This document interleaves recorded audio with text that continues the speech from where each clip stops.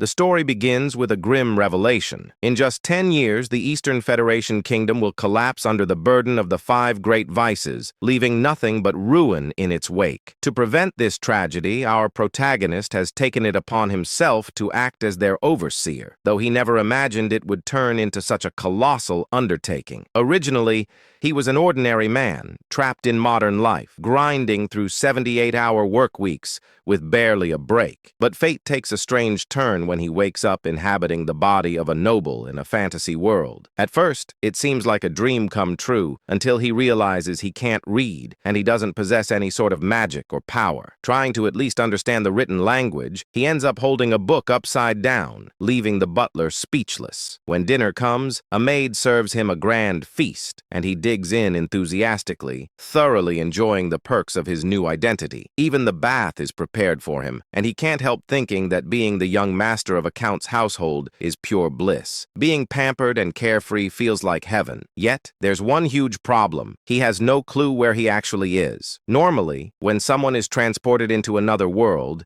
it's from a novel or game they're familiar with. So when one of the maids casually mentions that his older brothers, Leo and Tonio, will be returning tomorrow, he's baffled. The maid, in turn, is surprised that he seems to have forgotten his own family. As he mulls over their names, something clicks. They sound painfully familiar. Then it hits him like lightning. He's in the world of Psychedelia, a turn-based RPG he used to play during his rare moments of free time. But there's a catch. In every possible storyline of Psychedelia, once the 5 great vices, wrath, greed, sloth, pride, and obsession, emerge, the kingdom's nobility and cities fall into madness and destruction, and the Palacio family, where he now finds himself, is infamous in one of the game's early side quests. The eldest son, Leo Palacio, is dubbed the King of Lust, while the second son, Tonio, is known as the King of Vice. When he realizes this, he drops to his knees. He remembers this place vividly. It's the very first sub-quest of the game. Looking around, he sees that the mansion is exactly how it appeared in Psychedelia. The Palacio household is destined to be among the first noble families wiped out by the 5 great vices. And his current identity? The third son, Alan Palacio, a minor villain who meets a terrible end. His face remains blank as this truth sinks in. Even though he's just discovered that his death is certain, the only thing that crosses his mind is how much experience that quest used to give in the game. Lying in bed later that night, he's too scared to even close his eyes. He'd honestly prefer going back to his soul-crushing corporate job, because at least there, his life wasn't on a timer. The thought that his luxurious new life will end in exactly 10 years terrifies him more than 6 months of unpaid wages ever could. Still, he refuses to give up. Since he already knows the future events of this world, maybe he can use that knowledge to his advantage. If he can somehow change fate and prevent the rise of the 5 vices, he could save both the kingdom and his own peaceful life. It sounds doable. After all, those vices are still just children right now. The real problem is that he has no abilities whatsoever. How could someone powerless change destiny? 2 months later, he manages to pull off his first major move, though not by his own hand. His knight, Evan, successfully rescues a group of orphans from a human experimentation facility. Evan reports that he's left the care of the rescued children in the hands of a girl named Utia. The young master nods in approval, glad he chose Evan for the task, as the knight proves to be capable and trustworthy. However, because his face rarely shows emotion anymore, Evan can't tell whether that nod was a compliment or just indifference. Trying to clarify, the young master forces an awkward smile, which only makes Evan think he'll never get used to his lord's new demeanor. He recalls how Alan used to be easy to read, cheerful or gloomy. His emotions were always visible, but now he seems eerily expressionless. Even the protagonist suspects that possessing Alan's body may have left his facial expressions frozen. Evan, still uncertain, decides to accept the gesture as praise. The protagonist reflects that Evan is one of the rare honest souls in the corrupt world of Psychedelia, a loyal knight who never betrays those he serves. That's why he recruited him right away upon meeting him. Finally, Evan reminds him that the main reason he was sent to the testing facility was to save Utia, and the young master confirms that's correct. Evan remarks that he can understand why his master went out of his way to save the girl.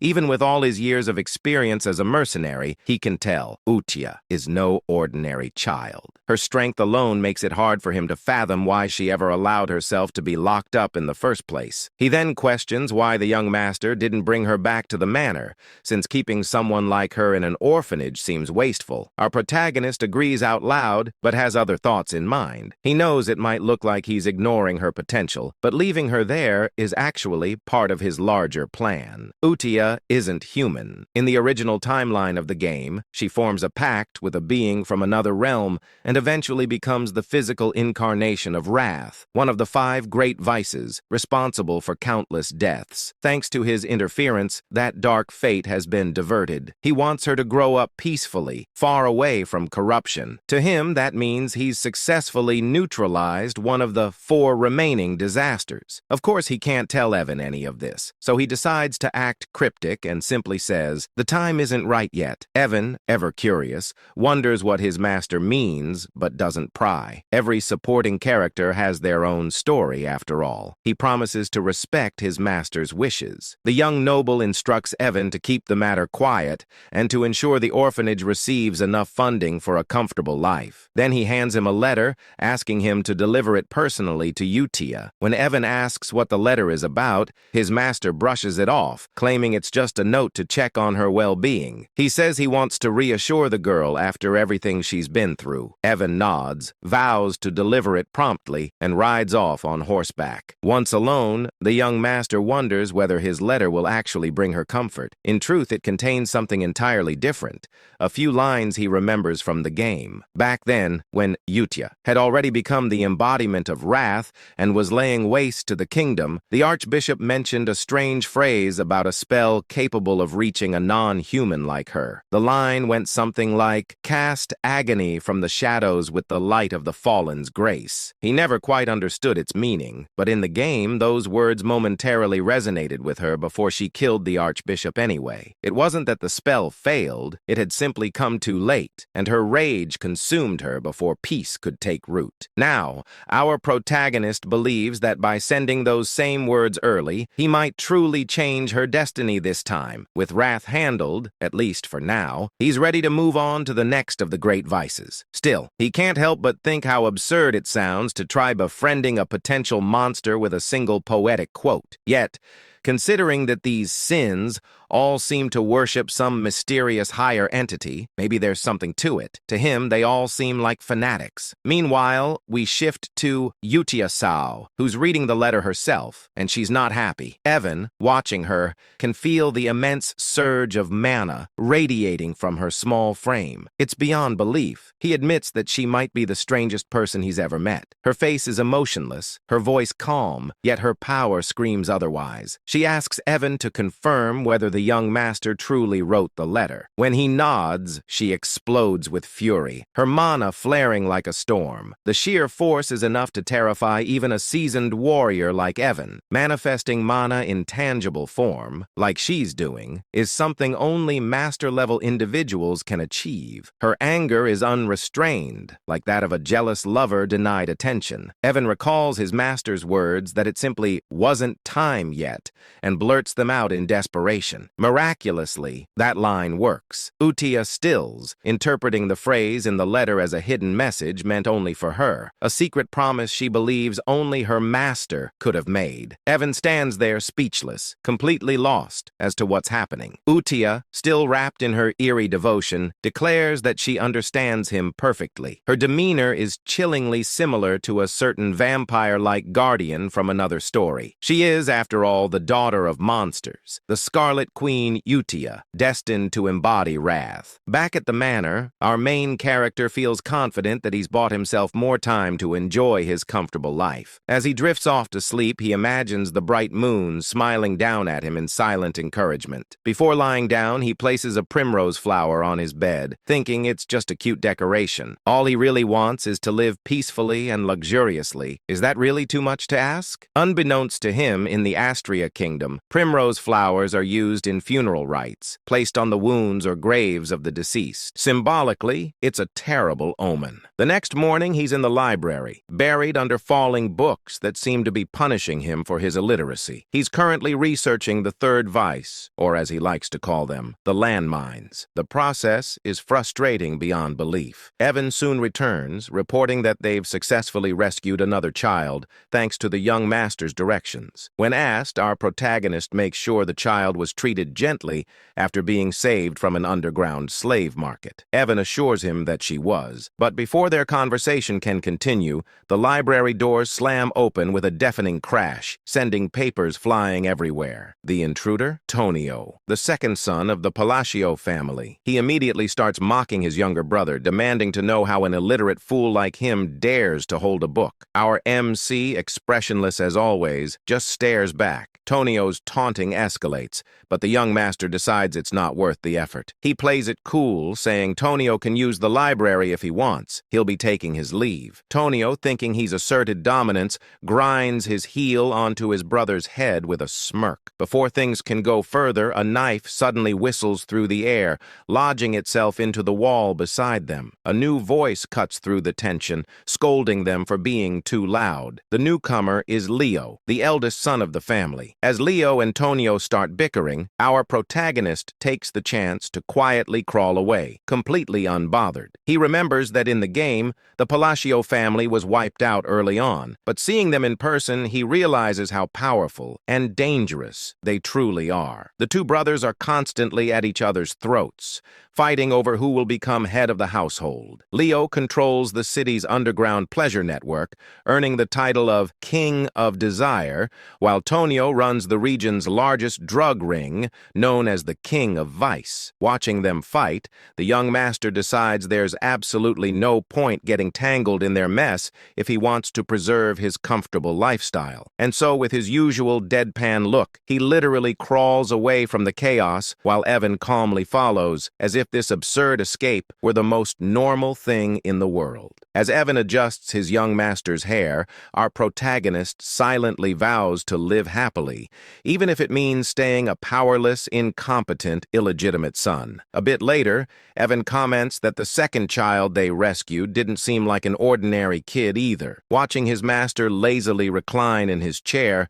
Evan can't help but question reality itself. How could a man like this, who complains constantly and seems incapable of serious work, possibly have knowledge about illegal slave markets and secret human experiments scattered across the kingdom? Evan figures it must be difficult for his young master to maintain composure around his vicious brothers, while the man himself simply mutters about how exhausted he is. Then Evan asks why he decided to send that second rescued child to the orphanage. Of course, the young master has his reasons. He knows this boy isn't just another victim, he's an anomaly. The child hails from the Escalian Kingdom, the central state within the United Realm. In the world of psychedelia, this boy is known as Deus Macallion, the second major boss. In the game, after enduring slavery and brutal abuse, he eventually becomes the living embodiment of the sin of sloth, wreaking unspeakable havoc across the land. Many players were shocked by the cruelty of his story. Despite being associated with sloth, Deus was anything but lazy. He was known for relentless determination and an unshakable sense of justice, repaying both kindness and vengeance many times over. That's exactly why our protagonist told Evan to treat Deus with utmost care and gentleness. Even now, he still shudders remembering the nightmarish difficulty of Deus's battle scenes in the game. Trying to maintain his mysterious, wise, noble persona, he tells Evan the same cryptic line he always does. It's not the right time yet. Evan nods, unfazed, having grown used to his master's strange riddles. He then asks if the letter sent to Eutia this time was related to the second child. The young master confirms, but the reality is more ridiculous. Inside the letter, he's simply venting to Eutia about how his older brothers keep bullying him. It's both pitiful and hilarious. Still, he claims that he asked her to look after the second child who isn't feeling well. Technically, that's true. Deus really does need time to heal. Meanwhile, at the orphanage, Deus sits alone, trying to hide his injuries and scars. Utia approaches him, studying him with cold curiosity. She asks if he's broken. Then, in a chilling tone, she mentions the Black Goat organization, and Deus flinches at the name. Slipping into her obsessive yandere-like demeanor, Utia tells him that even if he's damaged, he's still been chosen. She congratulates him for being acknowledged by the Blue Moon, which she defines as their master, the title she's bestowed upon our protagonist. It's clear she's forming an organization centered around him, and she promises Deus that if he remains loyal, he'll have his chance at revenge. Hearing this ignites something deep within him, and his latent magic, or perhaps the authority of sloth, begins to awaken. Satisfied, Utia happily decides to write her first reply letter to their master, grinning far too brightly for someone covered in mana scars. Back at the manor, the young master is buried in books, still researching clues about the third child. That's when Evan bursts into the room with alarming news. The second son of the Palacio family is dead. Even though our protagonist knew this event was destined to happen, the suddenness of it still rattles him. The funeral is held immediately, and to everyone's disgust, their father arrives with 2 escorts on his arms. Watching the scene, the young master can only think, even for this messed-up family, that's too far. He muses that psychedelia truly is the definition of a dark fantasy. As for Tonio's accidental death, something feels off. In the game, Leo had sobbed hysterically after killing his brother and claiming the title of heir. But here, Leo stands over the coffin smirking, not even pretending to grieve. At least try to act sad, our MC thinks to himself. Still, this isn't his problem. His focus remains on preventing the downfall tied to the 5 great sins. A year passes. Leo inherits Tonio's criminal network and transforms the chaos into a more stable, though still corrupt, domain. The Palacio estate grows quieter. During that time, Utia and the young master continue exchanging letters, becoming something like pen pals. He figures maintaining that connection will prove useful later. Utia writes frequent updates about the orphanage and the other children's growth. He's quietly proud, especially after noticing the sponsorship list keeps getting longer each month. Evan, munching happily on snacks, remarks that it's strange but definitely a good sign. Then he delivers the update our protagonist has been waiting for. They've located crucial information from the Intelligence Guild, an ancient text about the third child, the next landmine he must deal with. The young master nearly beams with joy. Finally, he can move forward. Everything seems to be going smoothly. Meanwhile, elsewhere in the kingdom, at one of Leo's drug depots, his henchmen brag about how generous their boss is,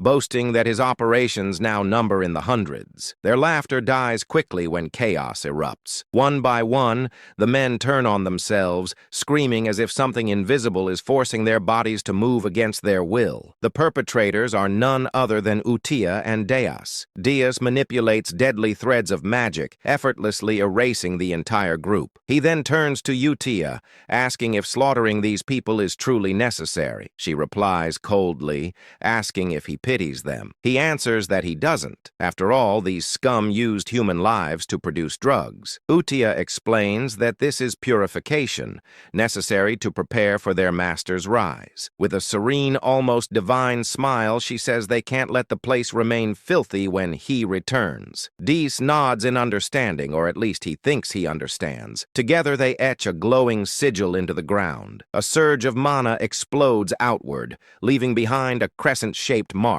As they ascend into the night sky, Utia declares that all of this is for their master, the Blue Moon, and that they are his sword and shield. 2 years pass since the letter exchange began. Evan has been relentlessly pursuing leads on the remaining sins, and now he collapses on the grass, utterly drained. A touch of his master's mana restores his energy. Evan announces that they've finally located the 5th child and safely placed them in the orphanage. For the first time in years, our protagonist feels genuine relief. Though his expression doesn't show it, he's deeply moved. He's done it. He's saved all 5 children before their descent into sin. To celebrate, he rewards Evan with cake and tea, praising his dedication, finding the sin of greed. The 3rd child had been the hardest, but they managed it thanks to his insider knowledge from the game. Everything is finally in order. Evan asks why he doesn't seem happier. The young master insists he's thrilled, but his completely blank face betrays him. We even get a close-up of his smile, which is utterly non-existent. non-existent. Evan just sighs. He's used to it by now. Reflecting on their progress, the young master admits he never imagined things would go this smoothly. In the game,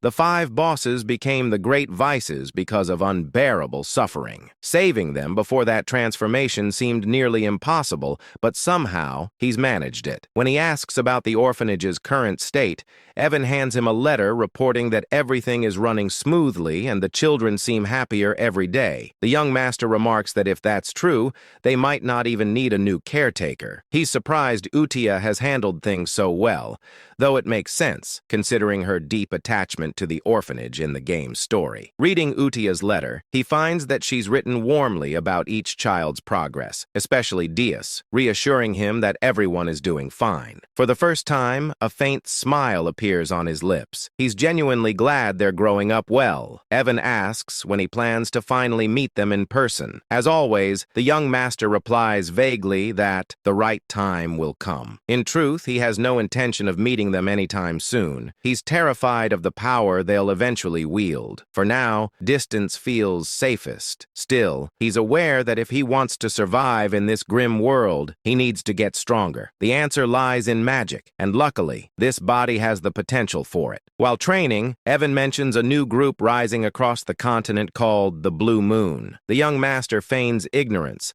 but Evan explains they've been targeting corrupt nobles and criminal rings. Outwardly, he praises them, thinking it's a good thing, but deep down, he's uneasy. He doesn't remember this group from the game. Evan jokingly warns him to be careful, since Blue Moon's next likely targets are the nobility themselves. The young master freezes, then nervously orders Evan to start sleeping in the room next to his, just in case. Meanwhile, at the orphanage, Utia convenes a Blue Moon meeting, the sin of Satyam pride. A girl named Sol Rang Di reports that she eliminated a group of slavers by decapitating them all. She boasts about playing a guessing game with them, promising to spare anyone who could correctly name her eye color. None survived. Then, Rena, the sin of greed, gracefully reports that all bodies were dissolved without leaving a trace. The organization is growing, and its devotion to the Blue Moon is only getting stronger. The sin of misophobia. Rodan reports that he also wrapped things up in the south, taking care of the illegal human testing grounds and turning those Avalon bastards who were causing trouble into minced meat. These kids are seriously scary, I tell you. Anyway, the scariest of them all, Utia praises them for a job well done. Talking about how everything will go according to his will, she emphasizes that they all exist for the sake of the Great Moon. This secret organization worships the Great Moon, the Blue Moon, who just so happens to be our main character. Suddenly, Deus reports a problem which makes Utia question what could possibly be wrong when everything seems perfect under his command. These fools are treating our MC like some kind of deity. Deus explains that the head of Avalon is the eldest son of the Palatio Count family, where their lord resides. He claims to have found a dangerous written order while cleaning up the south. It turns out that the eldest son, Leo, is targeting our MC. Naturally, Utia can't let this slide. She unleashes an intense, murderous aura that sends the other kids cowering in fear. The letter reveals that Leo's plan is to slowly poison our boy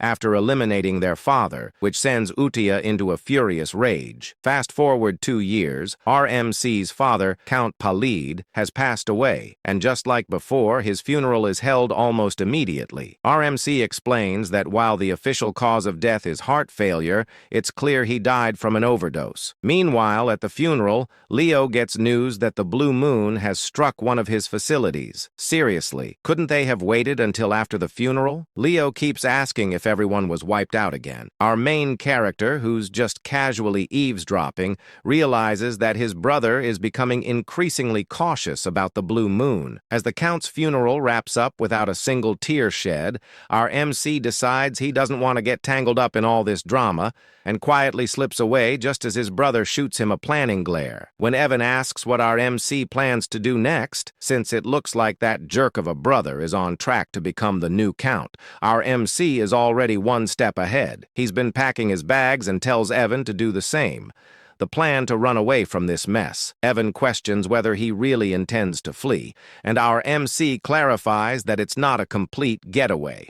They're just heading downtown to lay low for a bit. When Evan asks if he means the town of Rodmill, our guy confirms it. He's been eyeing Rodmill for a while now, and it's a small town in the south of Paleo, making it the perfect hideout. Plus, he's timed it well since Leo has been giving him some seriously unsettling looks. Once they arrive in Rodmill, our MC actually starts enjoying life, whipping up some delicious-looking toast while Evan just goes along with everything like it's the most normal thing ever. But 3 days later, their peaceful existence is shattered when our MC is forced to return home for his brother's funeral. He can't believe he's back so soon. According to the game, Leo wasn't supposed to die yet. The cause of the death is a stab through the heart, which leaves our MC wondering who could have done such a thing. He tries to ask one of the servants about the details, but they scream in horror as if they're about to meet their end. It's not just that. All the servants are acting strangely, overly apologetic, and treating him like he's some kind of mafia boss. He can't help but wonder what's going on with these people. As he's making his way out, Evan catches up to him, and he asks him if he found out why the servants are acting so weird. Evan claims he did, and playfully wonders if our MC was the one who made the Avalon drug organization disappear overnight. Turns out Leo was the head of that organization, and now that he's gone, it seems like the whole thing vanished without a trace. We then flash back to the day our main character set off for Rodmill. Inside the carriage, Evan was curious, asking why he's heading to a small town like Rodmill instead of a bustling city. Our MC explains that a city is simply not an option for him. Rodmill is his ultimate destination, the end game in all his plans. He shares that his mission is straightforward: save the 5 great sins from their misfortunes to prevent the world from crumbling. Plus, since Rodmill isn't part of the original story and has a villa, it's the ideal spot for him. A villa is a separate estate, making it the perfect hideaway for a laid-back noble like him, where he can relax and do absolutely nothing. Honestly, I share that dream. If you like this video,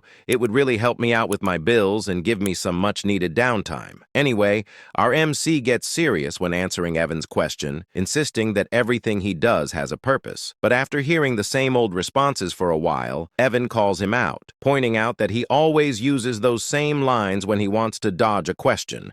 He tells our MC that he can't fool him anymore. Our MC is taken aback by how Evan has seen through his little lies. As their banter continues, Leo, who's been watching our MC drive away, contemplates whether he should kill him or not. According to Leo, it doesn't really matter if our MC lives or dies. He had already planned to poison him, but now that our MC has decided to leave for the border, Leo feels he has no reason to go through with it. Yet for some inexplicable reason, he still feels the urge to eliminate him. He instructs one of his henchmen, Alman, to follow the carriage. Alman, however, asks if that means he's supposed to kill the MC. This question leaves Leo baffled. Alman has never questioned him before, no matter what orders he received. He usually just follows them without a word. So for him to speak up like this feels a bit odd. Leo reminds Alman that his job is to obey him, but before he can finish, Alman lunges at him, stabbing him right through the heart. Leo, in shock, shouts out why Alman would betray him like this, but Alman simply replies that he enjoys playing war. We soon discover that Alman is actually part of the Blue Moon organization,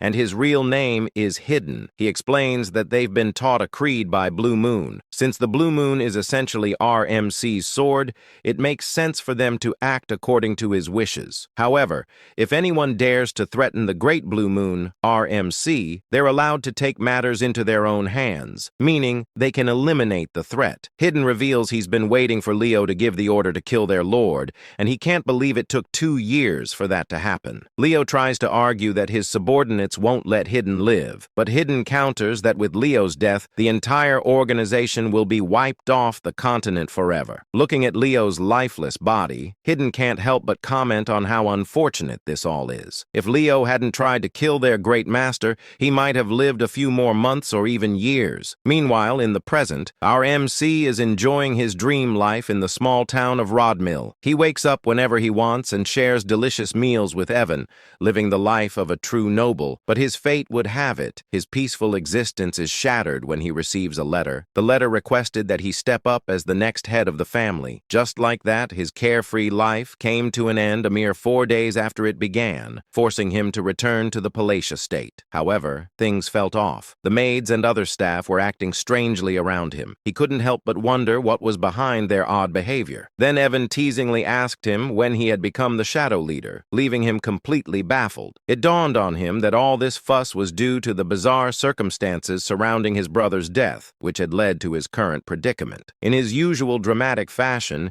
he started sobbing, pleading with Evan to help him understand why he was seen as the villain in this story. Evan pointed out that since he stood to gain the most from the situation, it was only natural for people to suspect he had a hand in his brother's murder. Right after he left the estate, Leo was killed, and our main character had the perfect alibi to step into the role of the next count. Realizing how his plan to avoid this mess had backfired, he felt a wave of frustration. But Evan tried to lift his spirits, explaining that with the drug organization, Avalon out of the picture, and his brother gone, he wouldn't have to worry about anything anymore. Evan jokingly added that in short, our main character was now the new shadow leader of the county, who had supposedly orchestrated the assassination of a swordmaster. Despite Leo's scummy reputation, he was still regarded as a swordmaster. Our main character began to ponder where to even begin, as he couldn't think of any organization capable of taking out a key figure in the underworld so swiftly. He asked Evan about the group he had heard hunted other organizations, to which Evan wondered if he meant the Blue Moon. Our main character speculated whether the Blue Moon could be behind his brother's death and the downfall of Avalon. However, Evan quickly clears things up, saying that according to the Information Guild, the Blue Moon isn't to blame. Instead of leaving behind bodies, the Blue Moon is known for marking the moon itself. That's just how it operates. But it's rumored that all the members of Avalon met their end with a sword through the heart. Evan can't help but tease our MC, joking that the road to hell has been opened. But putting jokes aside, our MC reflects on his game knowledge, realizing there shouldn't be any organization called the Blue Moon, which means they can't be responsible for this mess. But if it's not them, then who could it be? As he tries to piece everything together, the scene shifts to the orphanage where Utia is holding a meeting with the other great sins. She asks if everything went smoothly, and Reina, the sin of greed, confirms that she left no traces behind. Surang, the sin of pride, adds that there was no one left alive on her end, just corpses. Dias chimes in, boasting that he took out all 486 soldiers of Avalon. His magic is quite something, like a beautiful butterfly tangled in spiderweb. Then there's Rodan, the sin of misophobia, who also confirms that he cut down all the bad guys in half. Utia praises them for their work, but she's a pretty intimidating child. There are whispers that she's actually over 1,000 years old in the novel, but who really knows? That's how Avalon, the most notorious drug organization in the world that brought doom to the Asteria Kingdom, was wiped out in just 5 days. But suddenly, Rodan mentions that he doesn't think the cleanup was flawless. When Utia asks what he means, Rodan explains that he stumbled upon some intriguing documents linked to the nobles associated with Avalon, particularly the Altia Doctum, which has some deep ties. Hearing this, Utia's magic starts to flare up, and she tells the others they already know what she's about to say. It's time to wipe them out. Redden promises to handle it quietly. Moving on, Udikai then asks if the Information Guild is clean and whether they have any ties to Avalon. Rena confirms this, explaining that the guild matter is being dealt with separately from the other issue concerning the Blue Moon. Deiji, on the other hand, claims that all the guilds behave similarly, referring to it as the Hell Sword crafted by the Swordmaster. Hearing this, Reina inquires if she should keep tabs on our MC's movements, to which Udikai agrees, emphasizing that this entire situation must not reach that person's ears. She insists she has mentioned this multiple times, and they should all be aware of it. When she refers to that person, she essentially means our MC. Dias points out that since that person's family targeted them first, the order to eliminate eliminate them wasn't sanctioned by them. Upon hearing this, Yudia starts to panic. In her opinion, all their actions must be driven by a direct order from RMC. She claims they are essentially swords and a sword should never think for itself. She declares to the other sins that from this moment on, all members of the Blue Moon must only act on orders, and they should take this decree seriously. This leaves the other sins feeling a bit uneasy, as Yudia adds that they must never disappoint that person no matter what. Inwardly, Deus thinks he can't quite grasp any of this. For someone as powerful as Yudia to feel anxiety and restlessness simply because she's discovered by that person seems excessive. But nevertheless, he tells Yudia that he understands. They conclude their meetings by chanting that everything is for the Great Moon, which is essentially afraid how the Shadow Garden from Eminence in Shadow wraps up their meetings. Meanwhile, back to our MC, he finds himself buried in paperwork as the new Count of Palacio. He explains that after his brother's funeral, he faced a full month of endless duties, and he feels overwhelmed by them. He starts shedding some tears, lamenting that he just wants to loaf around and do nothing. This fool even claims that's what it means to be a noble. Anyway, he couldn't help but think that even though he had made quite a few enemies, his brother Leo's death was supposed to happen 6 years from now. But with the strange circumstances surrounding all his brother's deaths, everything shifted. And now all the family responsibilities had landed on him as the sole heir. Just then, a few ministers from the county walked in, bringing even more paperwork for him to deal with. He closed his eyes and started to wonder why everyone in the county suddenly seemed to be working so hard. Back when his father was still the count, they would slack off and treat work like a rainy school day. He waved at them, signaling to drop the paperwork on his desk. But in the minister's eyes, he was radiating a deathly aura. They began to worry if they had somehow angered him, with some even vowing to work even harder to avoid any consequences. He was a secret mastermind who would eliminate anyone who displeased him. But having been a former workhorse himself, he wasn't handling all this pressure very well. He wondered if it would be possible to get the ministers to do all the work for him. Later that night, Evan was a bit shocked to find out that our boy had reached the 2nd tier in magic after just 2 years of self-study in poisoncraft, which meant he was quite talented and not shy about showing it. The little rascal was casting spells all over the house. Normally, it takes about 4 to 5 years of instruction to reach the 2nd tier in magic, and it often requires a natural talent as well. Our protagonist agreed that his magical talent was pretty decent. Deep down, though, he knows he's been practicing hard for self-defense because something just doesn't feel right. To wield magic effectively for protection, one must have perfect control over their mana, just like he's managing to do at this moment. Still, he can't help but wonder what good his magic is if it's only half-baked. He insists he's tried every type of magic this fantasy world offers, and at first, it was thrilling. He thought that mastering magic would mean he'd have nothing to fear, but now it feels more like he's scrambling to learn magic just to save his own skin. That's when the harsh reality hits him. His mana capacity is alarmingly small.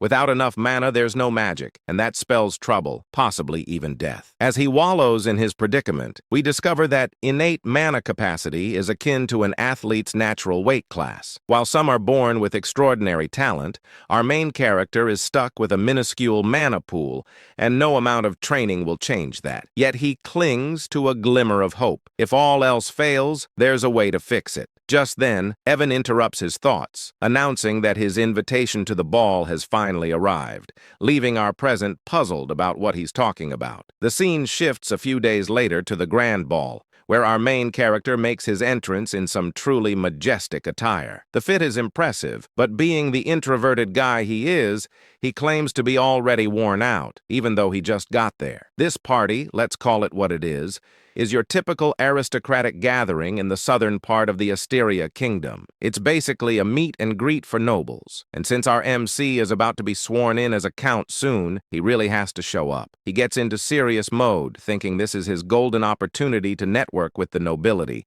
which is crucial for his ultimate goal of living a peaceful life. But soon enough, he realizes that making those connections is going to be a lot tougher than he thought, as everyone seems to be fleeing from him in sheer terror. He even tries waving at them, but they literally just run away. Evan, his friend, tries to lift his spirits, telling him not to be down, But our guy insists he's not upset at all, even if his expression says otherwise. He tells Evan he expected this reaction and vows to try harder as he heads out on his own. However, our protagonist seems a bit clueless about what's really happening. He thinks the other nobles are looking down on him for being a low-class noble without any backing, and he's not entirely wrong. The current Palacio household is indeed filled with troublemakers, like his two older brothers. Picking up a wine glass, he assistants himself that he didn't come to the ball without a plan and is determined to unlock the social skills he's been secretly honing. He starts talking aloud about the wine's unique aroma in an attempt to spark a conversation, but due to a mysterious condition that makes it hard for him to show emotions on his face, he ends up looking quite villainous, especially when he tries to smile. He tells a lady he'd love to have some bottles at home, all the while thinking his smile is perfect. But in her eyes, he resembles a demon king, and she bolts, saying she'll tell her father to prepare them right away. To the other nobles, it looks like our protagonist just extorted and blackmailed the poor lady into giving him a limited edition regional wine. What a mess. Evan tries to comfort him while our protagonist insists that the lady must have just been shy. Later, we find him sulking in a corner while Evan is happily munching on food, teasing him about how his list of gifts has grown. It turns out the wine incident wasn't a one-off. Every time he tries to talk to someone, they think he's trying to blackmail them, handing him things like a panacea, citrus tea, and more. He can't shake the thought that Pazio has become way more notorious than he ever imagined. With rumors swirling about him having killed his two brothers, he's basically turned into a figure of fear and dread. Feeling down, he tells Evan he needs some fresh air. As he steps outside, a certain red-haired beauty catches his eye. While he's out there, he can't help but wonder where it all went wrong. Suddenly, a soft voice calls out to him from behind, asking if he has a moment. He turns around, puzzled about where the voice came from since he doesn't see anyone. Looking down, he finally spots a cute young girl who introduces herself as Loria, the third daughter of Duke Altia. Hearing the name Altia, our MC recognizes it from the game, and he explains that the Altia family was one of the three major shadow players in the psychedelia game known as the Northern Troublemakers. This realization stung a bit, as he had hoped someone normal had actually spoken to him. He also wondered why he couldn't recall this girl at all had she not appeared in the game. Loria, however, was straightforward, asking him to lend her his strength for protection, as she will be facing an assassination attempt soon. Loria explains that she's in serious trouble and needs our protagonist's help, but when he looks at her, it's clear he's unsure. You see, Loria has been living under the protection of her father's mistress, but now that her father's health has taken a turn for the worse, she fears her older sisters might try to eliminate her. Our main character can't help but think this situation mirrors his own past with his brothers. As he gazes at her,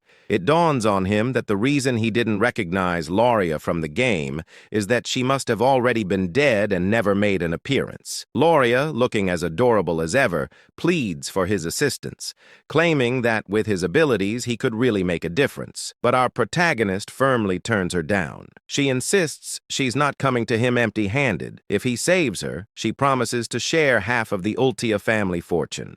Still, he walks away feeling a twinge of sympathy for her. Deep down, he knows he can barely manage his own magic, so it's best not to give her any false hope. Despite wanting to help, he's not the all-powerful figure everyone thinks he is. As he heads into the party room, he can't shake the image of Loria's sad face, which makes him feel guilty. He wishes her luck before stepping inside. Meanwhile, Dees and Ren, who have been observing from a distance, start to wonder what their next move should be since one of the Ultia family members has approached their master. Deus ponders whether he should report this to the Red Moon, a code name for Utia, but Ren reassures him that everything's okay, because according to their intel, Loria is the only member of Altia not tangled up with Avalon. This means she's pretty much safe since Ronan, the one with the sin of Miophobia, has gone off to deal with the rest of her family. They've decided that the rest of the Altia household household is going to be wiped out, all under the orders of the Red Moon. Ren adds that their main mission right now is to ensure their master doesn't catch wind of anything related to the Avalon situation. Meanwhile, our clueless main character is left wondering why everyone seems to be avoiding him. Does he have some sort of invisible barrier keeping people at bay? Just then, the red-haired woman from earlier approaches him, and it genuinely brings a smile to his face. Well, more of an inward smile since he can't believe someone actually acknowledged him. He thinks maybe this time he'll actually manage to socialize. But as he turns around,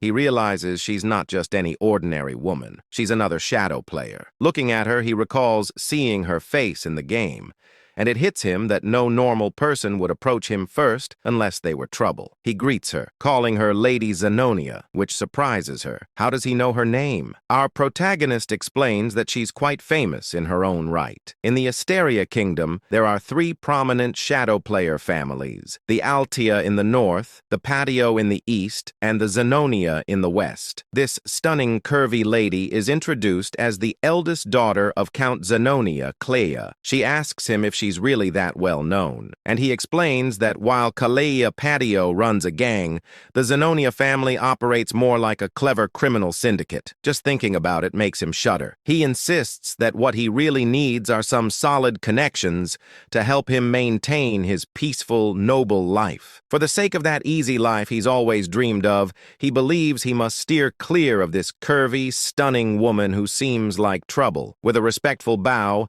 he compliments her beauty, almost as if he's trying to say goodbye, but she stops him, saying she wants to have a word with him about something. He replies that he'd love to, but there are too many eyes on them right now. Deep down, he wishes she would just leave him alone. With a smile, she tells him he's just as the rumors say, and adds that she looks forward to seeing him again, leaving him completely dumbfounded. As she walks away, he wonders what that could mean, sensing it's some kind of code, but he shakes it off. Meanwhile, Renee and Diaz, who have been watching from a distance, are pleased that their mission to keep our protagonist in the dark is going smoothly. However, Diaz points out a problem. Looking out the window where our protagonist is standing, they spot someone who has been tailing him for a while, and they quickly rush out to deal with the threat. The next day, our protagonist and Evan find themselves in a forest, with Evan asking if he's really sure this is the canyon he's been searching for. Evan notes that it's midday, the sun is shining, but the canyon is oddly dark. Our boy, however, isn't paying much attention. He's ecstatic that he's finally found his true objective. As they venture inside, he jokes that if this place turns out to be empty like the others, he might actually cry. But as he looks at the symbols on the walls, he realizes this is the real deal. He explains that in the game, finding this place was a breeze. Truthfully, he admits that the only reason he traveled all the way to the south under the guise of attending the ball was to discover this labyrinth right here. The labyrinth is called the Labyrinth of Whispers, and if you can crack all the riddles in its 8 rooms, you'll earn a powerful artifact as a reward. Exactly what he's after. He claims to have memorized all the routes and puzzles this labyrinth has to offer. Finally, he arrives at a massive door, and as he gazes at it, he confesses that seeing the labyrinth entrance in person is breathtaking. It feels so much more real than it did in the game. In the game, he tackled this labyrinth countless times. Evan, on the other hand, asks how our protagonist even knew a place like this existed. Our boy, without thinking, replies that he's been here often, leaving Evan puzzled about what this guy is talking about. Realizing he might have slipped up, our protagonist quickly backtracks, saying he was just kidding, and suggests they head inside. Once inside, they encounter some monsters and giant golem hands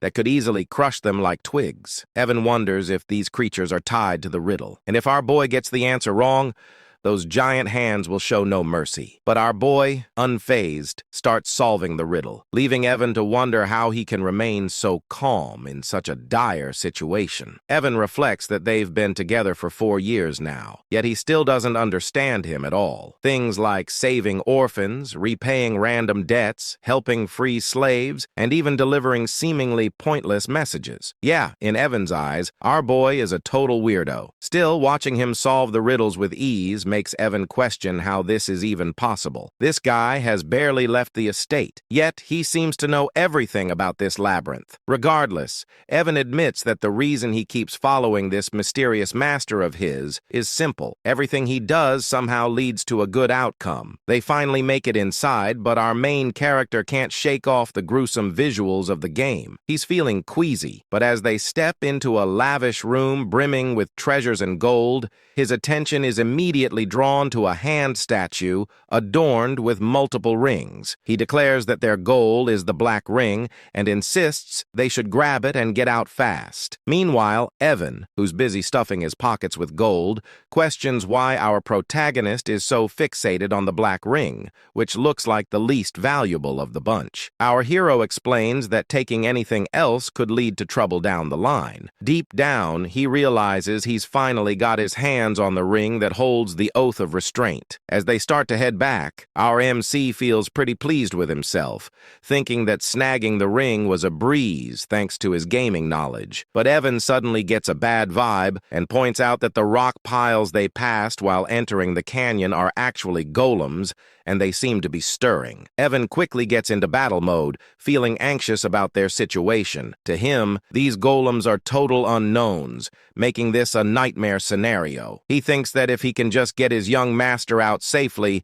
he wouldn't mind sacrificing himself. But our protagonist steps up, telling Evan to stand down because he'll take care of the golems. As the golems prepare to attack, Evan urges him to find an escape route first. With the golems closing in, Evan shouts a warning, saying his second-tier magic won't be enough to handle them. But our MC stands tall, confidently, invoking the Oath of Restraint, which activates the black ring. Suddenly, time seems to slow, and he finds himself in a different dimension. A voice introduces itself as a fragment inheriting the great will of Nasilla, instructing our protagonist to state the two restrictions he wishes to impose on himself. Our main character finds himself in a pretty intense situation. In the game, this part showed up as a choice window, but now hearing this mysterious voice and seeing a gigantic face looming in the dark cosmic expanse is a bit overwhelming. The Oath of Restraint is an absorption-type artifact, and as the name suggests, it lets the user impose limitations on themselves in exchange for power. However, the sheer force of the voice makes our MC tremble a bit. The voice urges him to declare his first restraint, and with a hand sign, he states that he will always perform the hand signs of Babylonia when casting magic. The voice then asks what he hopes to gain from this restriction, and our boy responds that he desires the ability to bend the laws of the world just a little more. The voice grants him this power. For his second restraint, our boy explains that he will strictly chant the words of Babylonia when using magic. When the voice inquires about his desire behind this restriction, he boldly claims he wants even greater power to defy the laws of the world, which momentarily surprises the mysterious entity. Our protagonist starts to worry that he might have messed something up, especially since the entity paused. He even mimicked the exact skill icon from the game just to be safe. By choosing both the hand signs and the word restrictions, he believes he can achieve the highest possible magic attack power. Thanks to all his repeated gameplay, he has memorized every combination used in the game. So, this should work. Finally, the entity speaks again, confirming that his restraint has been granted. It expresses gratitude to the human who has remembered all the gestures and mysteries of the forgotten god. Our protagonist is puzzled by what the entity means, but he quickly notices that the ring is being absorbed, indicating that all the restrictions were successfully applied. The entity concludes by telling our MC that it will always be watching over him as the one who will inherit its will, whatever that means. Just then, time seems to start flowing again, and it's right as the golems launch their attack on our MC. Evan tries to reach him, but our hero, unfazed, begins to cast his magic. He can't help but chuckle at his own spell, thinking how in the game it looked so impressive and powerful. But now, thanks to his meager mana, it's just so small. He gathers it in his hand, reflecting that no matter how hard he pushes himself, this will always be his limit. But hey, it's time to test out his new restraints. I have to say, his magic looks majestic. Maybe it's the pose. Anyway, he starts chanting, with the first word being refraction, which makes his magic begin began to take shape. Then comes repulsion, causing it to swell in size, transforming into a stunning blue light of electric magic. The magic ball is massive. Using hand signs, he adds another chant for direction, and finally, he unleashes it. The way he does it is so grand, reminiscent of how Gojo releases his hollow purple. The sheer power of our boy's magic leaves Evan in shock, as the lightning obliterates all the golems, turning them to dust. In the aftermath, Evan can hardly believe his eyes, wondering what on earth just happened. He asks our protagonist if he's been hiding his power all this time, but our boy shakes his head. Evan explains that in all his 15 years as a mercenary, he's never seen anything like that. He questions if our MC is really sure that was second-tier magic, to which our boy confirms, though deep down, he's just as confused about what transpired. He admits that this wasn't at all like it was in the game. In the game's turn-based battle system of psychedelia, magic could be enhanced each turn through hand signs or incantations. This time, he boosted the chain lightning magic with all 4 incantations and hand signs for a total of 5 turns. In other words, he simply used magic settings for a large-scale lightning spell. However,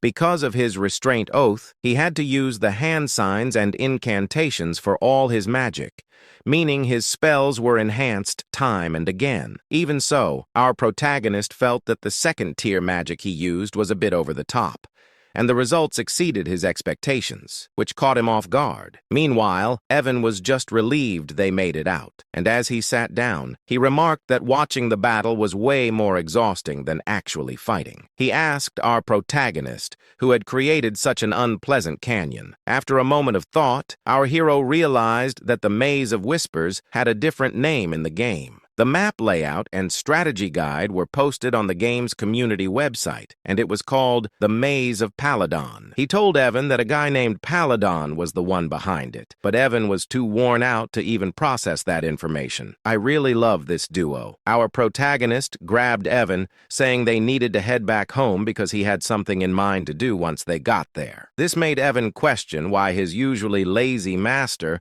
was suddenly so motivated today. Our main character explained that every time he picked a hand sign that matched the spell's attribute he was casting, the power increased. If he chose the right incantation, the magic properties would get enhanced, which is how the game mechanics were designed to work. The only difference was that, unlike in the game where the visuals remained the same and only the numbers went up, in this world, the spell actually changed shape with each incantation. But he suddenly wonders if this only applies to him, especially since he's particularly skilled at controlling mana. He decides he'll need to test it out once his mana has recovered. But for now, he's just relieved that everything turned out okay. As they prepare to leave on their horses, we see Ren, who has been quietly following our main character, watching the whole scene unfold. She quickly makes her way to the canyon, and upon arriving, she spots the runes on the wall and realizes she can actually read them. She explains that these are the glyphs of the Aleph Empire, which essentially tell the story of the era of the forgotten outer gods. Renee's eyes catch another glyph hidden in a corner, which she translates as "for my friend, who shall be left alone from the coward Palin." As she examines the glyphs more closely, a smile spreads across her face. She shares that the one who halted the invasion of the dark creatures, standing victorious against the Alcal-Kalaka that devoured the hearts of the citizens, was none other than the brilliant emperor known as Palin the Great. The reason she knows all this is that she inherited all this knowledge at birth thanks to the ancient library she received. She briefly recalls our main character mentioning that Palin was the one who built the canyon.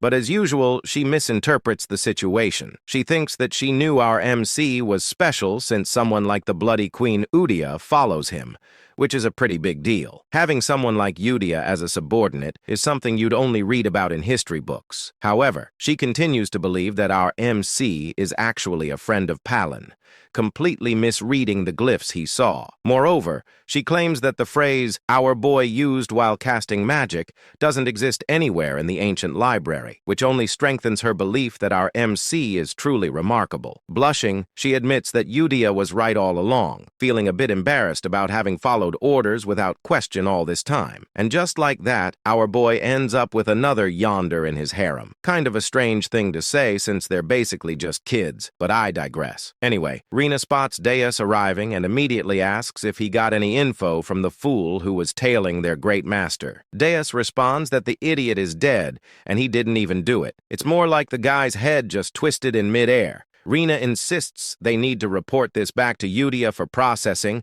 and disagrees. So they head out. Meanwhile, in Zenonia County, Lady Kalia is sipping her tea, pondering how our main character is, just as the rumors say. She notes his chilling, emotionless expression and those abyss-like eyes. It bothers her that he called her famous. Count Zenonia is indeed strong and well-known, but for our boy to label her as famous despite not being involved in social activities is quite intriguing.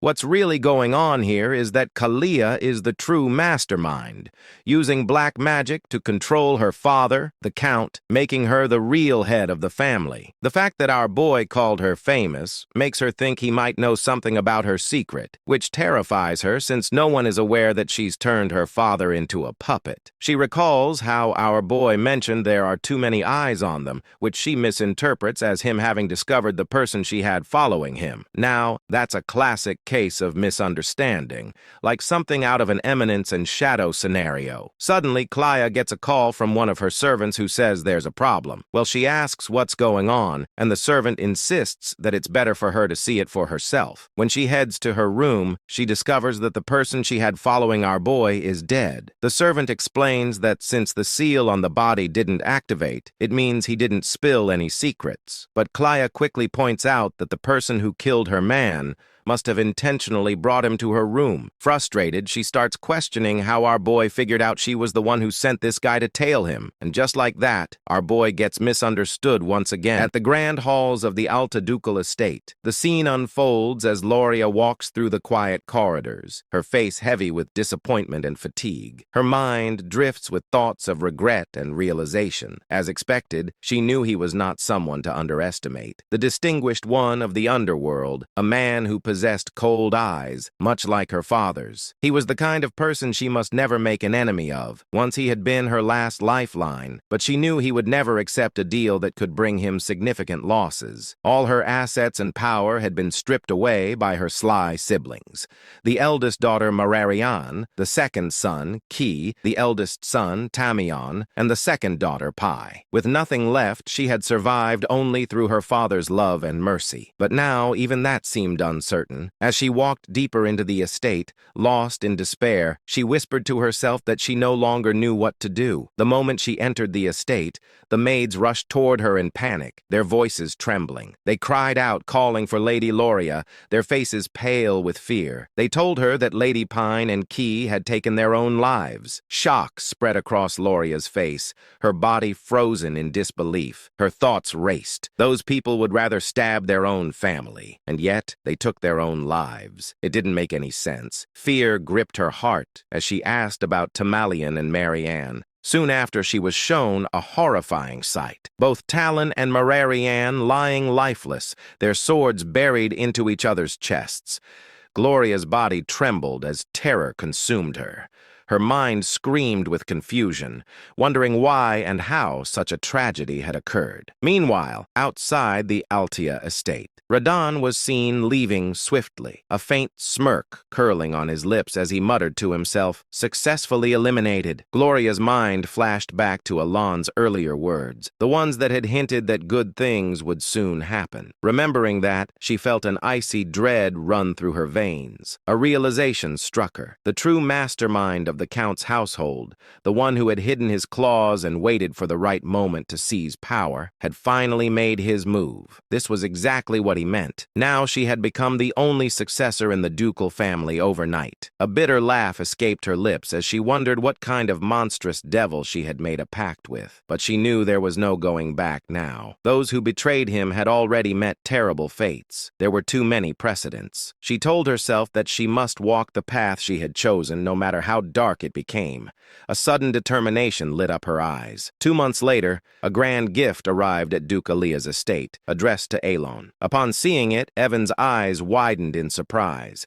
It was a bottle of Cernant's wine, a rare and luxurious drink that cost thousands of gold per bottle. He was amazed, saying he had never expected to see such a treasure. When Alon read the letter accompanying it, he realized that the gift had not been sent by Duke Altea himself, but by Loria Alea. It seemed that the youngest daughter had prepared it personally. He was confused, wondering why she would send it to him. The thought stung his conscience, reminding him that he hadn't been able to help her when she needed it most. He turned to the servant and asked if it was truly meant for him. The servant confirmed that the Duke herself had prepared it and ordered him to deliver it personally. That single phrase of the Duke herself made Alan pause. Realization struck him. The youngest Loria had become the Duke. In the next scene, Loria was shown in her office, busy with documents. When her work was finally done, she leaned back, stretching her arms as she softly remarked how quickly 2 months had passed. After her father's funeral, who had passed away due to illness, she had officially become the Duke following the succession ceremony. She recalled how she couldn't even enter that office before. The death of her siblings had happened so suddenly, yet no one had suspected her at all. She had an alibi. She was attending the ball at the time. Back then, her secret organization had been destroyed by her siblings,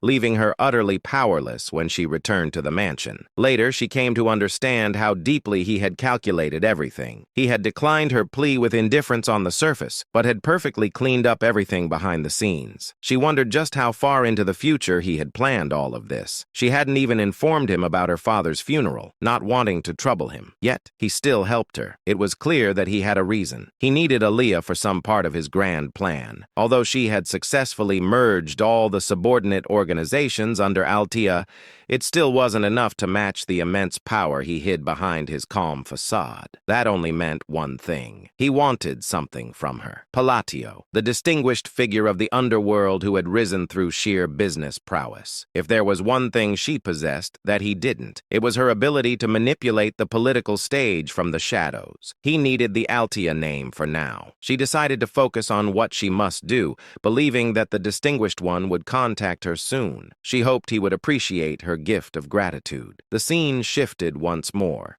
showing Alon in his quarters as Loria's servant bowed before him, saying that he would take his lead. Alan stood still, lost in thought, still unable to process the news. The fact that Loria, who had once been threatened with death, was now the Duke, didn't sit right with him. Evan noticed his troubled expression and wondered silently what was wrong with him now. A few months passed. The narration marked that this was 5 years before the original story began. Evan entered with excitement, calling out to Alan and addressing him as the young master before quickly correcting himself to call him the Count. Alan replied calmly that the succession ceremony hadn't taken place yet, but since a year had already passed, he supposed it was fine to be called that. Despite his words, he sighed quietly, thinking that he had never planned on becoming the Count. Still, since he had already adjusted to it, he decided to make the most of his noble status and use it to his advantage. Evan then handed him a letter saying it had arrived from Utia. Alon received it with a thoughtful hum,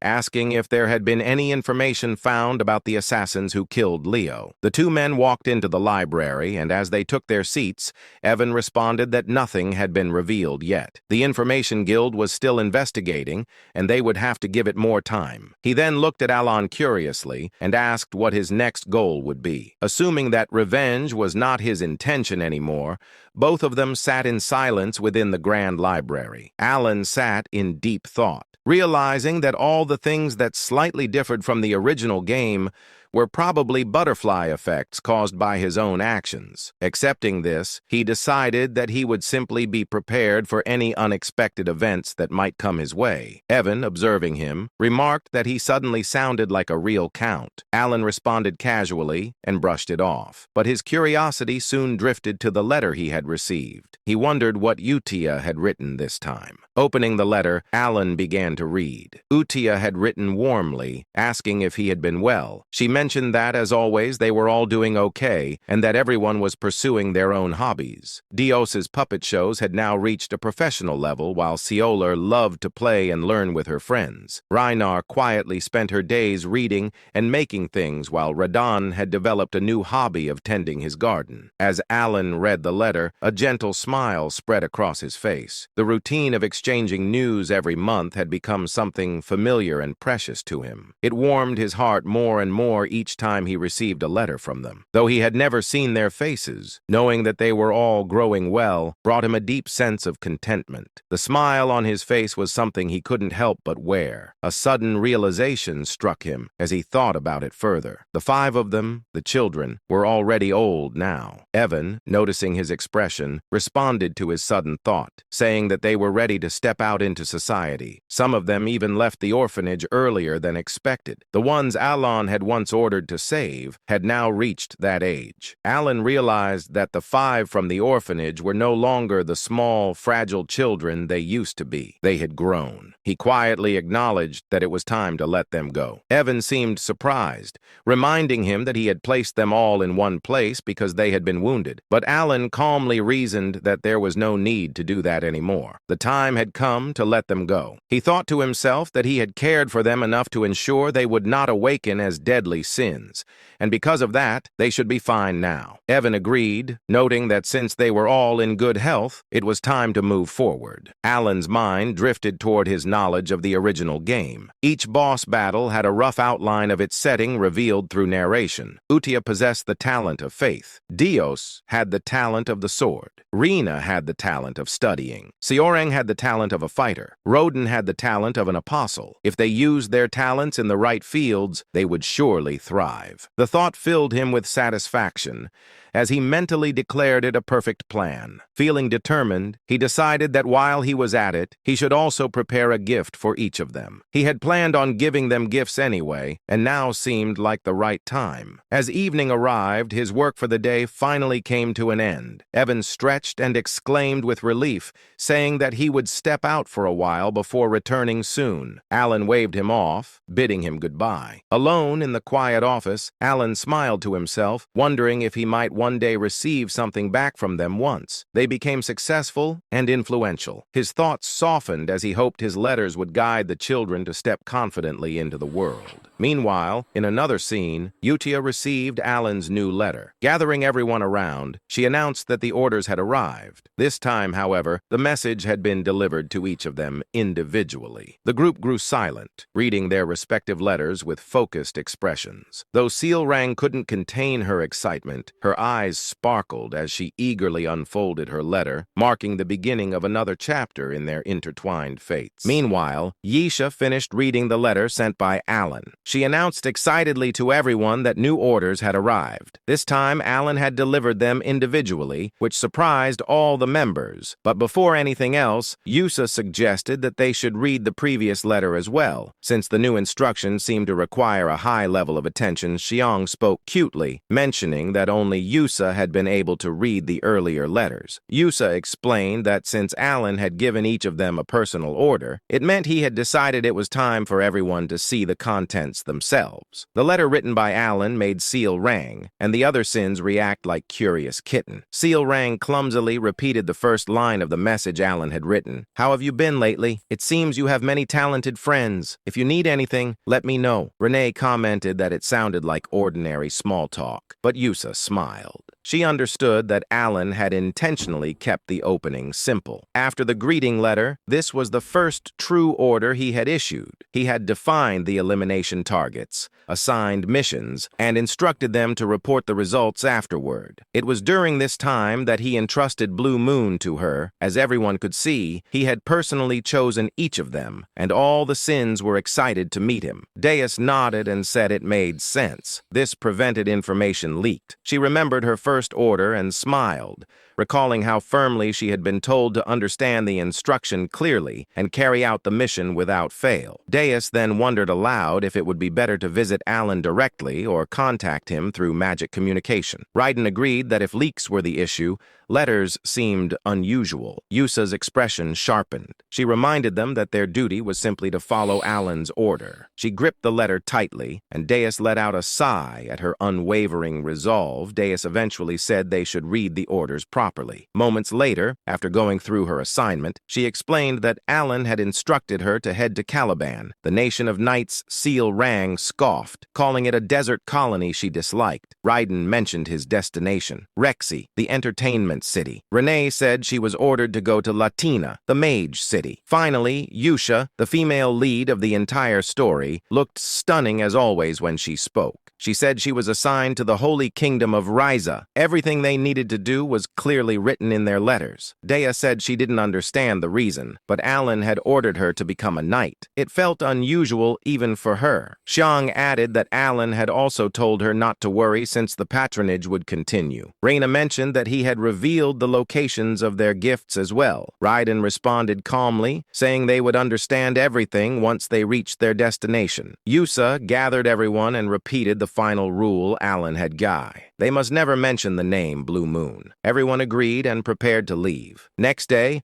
all the members assembled and departed to carry out Alan's orders. 3 months later, inside his office, Alan sighed. As expected, there was no noticeable change in the field of magic. He continued reading advanced magical texts to increase his capabilities and muttered that he would have to experiment on his own, ridiculous as it felt. Suddenly, he looked at his knight, Yuan, and asked what he was doing. Alan then remembered something and questioned him about the investigation into the killing of Leo. Yuan replied that the Information Guild still hadn't found anything. Alan seemed surprised for a moment and asked if there was anything else to report. Then he whispered under his breath that the butterfly effect caused by saving the 5 deadly sins had already gone out of control. Even Lyra, who was never supposed to appear in the storyline, had become the Duke of Ayla. The thought distressed him. She was expanding her power and influence at a terrifying pace within the underworld. Alan let out a tired chuckle and told Yuan they should stop investigating the Ascension altogether. It was dull work, and he already had far too many responsibilities piling up. Yuan looked at him with surprise and really master. Alan explained that the entire situation was clearly the result of his own ignorance. In a place like this, almost nothing escaped the network of the Information Guild. Even he felt uneasy about it. If he tried to uncover things he was not meant to touch,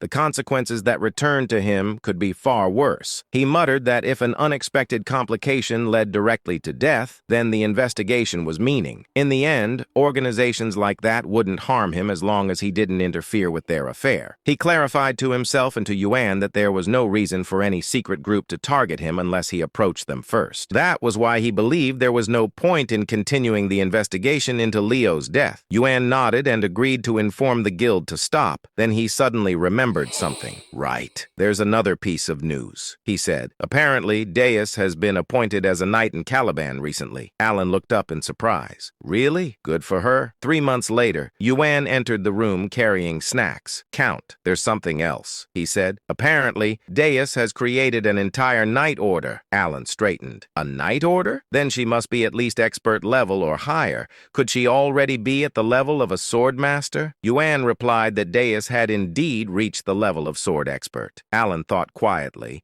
noting that it hadn't been long since she was first appointed. Students across the continent were now talking about it, claiming the world would see a 5th Master Knight within 10 years. Alan raised an eyebrow. Deus, the future Master Knight. You mean the one they call the Sword of Caliban? Yuan chuckled. Yes. She's incredibly talented. Caliban must be in an uproar because of her. She keeps gaining more recognition and followers with her swordsmanship. Alan silently admired her progress. 6 months later, Almost a full year had passed since the 5 deadly sins left the orphanage. Alan had slowly grown accustomed to the responsibilities of a count when Yuan rushed in again with news. "Count, something very recent just came in." Alan asked what it was. Yuan replied, "Deus officially become the Sword of Caliban." Alan froze in place. That meant one thing. She had become the 5th Master Knight. In the next moment, Alan said calmly that only a sword master could become a Master Knight. He explained that the sword master of Physidalia was a superhuman who had surpassed the aura blade and unlocked a unique ability known as deviation. He looked at Yuan and asked if he was really saying that Deus had become a sword master. Yuan interrupted and clarified that she was about to reach that level. She hadn't created her deviation yet, but the nation had granted her the title of Master Knight regardless. Not only had she defeated the 4th sword in a duel, but Caliban had also lost one of their Master Knights to the northern barbarians. Alan thought for a moment and acknowledged that the two sides had been at war for more than a decade. Yuan continued, realizing mana and learning to control it took around 5 years, while creating a deviation usually required decades. The first sword, Reharnet, had been 32 when he became the youngest Master Knight in history. He had wielded a sword since the age of 5 and was unmatched in strength. Even with that talent, it had taken Reharnet over 20 years to reach that level. Yet now, a child who once knew nothing about swords, Deus was becoming a Master Knight. Alan's eyes widened. So, if she's only waiting for her deviation,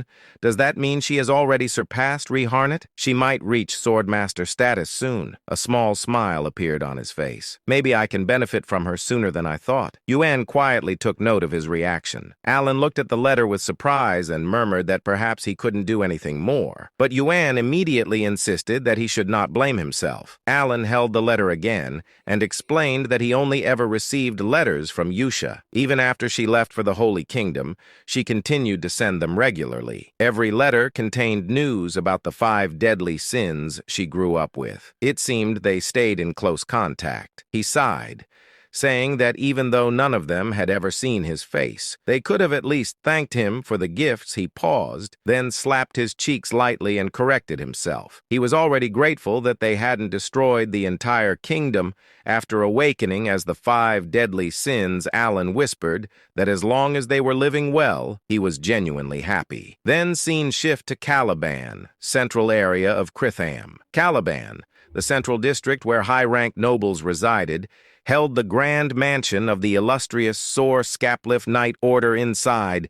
Countless knights practiced their swordsmanship. At the top of the hill stood Deus, now in full knight uniform. He looked immense, calm, and strikingly handsome. His title echoed across Caliban. Deus Mark Lane, captain of the Sor Scapliff Knight Order, youngest Master Knight in history. A girl suddenly waved at him with joy. Brother Deus smiled back. He looked far older and more composed than in his childhood. He smirked softly, thinking that even after a full year had passed, the memories still made him feel embarrassed. He remembered the day he lost everything to the black corruption, how his sister fell into darkness. Deus had been consumed with uncontrollable rage trying to protect her. His hatred dragged him down repeatedly to the point where he was nearly imprisoned. He had completely fallen into the dark. The fact that the great moon saved his life wasn't reason enough. He had sworn his allegiance out of desperation, believing it was the only path left. He thought of Yosha's voice and reminded himself of the promise he had made to take revenge with his own hands. Working under Blue Moon placed him in countless dangerous missions. He never complained, never hesitated. Each assignment became a stepping stone toward facing the black forces. After several years, he finally received his first personal order. When he opened the last letter, he had been confused. The order was different from anything Blue Moon had given before. It led him to a small inn in southern Caliban, where he was told to retrieve a gift. At first, it didn't excite him. Gifts meant nothing to someone who had lost everything. But when he arrived at the location, Deus instantly understood what his master Alan had been trying to give him: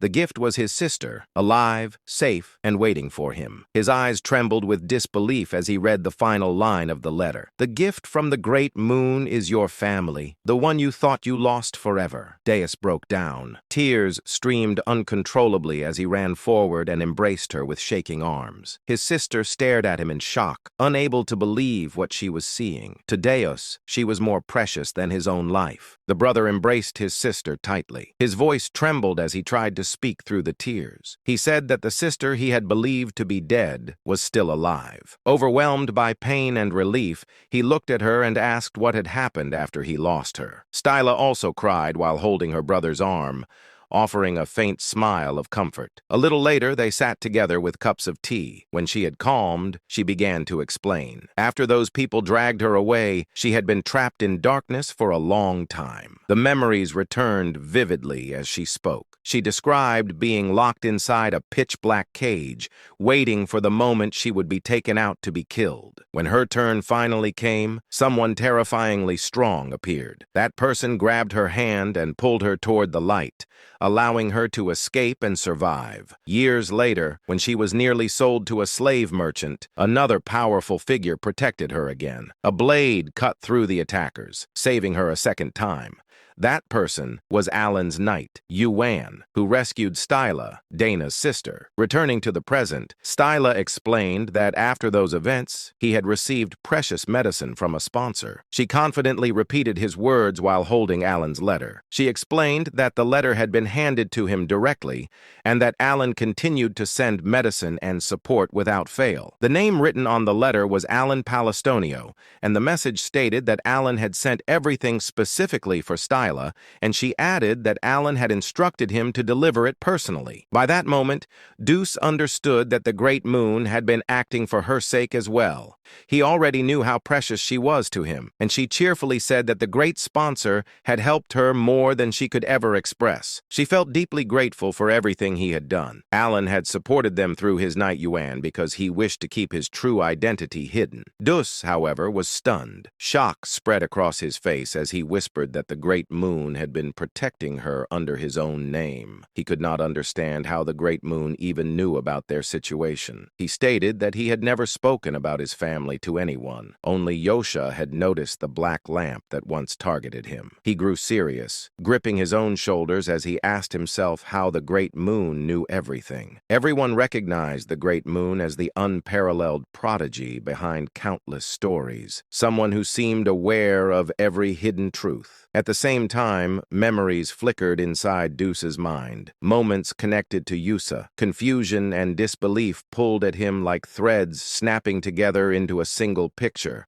Everything suddenly aligned. He struggled to understand the anxiety Yusa had shown whenever she spoke about the Great Moon, the nervousness in her voice, and her repeated reminder that a sword could never act on its own without its master. Darkness washed through his thoughts as he realized that the foolish one had been himself. Yet a glimmer of hope remained. He remembered the words he had once heard. The Great Moon already knew everything and had been leaving hints for the child who would be forced to survive alone. His body trembled, his voice shaking as this truth finally struck him. Styla pulled him out of that spiraling realization and asked why he looked so stunned. Inside, Dus understood that his own sword had dared to act alone, yet the Great Moon had chosen to be merciful. The narrator's view widened, revealing how the Great Moon, Alan, had been guiding Deuce's life like a carefully arranged strategy, almost as if controlling him like a puppet. Dus whispered that he had spent all those years consumed by hatred and revenge against the Black Sheep, never realizing the truth behind everything. Danis looked at his sister. Her cheerful expression carried the brightness of someone who had emerged from a long, terrifying darkness. She had survived, saved the Great Moon, and protected their family. To him, that survival felt like a gift beyond measure. His thoughts twisted again as Yusa's words echoed in his mind. She had always told him that one day he would understand why she followed the man who was truly terrifying, the Great Moon. Danis realized realized she had never been a fanatic, nor someone who clung to blind trust. She had earned Caliban and become a knight through her own will, and yet she prayed to Alan as if he were a god. Now Vanuz finally understood why. Determination tightened his expression. He declared that his mission was to reach the pinnacle of Caliban, to stand as a master knight, and to create a personal knight order composed of the finest swordsmen devoted to the great moon. He also understood why Yusa always said that Alan was her god and lifesaver.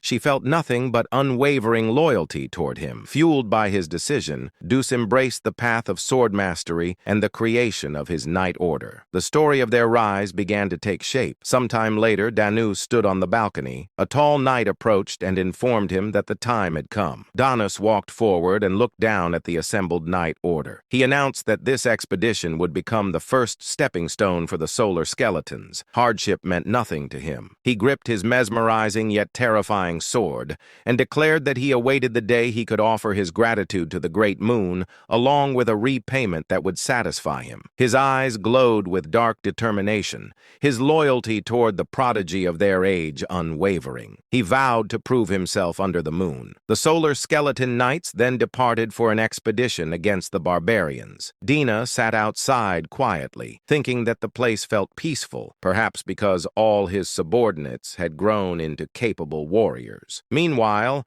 Alan examined his book and muttered that everyone had flown away from him, and he no longer wanted more information for now. His life felt increasingly chaotic, yet he reminded himself to focus. He joked about needing to stop writing in cursive and promised himself he would write more clearly. After returning from the labyrinth, he shifted his attention to researching the phrases he had encountered. Alan let out a quiet chuckle, satisfied that his reports were finally complete. As he leaned back, he reviewed the concepts he had been analyzing: reinforcement of magical imprint and the behavior of refraction within spells. He noted that refraction strengthened the imperfections inside a completed spell, allowing its rage to expand outward, while repulsion distorted the structure and influenced the transition of a fired projectile. The phenomenon still amazed him. With the universe law in his hands, his ability to manipulate the very rules that governed reality, he could alter magic beyond its original limits. According to his observations, blue light reinforced parallel magic, such as electrical attacks. He developed a theory that lines of diffraction allowed penetration, which created a critical effect upon impact. When he struck the golem earlier,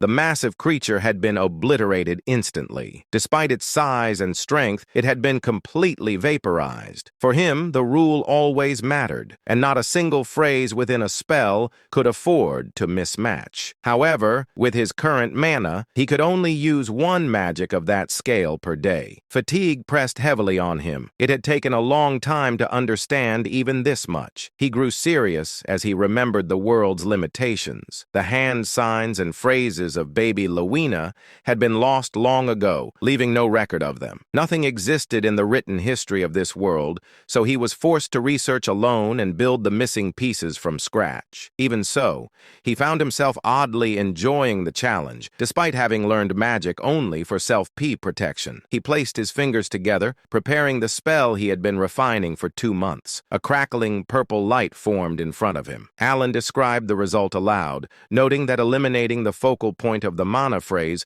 would force the imbalance required to create lightning. A small sphere of purple lightning appeared.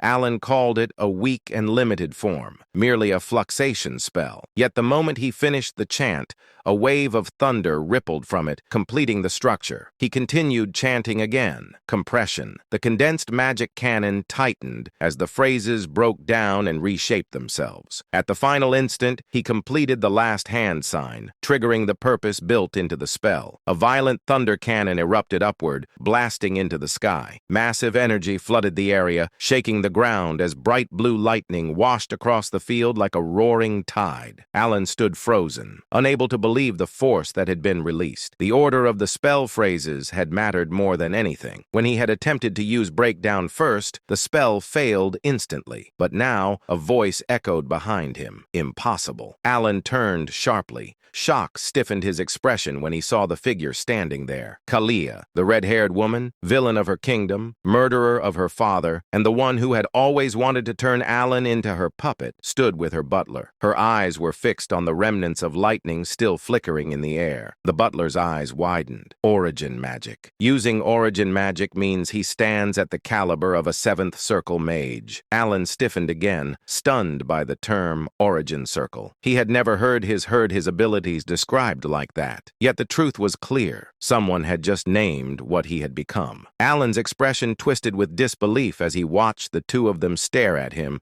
with those ridiculous, exaggerated faces. He wondered how they could look so foolish at such a moment. Their reactions reminded him of his days at the academy, and his thoughts drifted back to a memory of his professor. During his time in Clyburn, the nation of knights, he had once received advice from that professor. The man had explained that one could establish an order only after gaining recognition from the king, and Alan had originally intended to become a mage, simply to defend himself. He wanted strength only for protection, both for himself and for those he cared about. Yet his professor had never taken him seriously. Instead, the man had treated him like a pet, constantly praising him and patting his head with the flat of his sword. He would call Alan talented, claiming him as his own student, begging him not to leave the country because he considered him precious. The narrator had even shown how fondly the professor looked at him. Alan, however, had always been annoyed by those assumptions. His magic ability had not come from the professor. None of it had been inspired or created by that man. Every spell, every theory, every refinement, he had achieved them through his own research. Lady Zenonia, or rather Zenonia Kalia, who had effectively been ruling the Zenonia County by making her father a puppet for several years,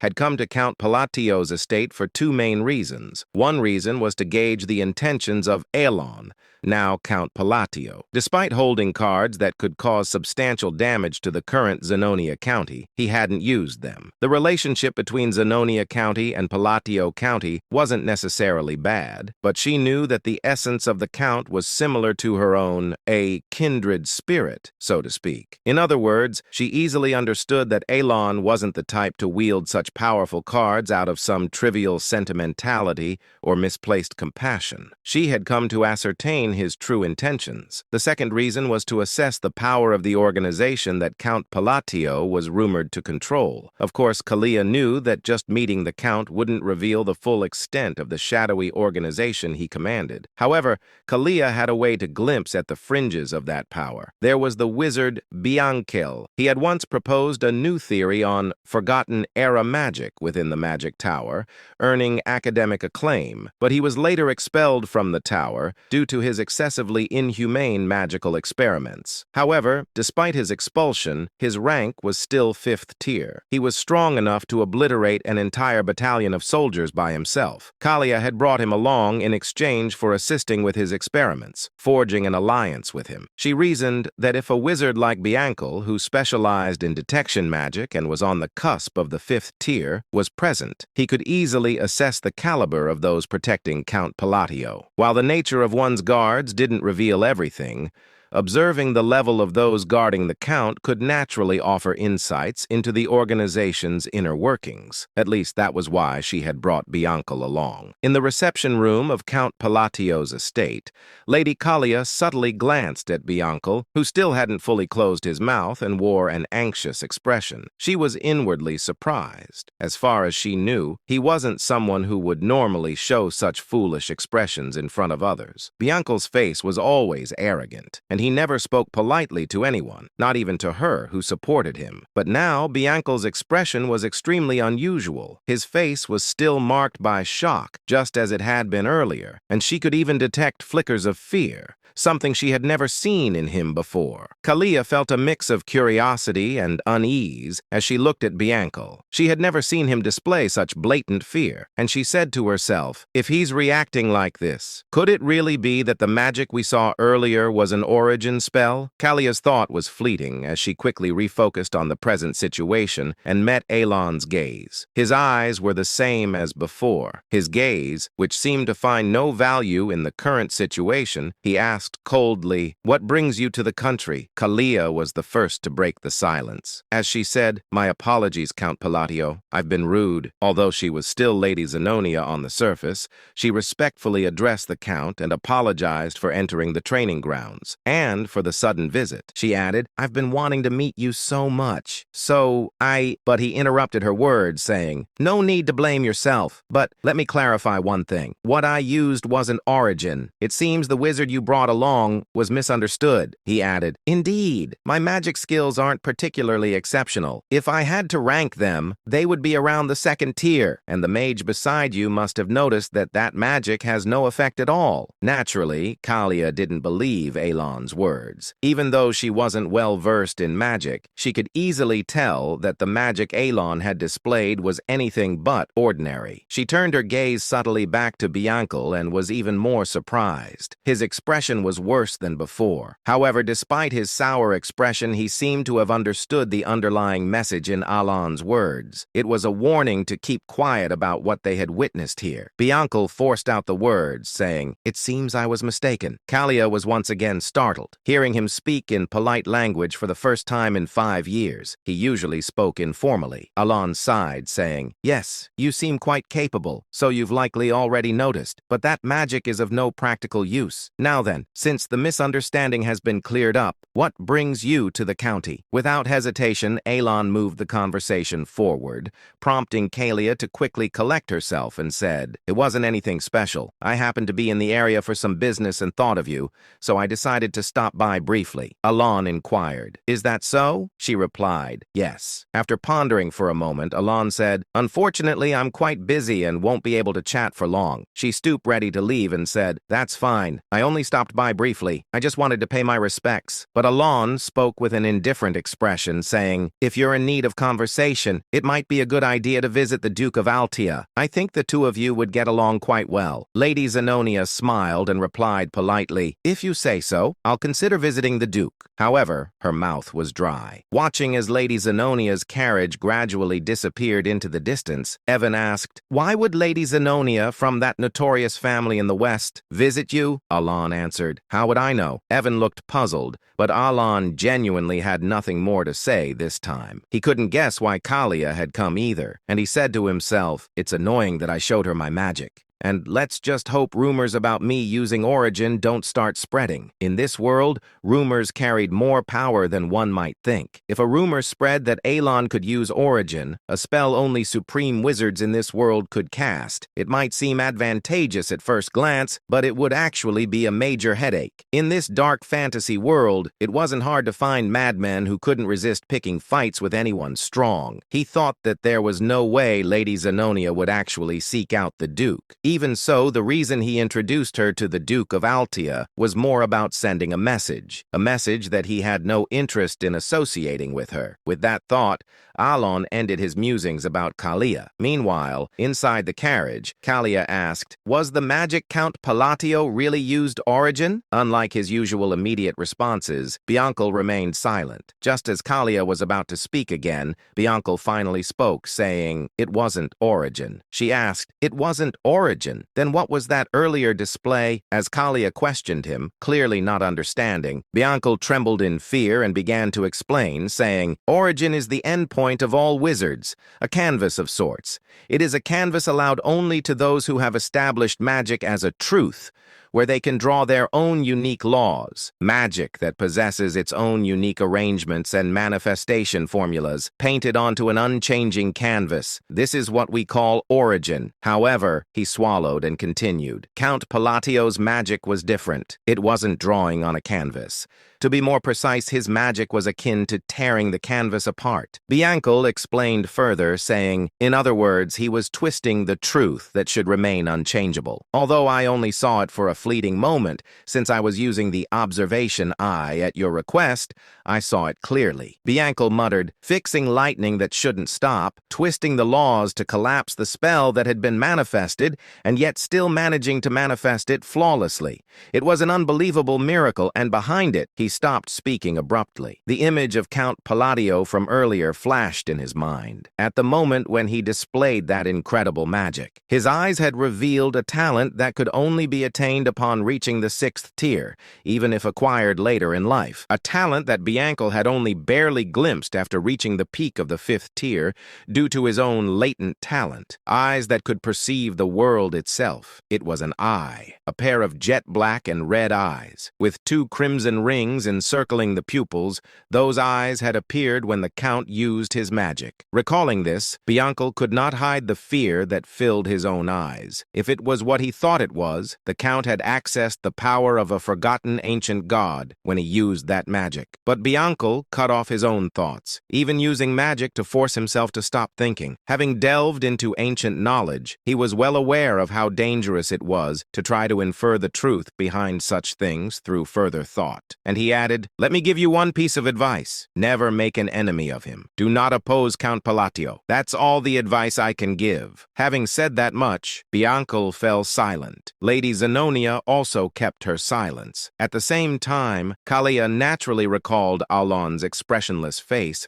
and his calm gaze as he had looked at her. Without realizing it, she let out a self-deprecating smile, because through Bianco's words, she had realized something. There was no point in trying to understand Count Palladio's intentions from the start, and she had also realized that she had already become nothing more than a pawn on his chessboard. And then, about 5 months later, 2 years had passed since the children had been sent off on their individual paths. Inside his office, Alan asked calmly, "Any new information? Preferably news about that kid?" Evan shook his head, saying, "Nothing about the children, Count, but there is something else." Alan glanced up, uninterested at first. Evan continued, giving news that struck like lightning. "Zenonia County and Altea Duchy have formed an alliance." Alan froze, inquiring, "What the hell did you just say?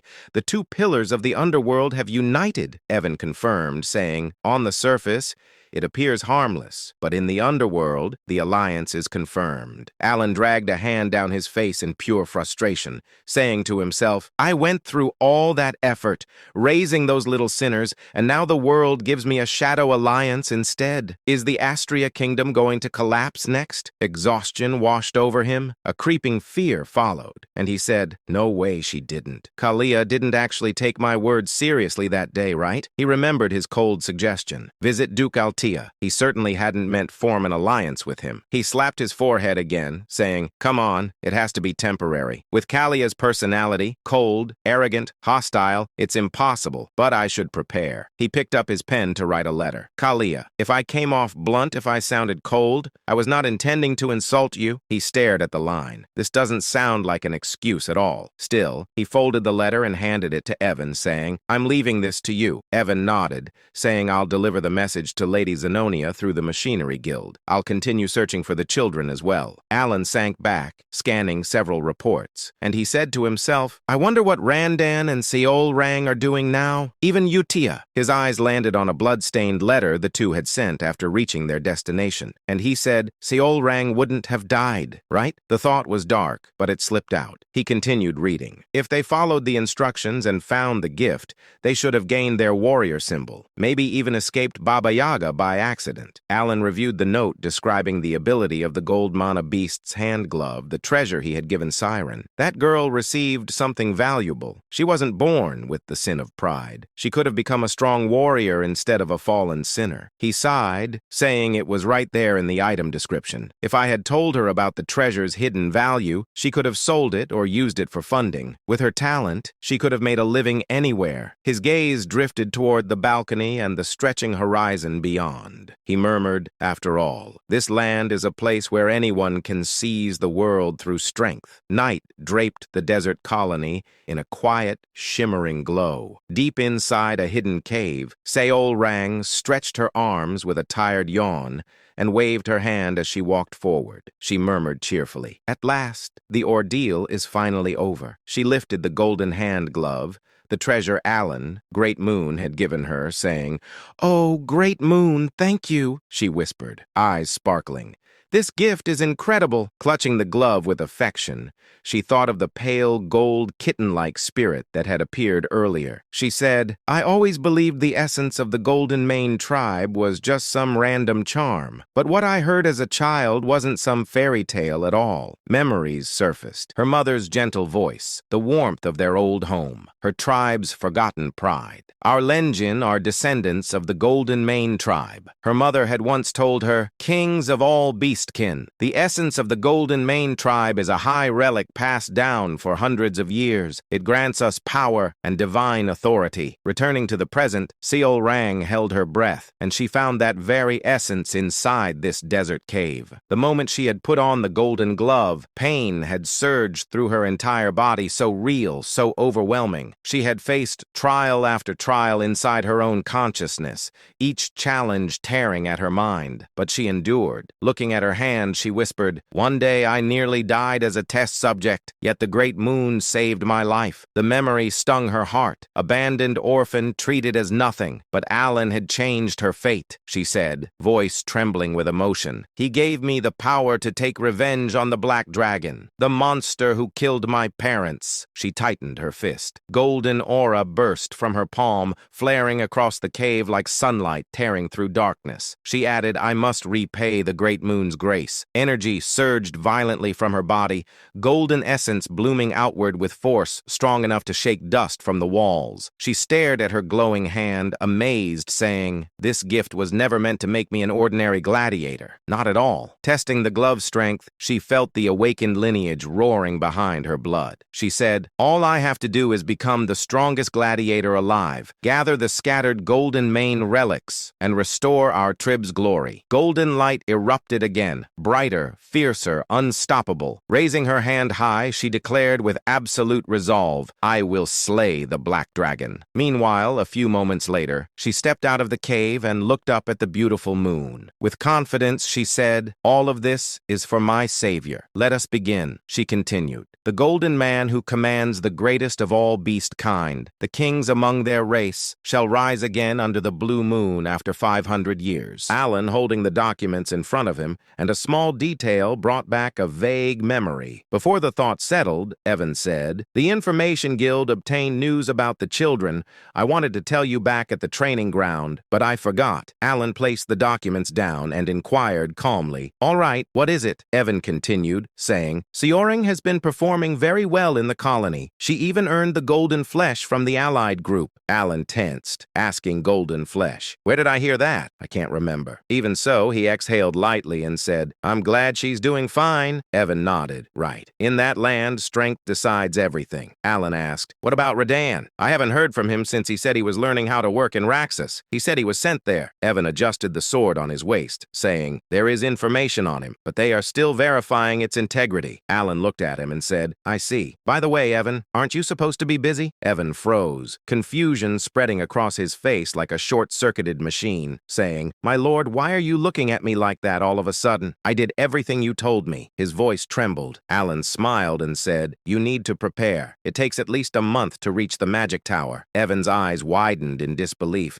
inquiring, "What? The Magic Tower? I've never even heard about that." Shock hit him like thunder striking his head. Alan replied casually, "Easy." "Oh, did I not mention it before?" Evan let out a breath, saying, "I'm used to it, but still a month? It should only take a week to reach the Green Magic Tower." Alan said, "We're going to the Blue Magic Tower." Evan blinked, saying, "Ah, that's near Labyrinth City, so it's quite far." Then Evan straightened his posture, saying, "I will start preparing immediately, my lord." Alan nodded. Sometime later, Alan collapsed onto the sofa and slumped like an old man. Exhaustion weighed on him, leaving him lazy and drained. And he said, "A month in a carriage, just thinking about it makes me tired again," he muttered. "But what else can I do? The item that can support my small precious mana hole is there." His gaze dropped as a faint memory surfaced. The massive city slowly appeared before his imagination. imagination, just as it had in the game. Alan continued saying, even though countless players visited the labyrinth, no one ever reached the end. I only reached the 115th floor because I used a cheat code. Those devs were insane. There were even more floors below that, and the item I need is on the 151st floor. Because of that,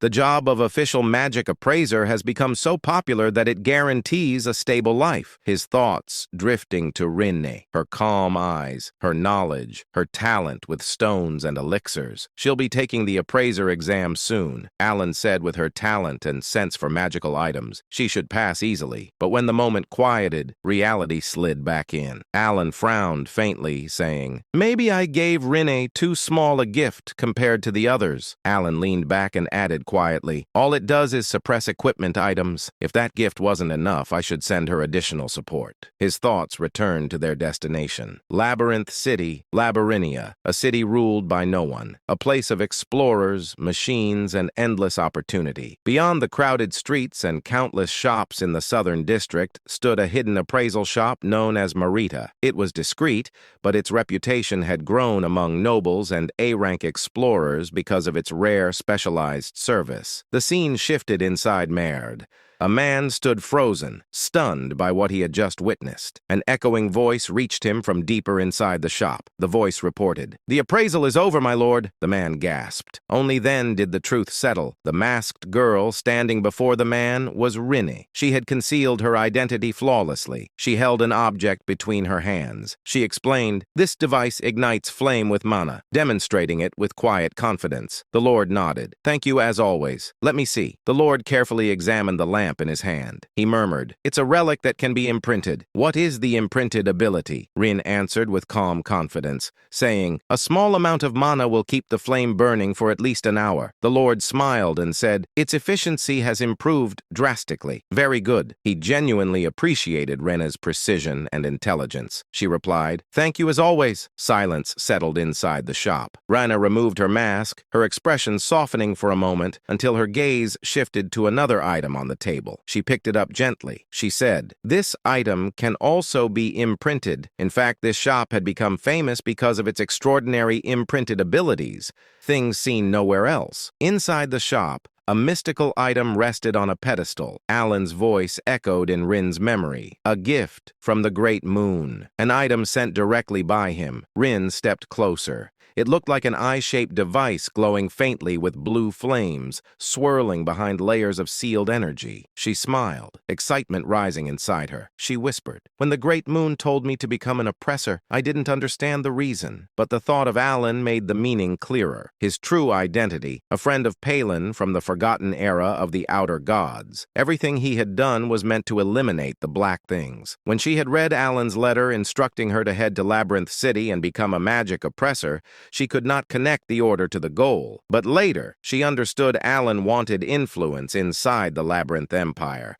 a foundation strong enough to reach the Magic Tower. Even so, in the present moment, she wondered aloud, what does becoming an oppressor have to do with killing the black things? She entered the appraisal room fully. She whispered, "The eye of the stalker repeatedly identifies items below a certain mana threshold to assist with oppression. It was dangerous, deadly even. Red demonic chains wrapped around it, and a dark presence seeped from the relic. It was nothing like normal magical wisdom."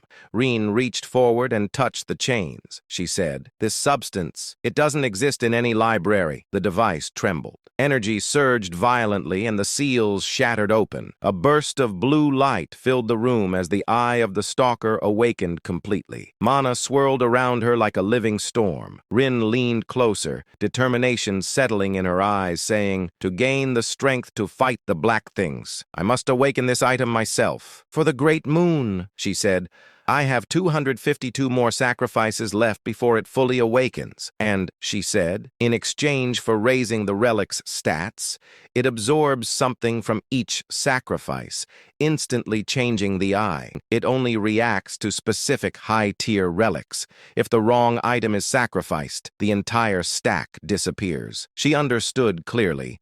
The relic demanded high-tier offerings, many of them, to ascend fully, and when it finally awakened, it would become become a weapon entrusted by Alan, the Great Moon. Rin felt a determined thrill. She wanted to awaken it completely. She murmured, accurately appraising all relics and selecting the proper high-tier sacrifices for imprinting. This is something only I can do. She lifted the divine eye-shaped relic in her hands, saying, I was born with the Library of Eternity. Everything is for killing the Black Wolf. Her voice deepened with resolve, saying, all is according to the will of the Great Moon. 3 weeks later, Blue Magic Tower. The master of the tower was absent. A small young girl stood in the entry hall, her expression cute, but her tone impatient, saying, state your business and leave. The tower master isn't here. She was Fina, the wise tower master of the Blue Magic Tower, a sixth circle mage, despite her childlike appearance. She glanced up at Alan and waved her hand, saying, I'm very busy. Say it quickly. Alan stood there, puzzled by her attitude. Her words left him silent for a moment as he looked at the tiny mage in disbelief. Alan stared at the woman, and a memory from the game surfaced. He said to himself, I know her. I've seen her in the main story. Right now, she was still only the wise tower master because the main storyline had not begun yet. But in the game, she was remembered as a once-in-a-lifetime genius, a prodigy who reached the 8th circle at the age of 20, eventually becoming the tower master. He straightened his posture and introduced himself, saying, I am Count Palatio. As I relayed earlier, I came to discuss the matter of the time gate. The girl froze in the middle of her scattered documents. Papers slid across the desk as she frantically searched between stacks. She muttered, shuffling everything around. All right, I need the right document for that. Where is it? So, what did you say? You can eliminate the time gate? Wait, where is that file? I really need to find it. Alan kept his composure and explained the time gate, saying, it's cracking. It connects to a mysterious subspace that appears in areas where magic is frequently used. It creates a monolith that causes significant damage. Demons and disasters appear because of it. The girl activated her detection spell. Her eyes glimmered as she scanned him. She scoffed. With such a low-level talent?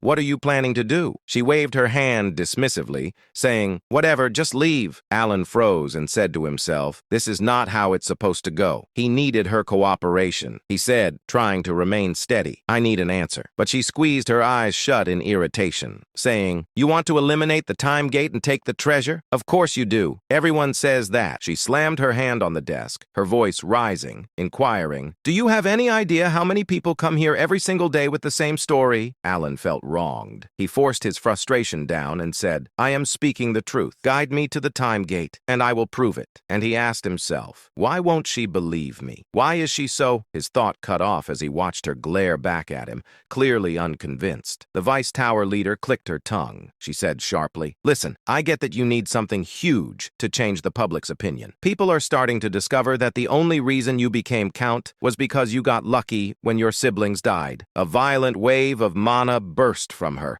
chaotic, oppressive, swirling through the tower like a storm. She continued, however, that doesn't mean you can storm in here and cause trouble for us. She had no idea who she was provoking. She didn't know she was talking to the Great Moon. Alan froze, stunned. He swallowed, saying, there's a rumor like that? Well, it fits the truth, but still, she's insane. Despite her small size and frantic behavior, she clearly kept up with every piece of information from the outside world. Alan stared at her, realizing how terrifying she really was. And he said, this Vice Tower leader, she's scary. Evan leaned toward his ear and whispered, tense and pale, saying, not going to lie, she scared me too. When I got annoyed earlier, she put me back in my place immediately. He lowered his voice even more, saying, and that wasn't even her full mana. If we try anything stupid, we'll drown in it. Alan sighed and said, I'm honestly depressed now, but then something shifted inside him. He squared his shoulders, stepped forward, and faced the Vice Tower leader directly. He declared, if I cannot eliminate the time gate, I will surrender my entire property to the magic tower. She stared at him, still babbling, saying, nonsense, I see. Alan released his energy. His voice turned cold, saying, if you want, I will swear an oath. Not a bad deal for a little of your time, don't you think? For the first time, she gasped. Her eyes widened as she looked at Alan properly. Moments later,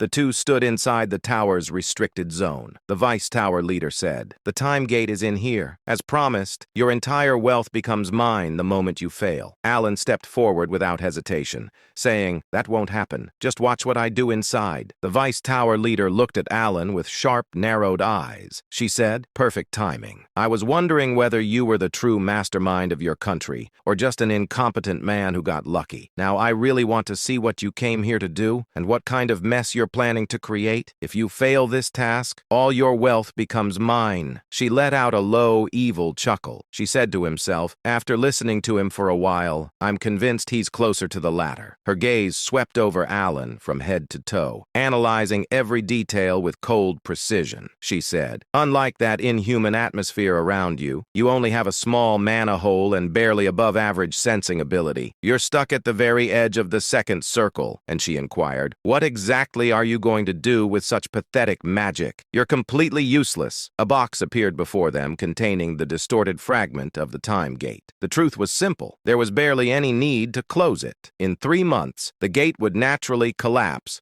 after spitting out the remaining relics. The research team had already concluded this. Alan said calmly, "Not a single mage capable of closing the time gate will show up." The Vice Tower leader scoffed. "And yet, the time gate inside the blue magic tower has been causing chaos for over 2 years." She said, her tone almost dismissive. "If you can't do anything, you may simply leave the room." Alan ignored her completely. Her expression twisted in irritation. She released a disbelieving laugh, clenching her teeth, inquiring, "You're going to use your hand as the minimum state of your staff? Even ancient magical tomes classify that as a primal method, something practically treated like a fairy tale." The Vice Tower leader tried to stop him, her voice rising sharply. "For goodness sake, hey, you stupid brat. Stop enchanting here. Enchantment is an ancient form of magic. You can't possibly pull this off. Just leave the room." But Alan ignored her completely, continuing his quiet chant as if she didn't exist. A strange shift rippled through the chamber. Darkness crept in from the edges, swallowing the light. The air grew so cold it stabbed at the bone. The Vice Tower leader's breath caught, inquiring, "What? What is this?" A chilling terror washed over her as the entire room dimmed.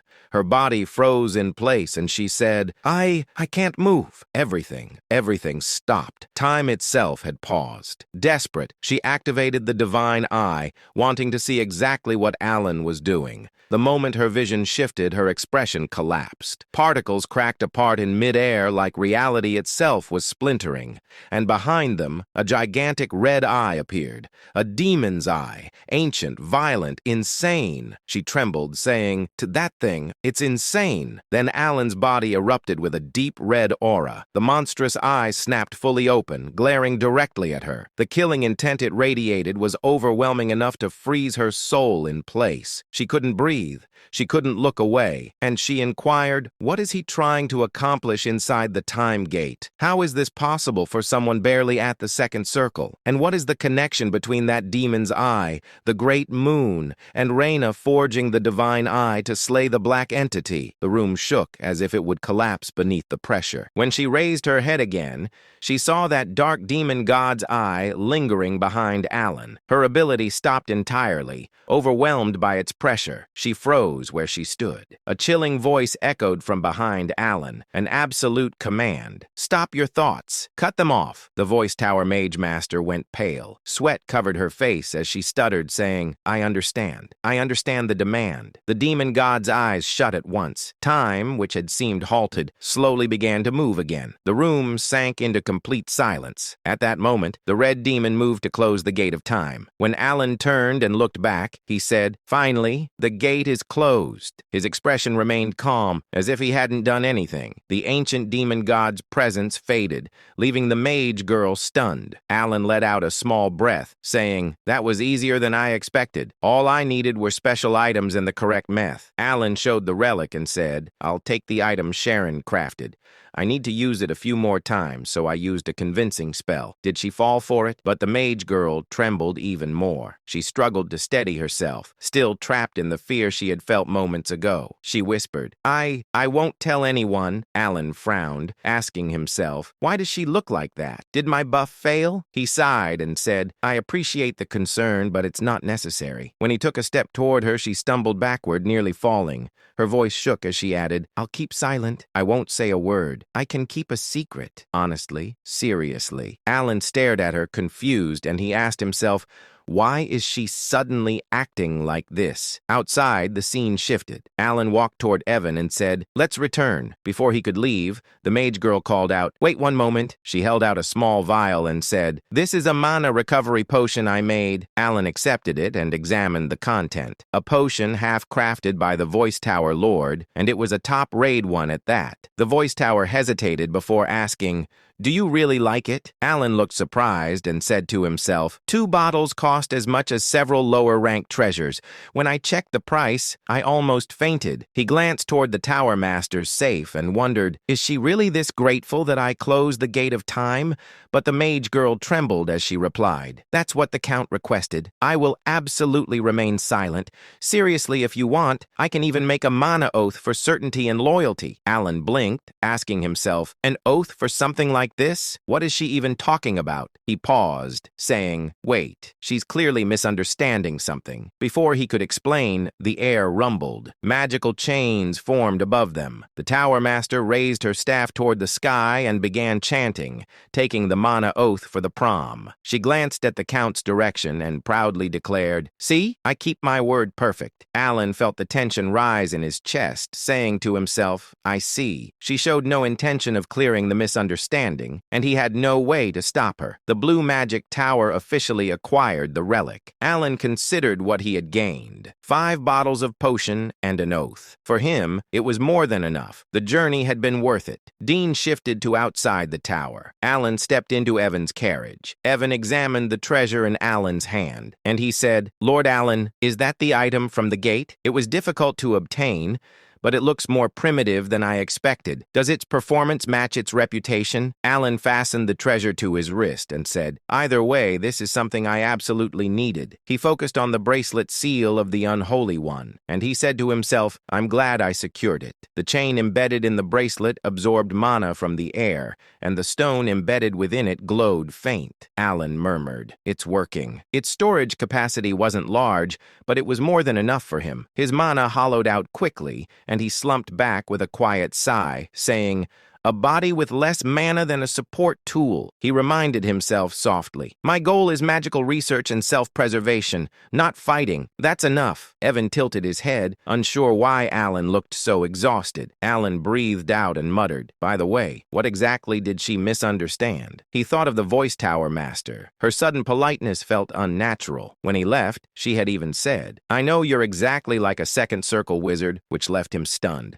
Alan assumed saying, she's mocking me, but the reaction was familiar. Kalia had behaved the same way last time, completely shaken by his butler. The memory still left him uneasy. He tried to calm himself, saying, it doesn't matter. I won't meet any of them again. That's good enough. Then scene shifted to Duke Altia. Inside the Duke's mansion, Duke Altia, she sat quietly with a cup of tea in his hand. It has been a while, she said warmly. I hope you enjoy your stay, young lady. Lady Zenonia narrowed her eyes slightly before giving Altia a sharp smile. Of course, Altia. You haven't changed either. I'm simply glad to see you, Altia replied calmly. It's convenient that we don't need to discuss class or authority between us. Both of them understood the situation clearly. Lady Zenonia had come for Duke Altia's alliance. Zenonia said, Count Palatio's foresight is remarkable as always. She recalled the moment she received the Count's command to visit Altia. The Count's intentions became clear only after she followed his advice. When she arrived at Duke Altia's residence, both she and Altia realized the same thing. Neither of them could match Palatonio. Their alliance existed because he ordered it. Yet despite that, they were becoming more comfortable working together. In the struggle surrounding the Great Moon, most conflicts were meaningless when compared to the overwhelming influence of a single person. At present, Altia spoke first. She inquired, the conference is next month. Why come today? Zenonia replied, the Count sent a letter the day I arrived. He gave me an excuse to visit early. Laura looked puzzled. What could it possibly be? Zenonia handed her the letter. Laura skimmed through it, frowning. Some nobles complained to me about this and regarding your visit that day. this command. The topic shifted to the conversation involving several noble family. Many nobles don't suit me, Laura muttered. There must be some misunderstanding. Zenobia nodded. It doesn't feel like a normal apology letter. Something about it is different. Laura leaned back sharply, saying, there must be a scheme hidden inside. Zenobia smiled and said, yes, that's why we need to discuss it. And Baron Kenya belongs to the noble faction. Marcus Martonio is a key figure in the royal faction. Viscount Bland is also tied to the royal faction. And you, Duke Altea, are an important figure among the nobles. Laura summarized in short, saying, he doesn't seem to side with either faction. Zenobia finished the thought, saying, which means he wants to push out the nobles heading toward extinction. Both women shivered at the idea. The thought that Alan, whom they believed to be dangerous, had sent that apology letter felt unsettling. Laura looked up, saying to herself, this must be the reason Altea needed my reputation and named me a duke. And the hangman of the West stands with him. That certainty explains everything. Zenobia nodded calmly. Then we should discuss a new plan. What plan? A plan to deal with their misunderstanding of Alan, whose letter was simply a normal apology, yet they believed he intended to erase noble factions entirely. Zenobia found the confusion useful and began weaving new schemes. Seeing change to blue magic tower inside the tower, Fina collapsed onto the desk. The tower lord approached, saying, tell me in detail, Fina, why were you so nervous? She looked up, still shaken,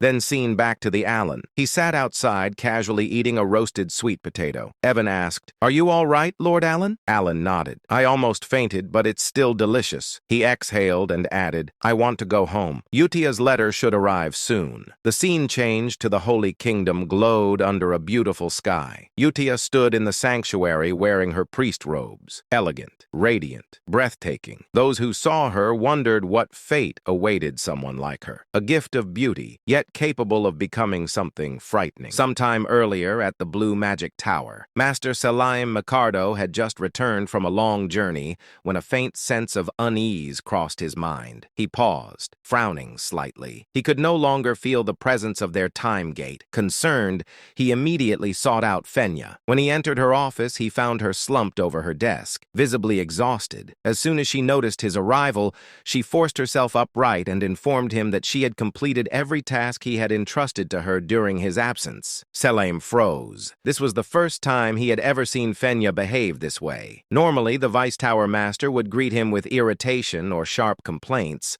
often bragging about how she had reduced yet another arrogant newcomer to tears.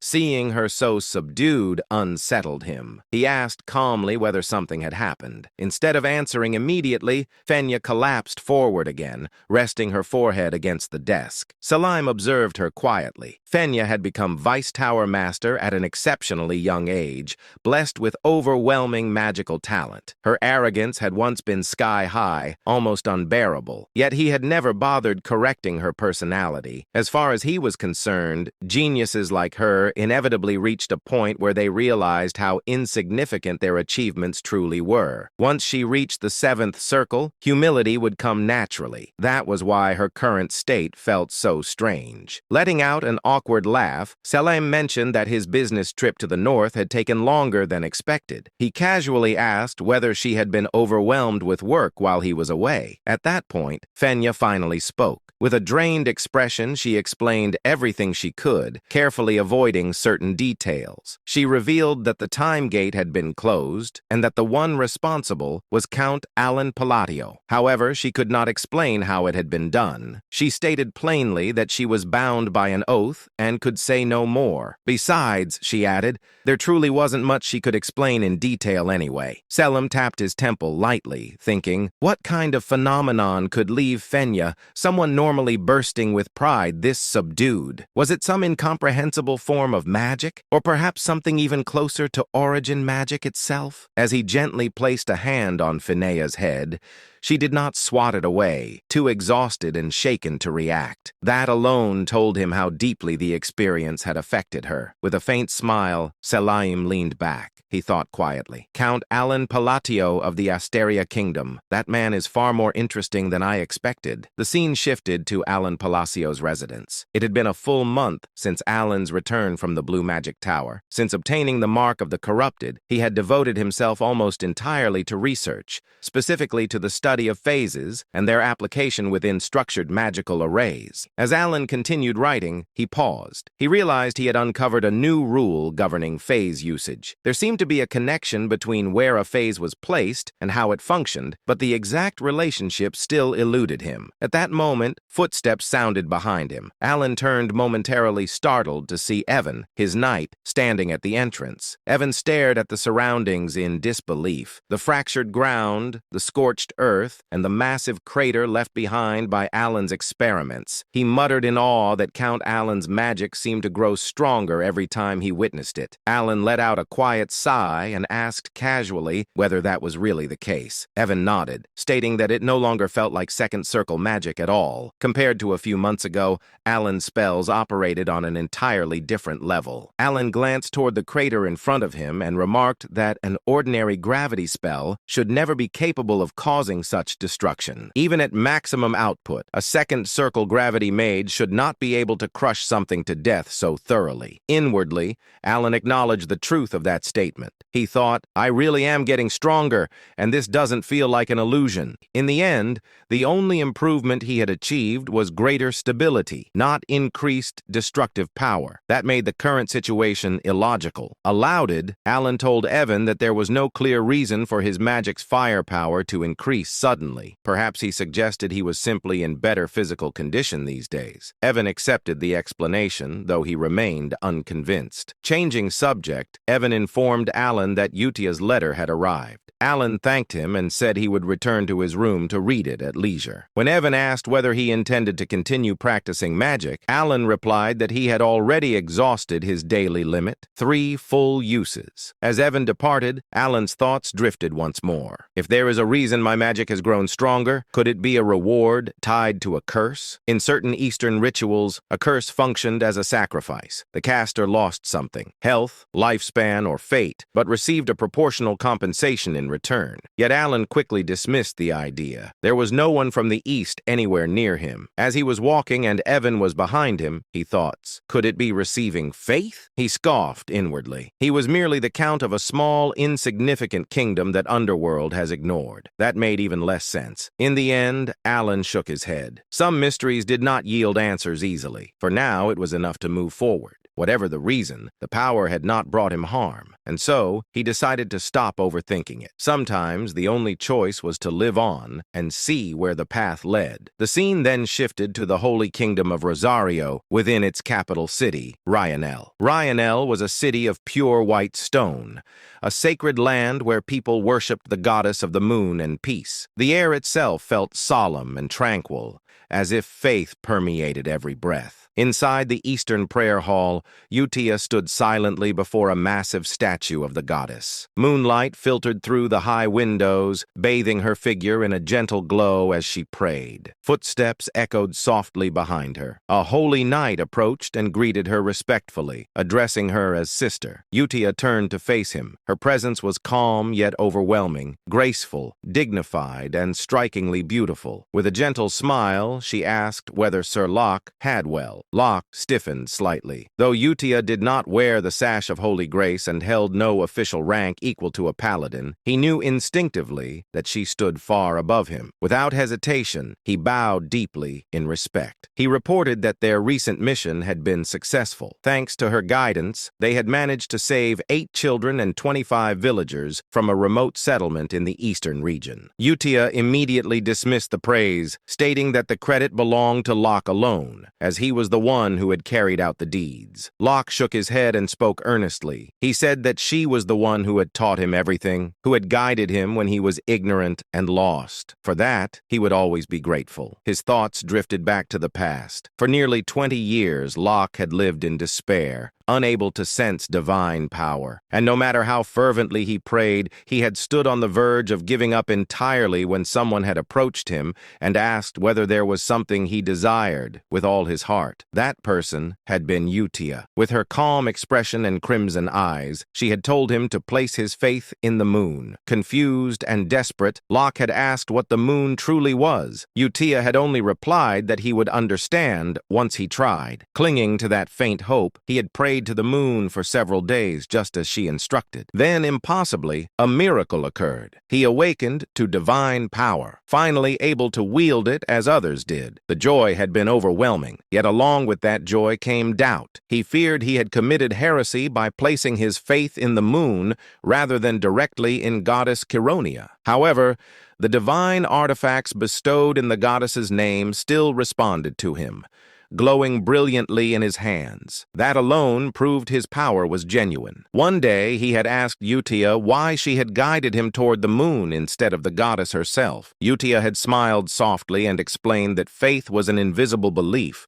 one that often took a long time to manifest. She said it was far easier to draw strength from something that undeniably existed. She told him that the moon would always be there watching over him. Standing by a large window, Utia had rested her hand against the moonlight glass. At that moment, Locke had finally understood. The goddess and the moon were one and the same. For humans burdened with doubt, belief required something they could see. Moved by that realization, Locke bowed deeply before her, offering his thanks from the bottom of his heart. In the present, Utia gently spoke, saying that if Locke truly wished to express his gratitude, then they should pray together. She stood before the largest statue of the goddess, her posture perfectly composed, bathed in moonlight. Her calm smile and dignified presence made her resemble a goddess herself. Locke answered without hesitation, stating that he would be willing to pray alongside her as many times as necessary. Utia then informed him that he had arrived at the perfect time. The prayer was about to begin, and many believers had already gathered inside. As the massive doors of the prayer hall were opened, a vast crowd came into view. Countless worshippers filled the hall, their heads bowed in reverence as a solemn atmosphere settled over the space. Utia walked forward toward the elevated stage, while Locke took his place before it among the faithful. Stepping onto the stage, she activated a ceremonial instrument. Raising her hand toward the gathered crowd, she addressed them with a serene voice. She announced that the prayer to the great moon would now begin. At that moment, she stood not merely as an individual, but as Utia, a sister of the Holy Kingdom of Rosario, guiding the faith of all who stood before. The scene shifted to Alan Palacio's office, where silence hung heavily in the air. Alan sat behind his desk, holding a letter in his hands. It was one he had already read more than once. The letter was from Utia. As Alan reread its contents, he realized once again that there was nothing extraordinary written inside. It spoke only of her daily life. When he finished, Alan released a slow sigh. Nothing special had happened. That meant she was living well. He lowered his head and rested his forehead against the desk, the letter still in his grasp. To him, this was proof that the children were safe, living normal lives, exactly as he had intended. And yet, a faint sense of loneliness crept into his heart. Of the 5 children he had raised and guided away from becoming embodiment of sin, only Utia continued to send him letters. The others remained silent. From their perspective, it was understandable. To them, Alan was merely someone from the past, a man they had barely known, someone who had intervened briefly and then disappeared. He reasoned that this was fine. His purpose had never been to be remembered or thanked. His goal had been fulfilled the moment they chose paths that would not lead to the world's destruction. There was no reason for him to feel sad. Ellen repeated that thought to himself, trying to accept it. Still, exhaustion showed on his face. Despite her own busy life, Utia continued to write regularly. Half of him felt comforted by that fact. The other half felt a quiet ache he refused to acknowledge. At that moment, a voice spoke from within the room. Evan asked whether Alan was busy. Startled, Alan lifted his head abruptly, having failed to notice Evan's presence. He remarked that Evan had frightened him and questioned whether he was still there. Evan responded calmly, explaining that he had remained because new intelligence had arrived from the Information Guild. That immediately drew Alan's attention. He asked Evan to report. Evan informed him that the information concerned one of the children. Alan told him to continue. Evan then stated that the report was about Rodan, the child Alan had asked about previously. Evan reported that, according to confirmed intelligence, Rodan had become a pirate. Alan was visibly taken back. He repeated the word internally, disbelief filling his thoughts. Piracy was synonymous with lawlessness, bloodshed, and cruelty, far removed from the life Alan had envisioned for the child. Suppressing his reaction, Alan demanded a full explanation. Evan continued his report without pause, clearly prepared for the weight of what he was about to reveal. He informed Alan that among all the circulating rumors, the most prominent ones concerned Seolang and Deus. At the mention of Seolang's name, Alan's attention sharpened. Evan explained that Seolang had already achieved a 32 consecutive win streak in official combat matches. Out of the 100 victories required for qualification, she had reached nearly 1/3 of the threshold needed to earn the title of Baba Yaga. The moment Alan processed the number, his expression changed. 32. He stopped Evan mid-sentence and asked who currently held the longest win streak. Before Evan could fully answer, Alan himself recalled the name and spoke it aloud. The Lion King, the warrior known for holding a 41 win streak. Evan confirmed that Alan was correct. Alan leaned back slightly. In the game, the Lion King had been an overwhelmingly powerful character,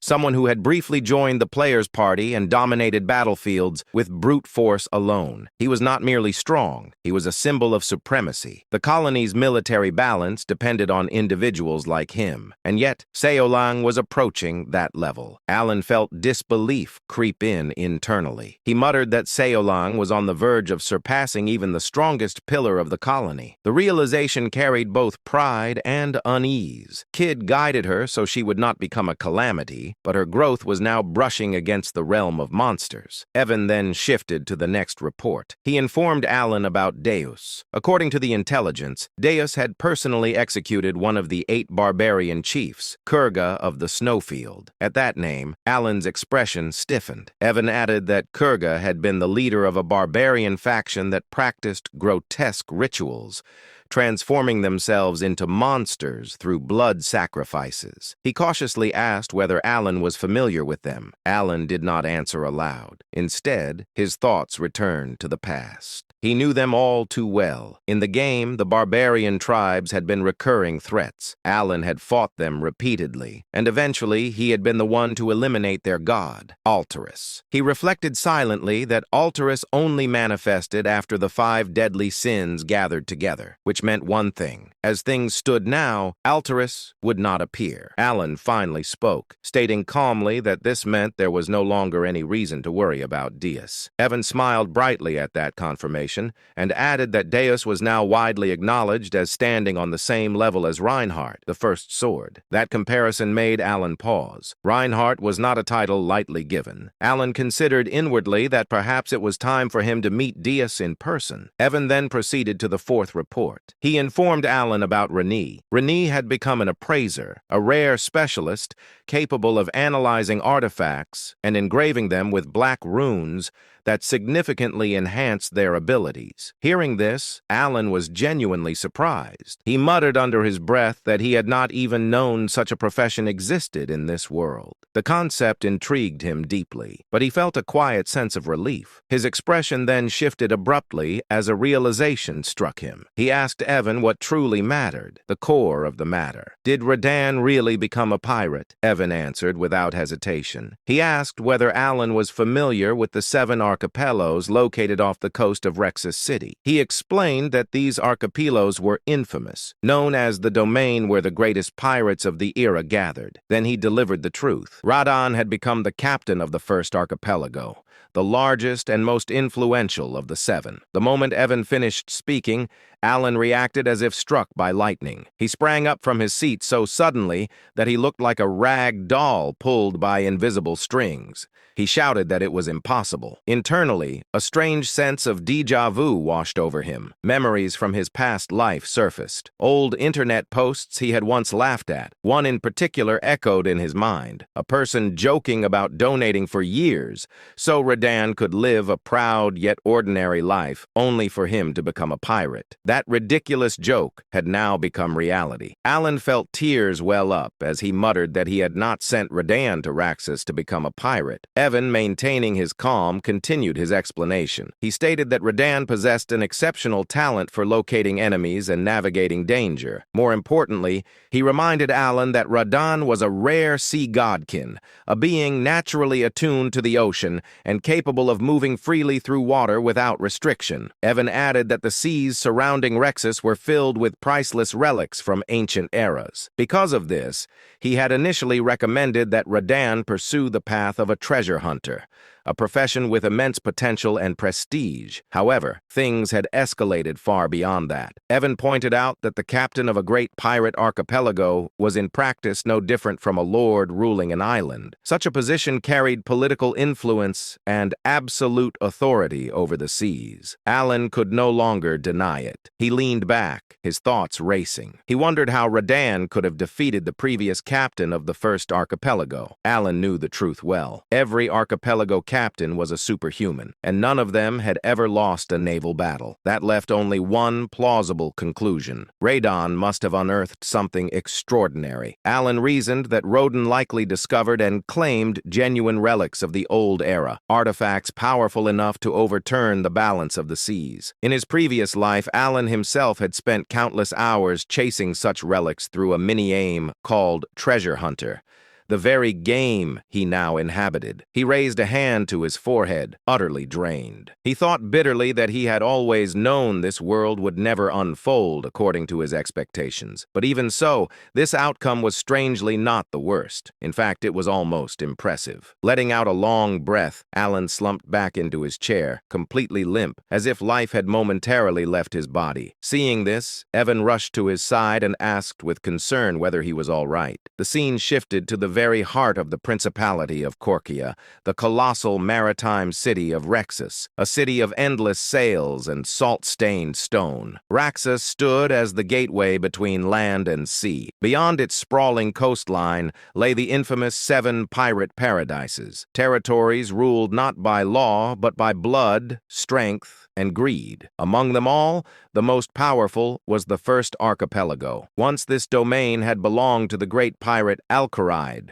the Red Slayer, a man who secured the protection of the so-called Heavenly King through obscene wealth and tribute. His reign ended the day he was defeated. The one who struck him down was Rodan. Now Rodan stood atop a rooftop overlooking the sea, the wind tugging at his cloak as the glow of sunset painted the horizon red. A faint smile rested on his lips, the smile of someone who had climbed to the summit through blood and fire. He was now the captain of the first archipelago. Rodan leaned back against the wall, cracked his neck lazily, and muttered to himself that he still did not understand what the Great Moon truly was. He had never been interested enough to think deeply about it. At first, the Great Moon had simply been someone he felt grateful toward, someone who had altered his fate. He had been destined to die as a vivisection slave, cut apart piece by piece. But because of the Great Moon, he had met Utia, and because of that meeting, his power awakened. In truth, Rodan felt that he had been following Utia's will far more than the Great Moon's. Even during his time as the Blue Moon, it had felt less like devotion and more like obedience to her guidance. So now, when he received a direct order from the Great Moon, an order wrapped in vague words about becoming a treasure hunter, he could not grasp its meaning. What did treasure hunting have to do with revenge? His thoughts darkened as memories surfaced. Once his clan had lived peacefully on a forgotten island, no one knew of their existence. They harmed no one. Then the black things appeared, Mysterious power descended without warning and massacred his people. Those who survived fled to another continent, only to be hunted down by so-called hunters. His parents, exhausted and wounded, were slaughtered without mercy. Rodan himself was captured and sold as a slave. Standing now at the edge of a sea cliff, gazing toward a distant city glowing beneath the dying sun, Rodan clenched his fists. He did not believe that becoming a treasure hunter or receiving some so-called gift from the great moon had anything to do with fulfilling the revenge he had sworn. If anything, he would simply pretend to follow the order, at least for now. As his gaze drifted across the sea, he noticed a large ship in the distance.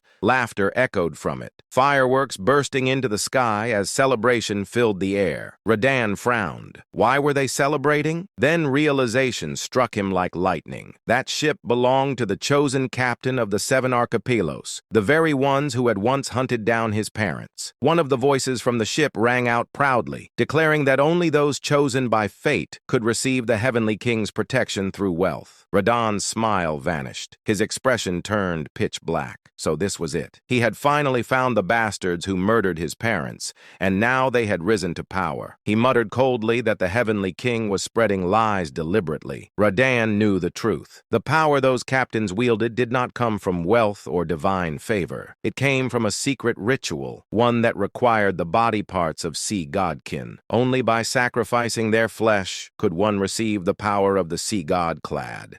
Every captain of the 7 archipelagos had performed that ritual. As the laughter and fireworks continued, Rodan's breathing grew heavy. His eyes trembled with restrained fury. In a low, broken voice, he realized the final truth. Those damned hunters had split his parents' bodies into 7. The moment he realized this, he felt an overwhelming surge of rage, joy, and confusion all at once. Even though Rodan had never shared his story after being rescued by the Blue Moon, it seemed as if the Great Moon had orchestrated everything from the very beginning. As if fulfilling a promise, he had given him the opportunity for revenge. However, just because the opportunity for revenge had come, it didn't mean it could be executed immediately. Objectively speaking, Rodan was currently no match for the captains who wielded the power of Cleod. Though he was strong, his strength wasn't enough to defeat those who had reached the realm of superhumans. As he began contemplating, it didn't take long for Rodan to realize that the answer lay in the gift bestowed upon him by the Great Moon. The gift, known as the Goggles of Amrita, had the ability to illuminate countless relics buried under the sea, making them easier to find. After discovering that some of these relics could compensate for his lack of power compared to the captains of the 7 archipelagos, Rodan realized that everything had been planned from the start. At the same time,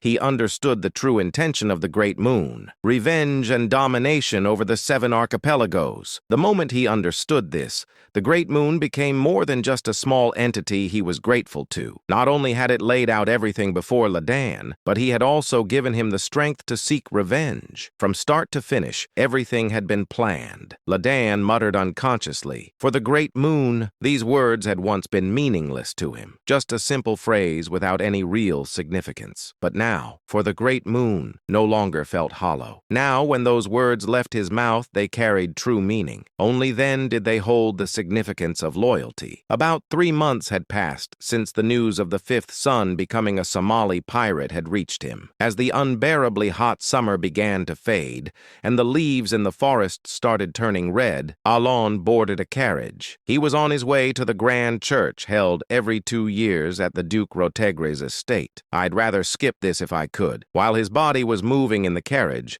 Alon's mind was filled with reluctance. The shadowy reputation of the Count Palatio family had long since faded due to years of inactivity, but what replaced it was mockery, which bothered him. Nevertheless, the reason he went through with it was because all nobles of Astaria were bound by the rule to attend the grand church every 2 years. There was a strange rule that required attendance once every 2 cycles unless there was an exceptional reason not to. Thus, Alon found himself in the carriage on his way to the grand church, soon to be joined by two other nobles. This was a planned arrangement, as mercenaries or bandits often targeted nobles during the grand church season, so traveling in larger groups was safer. As nobles, they had enough guards to avoid trouble, but even getting into a fight could cost valuable manpower, so they increased their numbers from the start to avoid any incidents. Through this understanding, Alon naturally traveled with two families from the east, and the day passed without any issues. The problem, however, came that night. One said, "Count Palatio, isn't it a bit much to have only one guard? Is it a financial issue? If you're short on funds, I could offer you some help." Another said, "Ah, it seems you've inherited your title in a rush, and now your finances are in trouble." Alon stared in disbelief at the two nobles who had gone out of their way to openly mock him. Alon already had some understanding of why the nobles blatantly ignored him. It was because all the rumors have finally died down. Until now, the nobles had feared Alon because they believed he was the mastermind behind taking down Avalon, which had controlled the vast underworld of the East alongside Leo. However, the nobles no longer considered Alon to be the mastermind. After he became a count, he had done nothing significant for several years. The Palatio Count family, from the time of Alon's grandfather, had always been known as a notorious household that never failed to wield influence in the underworld. The Palatio family had consistently dominated the Eastern underworld, though the degree of their control varied over time. But ever since Alon became the count, the Palatio family no longer exerted influence in the underworld. As a result, the current Eastern underworld was now divided and devoured by packs of wolves that used to scavenge for the leftover crumbs outside the domain governed by the Palatio count. Furthermore, the power of the Palatio count family had also weakened, which was natural. The power they wielded up until now had mostly been fueled by the wealth generated from the underworld. However, since Alon became count, he no longer used money to maintain power. His desired life was not one of grand success in the underworld, but rather a comfortable and prosperous life that any noble could enjoy. In other words, he had already achieved what he wanted. However, by completely withdrawing from the underworld, rumors began to spread among the nobles. Some speculated that perhaps the current Count Palladio wasn't a mastermind at all, but merely someone who became count by chance. As time passed and Alon continued to do nothing, the rumor gradually became accepted as truth. Eventually, Alon's reputation had devolved into that of a lucky fool who happened to become count in the place of the real mastermind. Of course, there were still a few nobles who remained suspicious of Alon, but even they had begun to agree with the spreading rumors. After all, it didn't make sense that Alon, if he truly had the power to destroy Avalon in a single day, would not have used that power until now. In any case, Alon had somewhat expected this kind of treatment, but he hadn't anticipated that people would go out of their way to mock him like this. Alon looked up at the two nobles, whose faces radiated slyness. He didn't recognize either of them. However, based on the crest engraved on their carriage, it was easy to tell that one was from the Krilda Count family and the other from the Edelon Count family. He said to himself, "They both look old enough, but isn't this too childish?" Alon laughed to himself as he noted how aged their faces were. He quickly understood why the two nobles had come all this way just to mock him. He thought, "I see. This is a gathering of the victims." The Palatio family, notorious as they were, had also been a powerful family in the underworld. As a result,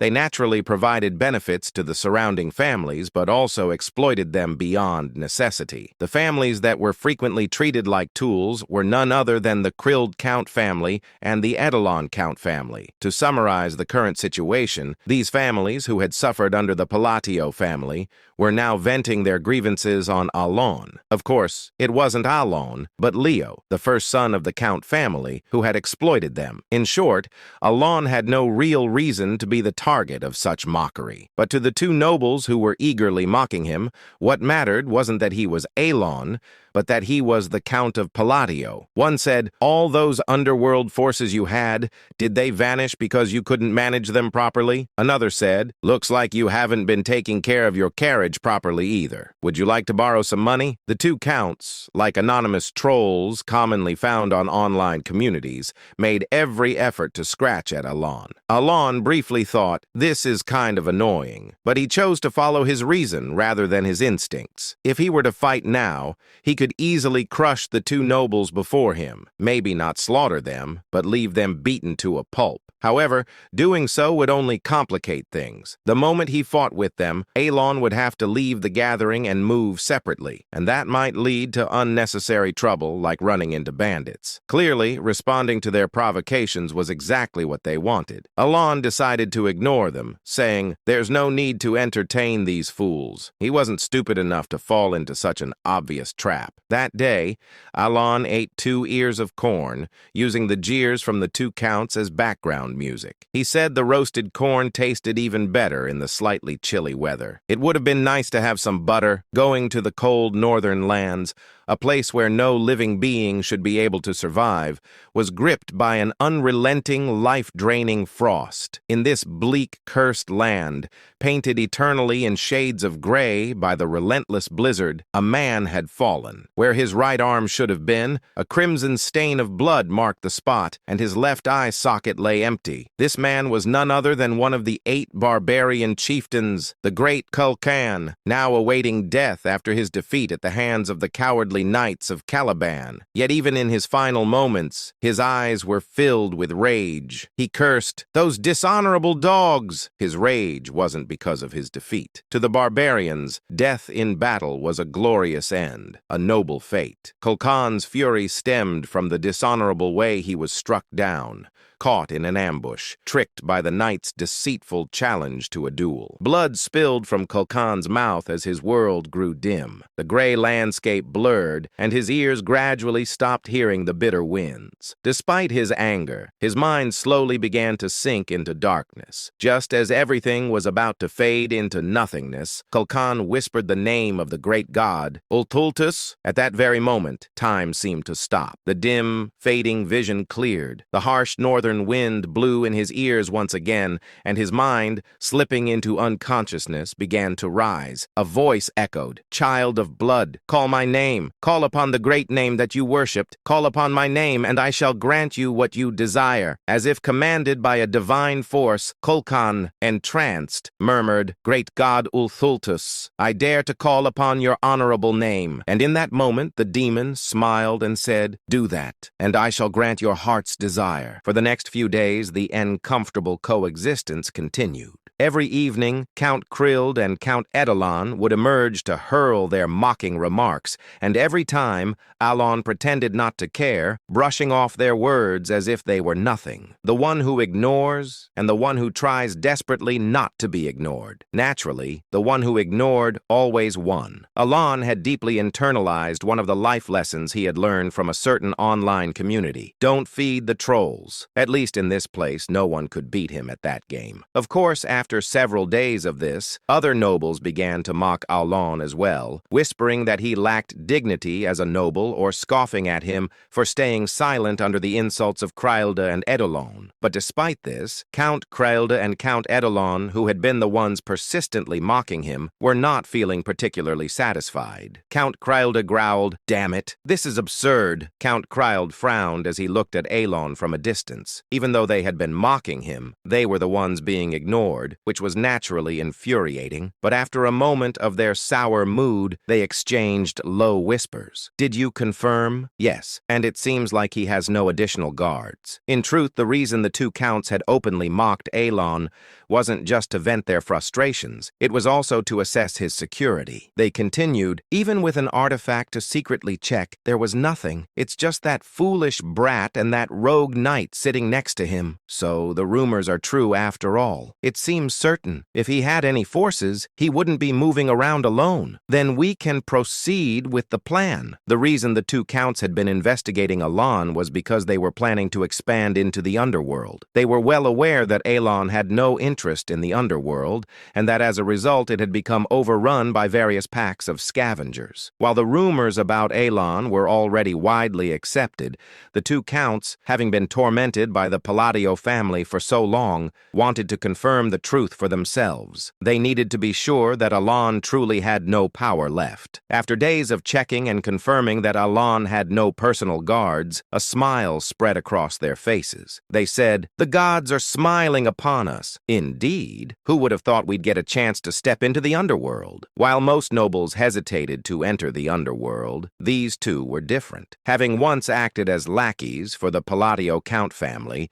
they knew full well just how astronomical the wealth circulating within the underworld was. They were well aware of how sweet the taste of power from that realm could be. Now that it seemed the Palladio family had truly become a hollow shell, the two spoke excitedly, as if they had already conquered the underworld. In truth, it wasn't impossible for them to seize control of the underworld if they joined forces. After all, the reason they hadn't been able to do so before was not due to a lack of power, but because they had feared the Palladio Count family. Just as the two were about to rejoin the camp, where the other nobles were gathered after finishing their private conversation, monsters appeared. The event happened suddenly. Under the cover of darkness, monsters appeared. It was as if they had been lying in ambush, waiting silently, until a soldier spotted them by chance and shouted. At that moment, monstrous cries echoed from within the forest, as if on cue. Immediately, the mercenaries and knights, as if rehearsed, drew their weapons to protect the nobles. They said, "Wizard, give us light!" A wizard, extravagantly brought along by a noble purely for boasting purposes at this grand church event, responded to the knight's command and cast an orb of light into the sky. In an instant, the mercenaries and knights,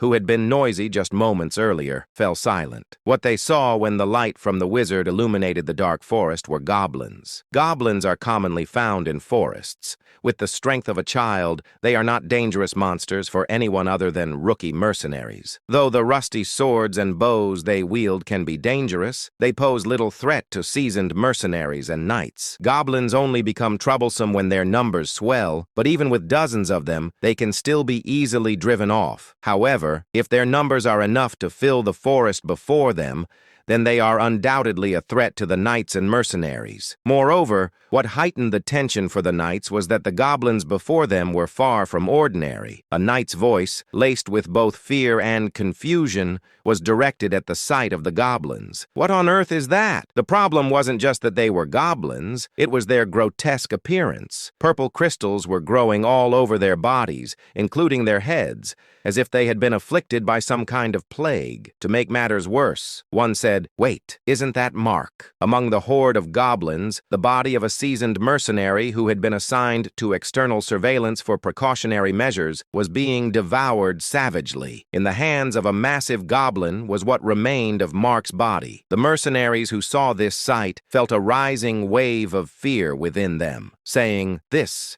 can't be happening." Mark, the mutilated corpse in front of them, was a veteran mercenary who could easily handle dozens of goblins on his own. The fact that he had been killed without even being able to report the approach of this massive goblin horde suggested one thing to the mercenaries. The mutated goblins before them were anything but ordinary. The knights, who were holding their weapons alongside the mercenaries, also recognized that this was a dire situation. Even if there were only hundreds of goblins, this fight would be incredibly unfavorable for the knights. Individually, they might manage, but the knights had nobles to protect now, and goblins were cunning monsters, capable of easily exploiting that vulnerability. While the mercenaries seemed to be paralyzed with fear at the sight of the goblins' strange appearance and Mark's death, the knights who could sense magic were aware of something more. They realized that the goblins before them were imbued with magic power. Even a small amount of magic within a monster significantly enhances its physical abilities,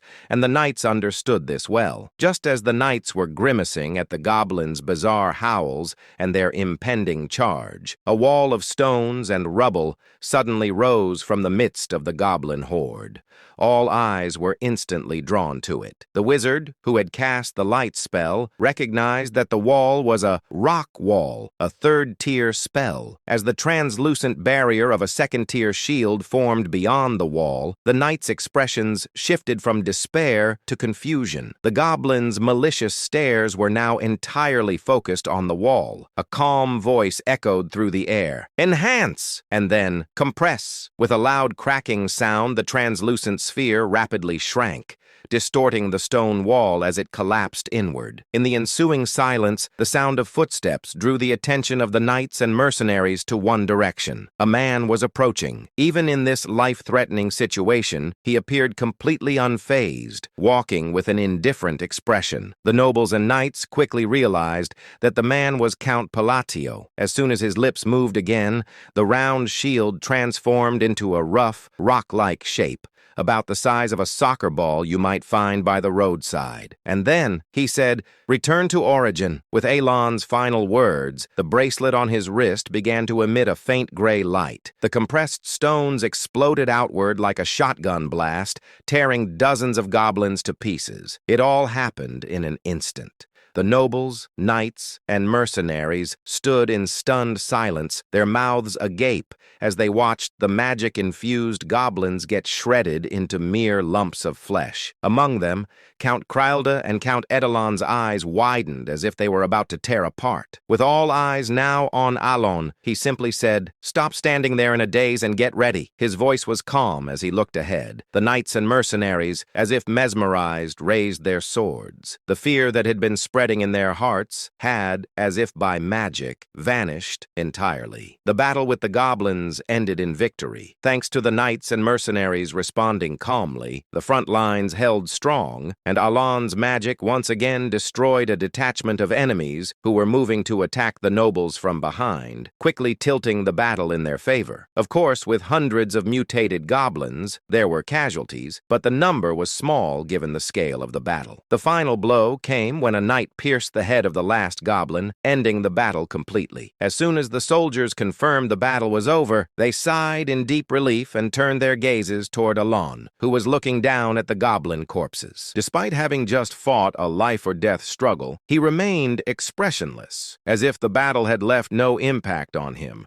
causing the mercenaries to look at him with awe. They couldn't forget the sight of Alon turning dozens of goblins into mere chunks of meat without even changing his expression. However, while the knights and mercenaries admired Alon, he was thinking, "I nearly died in a single strike." Though his face showed no sign, inside he was working hard to calm his wildly racing heart. Despite bearing the insignia of the impure, which allowed him to cast 3 times more spells than usual, after using walls and shields twice each, he had been reduced to a mere mortal due to the limitations of his mana capacity, he thought. It's a good thing the knights won. Though the odds of the knights and mercenaries losing were slim, even against mutated goblins, when he had lost all means of self-defense, he had felt a desperate fear. He said to himself, "Perhaps I should have just dropped out earlier. No, it was a good thing I stayed close." But more importantly, Alon praised his past self for acting rationally and, having calmed his heart, turned his gaze to the goblin before him, his expression growing serious. He knew all too well the significance of the purple amethyst emerging from the goblin's body. He inquired, "Why, a divine descent?" This was a strange phenomenon that occurred among the monsters of the continent when an outer god tried to descend upon the world. The monsters affected by divine descent became more ferocious and physically stronger. While the current group of soldiers could handle the monsters they would encounter on their journey to the Duke's territory, Alon was concerned about the fact that the divine descent had occurred at all. The phenomenon meant that an outer god would soon descend upon the land. Typically, such gods could not descend unless one of the 5 great sins manifested, but now even these borderland gods were about to arrive. He said, "This can't be good." The descent of outer gods was a grave grave matter for Aelon. While not as catastrophic as the Great Sins, if these gods started rampaging, entire kingdoms could vanish easily. There were only 6 kingdoms on the continent excluding the Empire, meaning a 1/3 chance that his future plans would be destroyed. In fact, if he were lucky enough to even be able to think about his future at that point, he would consider it fortunate. Alon's expression grew serious as he stared at the goblin. However, there were others who looked even more serious than Alon. So serious, in fact, that their expressions seemed to suggest they had lost everything. Those individuals were Count Krylda and Count Edelon. The next day they arrived at the Duke's estate. But Alon want only one thing, sleeping. And I'll do the same. The scene opens inside Alon's castle, where a grand party is underway. The hall is filled with churches covered in gold, clearly built to show off wealth. Alon casually remarks that the purpose is to flaunt money and implies that taking one would not even matter, though something about the atmosphere feels off. Nearby, young noble ladies admire the scene and praise Duke Lodiger for his abilities. The Duke responds flirtatiously, enjoying the attention, while others around him express concern for his health. Watching all of this, Alon thinks to himself that nothing good ever comes from joining the ranks of nobles, and he has no desire to be part of their world, even though he still needs to complete the required formalities. At that moment, someone calls out to him. Alon turns around and sees the same 2 annoying nobles from before. Trembling with fear, they approach him carrying gifts, including clothes and gold coins, and address him as Count Palladius. They politely ask for a moment of his time and present the highest quality meat from their territory, suggesting he take it. They also express their desire to support his land. Alon questions why they are suddenly acting this way. He gives them a cold, piercing look, causing both nobles to panic internally as they interpret his expression as a serious threat. To them, it feels like an unspoken warning not to mess with him. The narration then shifts back to a day earlier, right after the battle with the goblins. At that time, the 2 nobles had watched Alon defeat the goblins using only his mana. They were left completely speechless, frozen in terror by what they had witnessed. One of them asks the other if he saw it, while the other nervously identifies it as magic. Soon after, another noble urgently calls out to Baron Armin, begging to borrow his wizard. Baron Armin is shocked by the sudden request. It is then explained that the Baron had brought along a 3rd-tier wizard simply to show off his wealth. The 2 nobles take the wizard aside, claiming they have a question. They ask him about the Pavak magic used earlier, assuming it must have been 2nd tier at best. The wizard confirms it was not 2nd tier at all, and explains that the spell was far beyond his own level. Hearing this, both nobles freeze in shock as they realize the magic must have been 3rd tier or even higher. They conclude that Count Palladius must possess overwhelming power, even if it appeared to be by luck. To them, the situation feels like a complete mess, and the odds of survival seem almost non-existent. They recall rumors about Palacio being cold, cruel, and hiding his true nature. Convinced that he spared their lives only because of a bribe, they resign themselves to their fate and can do nothing but pray. The memory of Alon's death glare haunts them, and they cling to each other in fear, breaking down in tears. The story then returns to the present. Still shaking, the 2 nobles bow deeply before Alon and beg for mercy, ashamed of their earlier insolent behavior toward Count Palladius. They curse their own foolish pride and inflated dreams,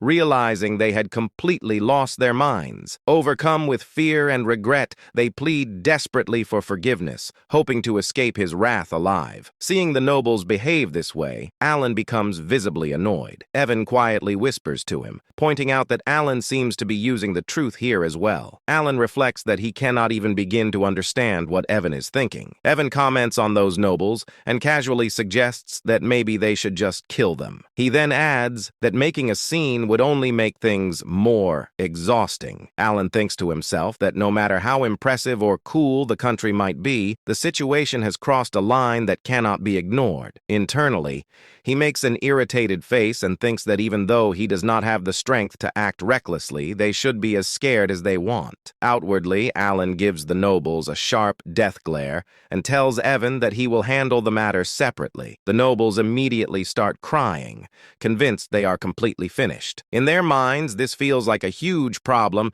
and they believe they are already dead. The scene then moves forward to Alan eating at the party. While calmly enjoying the food, he thinks about how Evan was sent to the Information Guild and hopes to hear some new updates about the nobles. As he looks around the hall, he notices two men talking quietly. Alan senses that they are having a secret conversation using magic to enhance his hearing. Alan listens closely. The two men discuss rumors involving a baron and mention the Duke of Altia and the Count of Zenonia. They acknowledge the situation and note that those nobles are now trying to form factions. One of them admits that he never trusted the alliance in the first place. Hearing this, Alan thinks it is not a big deal and sees no reason to worry. He reasons that the two dark families have never gotten along well, so the alliance is unlikely to last long anyway. Relaxed, he continues eating and is impressed by the taste, thinking that the egg tart is exceptionally good. As he keeps listening, the conversation takes a more shocking turn. The men mention something even more surprising and warn each other to be careful. After hearing it,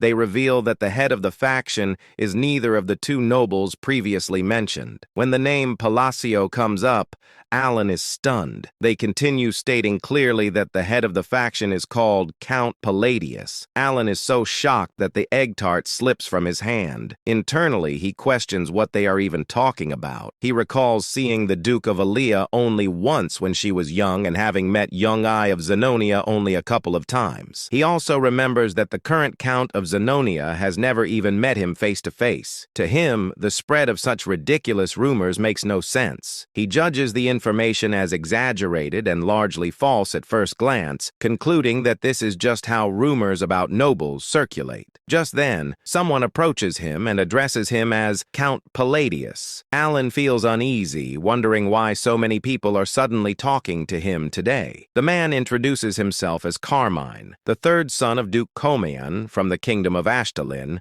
and greets him politely. Alan finds it dull, but notes internally that even nobles from allied countries attend the ambassador church. He responds politely, introducing himself as Count Palladius. Carmine smiles and remarks that he heard Alan truly became a count, expressing envy and curiosity about his face and whether there is some secret behind it. Watching from the side, thinks to himself how surprising it is that even fools talk so boldly these days. Suddenly, another man interrupts and confronts Carmine, accusing him of ignoring and insulting the nobles of the kingdom of Asteria. Carmine panics and denies the accusation. In his thoughts, he wonders what went wrong as he believed the situation was harmless. The narration then explains who Carmine Kalin is. He is described as a gorgeous and romantic man coming from a distant land. He is the youngest of the Ligren and has arrived to take Yonga as his wife. He invites peons to taste the amazing tarts that Yiga brought. After some time passes, Carmine approaches Yungai and asks her for a dance. In his thoughts, he reflects that there is no such thing as a perfect woman every day. As he looks around, he suddenly notices someone and reacts in disbelief. He makes careless remarks about a young lady needing to take care of her figure and complains about someone nearby snoring loudly. He then notes that it is fortunate Lady Ligon is beautiful just like her mother and thinks of it as his moment to appeal. Embarrassed and irritated, Young responds by suggesting they reconsider their marriage proposal. Carmine is shocked and calls out to her, but she leaves without looking back. For reasons unknown, the marriage proposal with the youngest daughter of the Lot family falls apart. Left behind, Carmine fumes internally, thinking about how much he suffered just to come here and how unbearably annoying the entire situation has become. Carmine's gaze slowly shifts toward Alan. He sticks his tongue out slightly and grins, noticing the same hair color and the cold impression. In his thoughts, he connects those features and concludes that the man must be Count Palladius. He recalls hearing rumors that the Count was nothing more than a lucky fool with no real connections. To him, him, someone like that feels like the perfect and easy stress reliever, and he quietly resolves to act tomorrow. The scene then returns to the present. Several nobles and dukes glare sharply at Carmen and reprimand him for losing his sense of respect. They remind him that the kingdom of Ashtalin has been a long-time ally. Carmen panics and hurriedly denies any disrespect, insisting that was not his intention. From Alan's perspective, the situation looks like two large birds attacking a smaller one. He finds the scene strange and confusing. Even nobles with little political awareness recognize the three figures standing there as they represent the central pillars of the kingdom of Asteria. Duke Laudegger, a leading figure of the aristocratic faction, points out that Duke Comalan is a major pillar of Ashtalin. Marquard Danielo, a powerful royalist, questions whether Carmen is treating Asteria lightly. Count Palin, the core of the centrist faction, openly wonders why Carmen is behaving so rudely. Duke Laudegger further implies that Duke Kalen may be underestimating them. Carmen, visibly shaken, insists that he absolutely has no such intention. Count Palin presses further, questioning whether there is any valid reason to address nobles so carelessly by name. Carmen stumbles over his words and apologizes,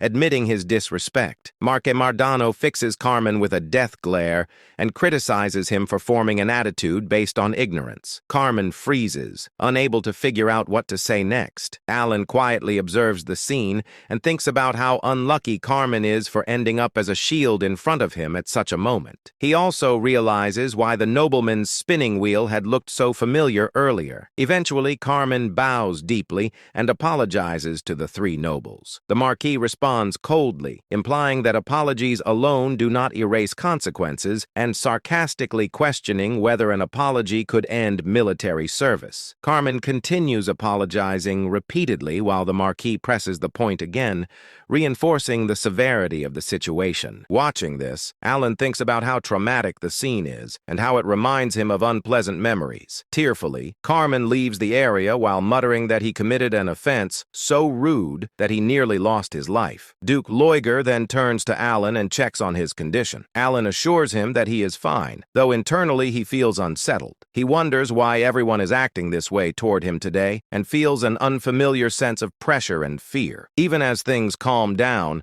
Alan's enhanced senses still pick up the conversation of two nobles nearby. They discuss how the powerful figures are already moving and confirm that the rumors are true. They speculate that if Altia and Zenonia fully enter politics, the power of their leader Palacio will become overwhelming. Hearing this, Alan realizes the chaos is being fueled by those rumors. He thinks that if this continues, it will only become more annoying and decides that it would be better to expose the rumor as false. Marca Mardano then reflects that he has never had a proper conversation with Count Palladius. Alan hesitates briefly in response. The three nobles quickly conclude that Alan must be extremely busy. They mention hearing that he has been researching magic lately and bring up a valuable artifact they recently acquired. They propose gifting him a relic capable of storing magical power and add that they have prepared additional presents as well, asking him to accept their small favor. As Alan considers the situation, he thinks that accepting may be the fastest way to put an end to the rumor. At that moment, a system window appears,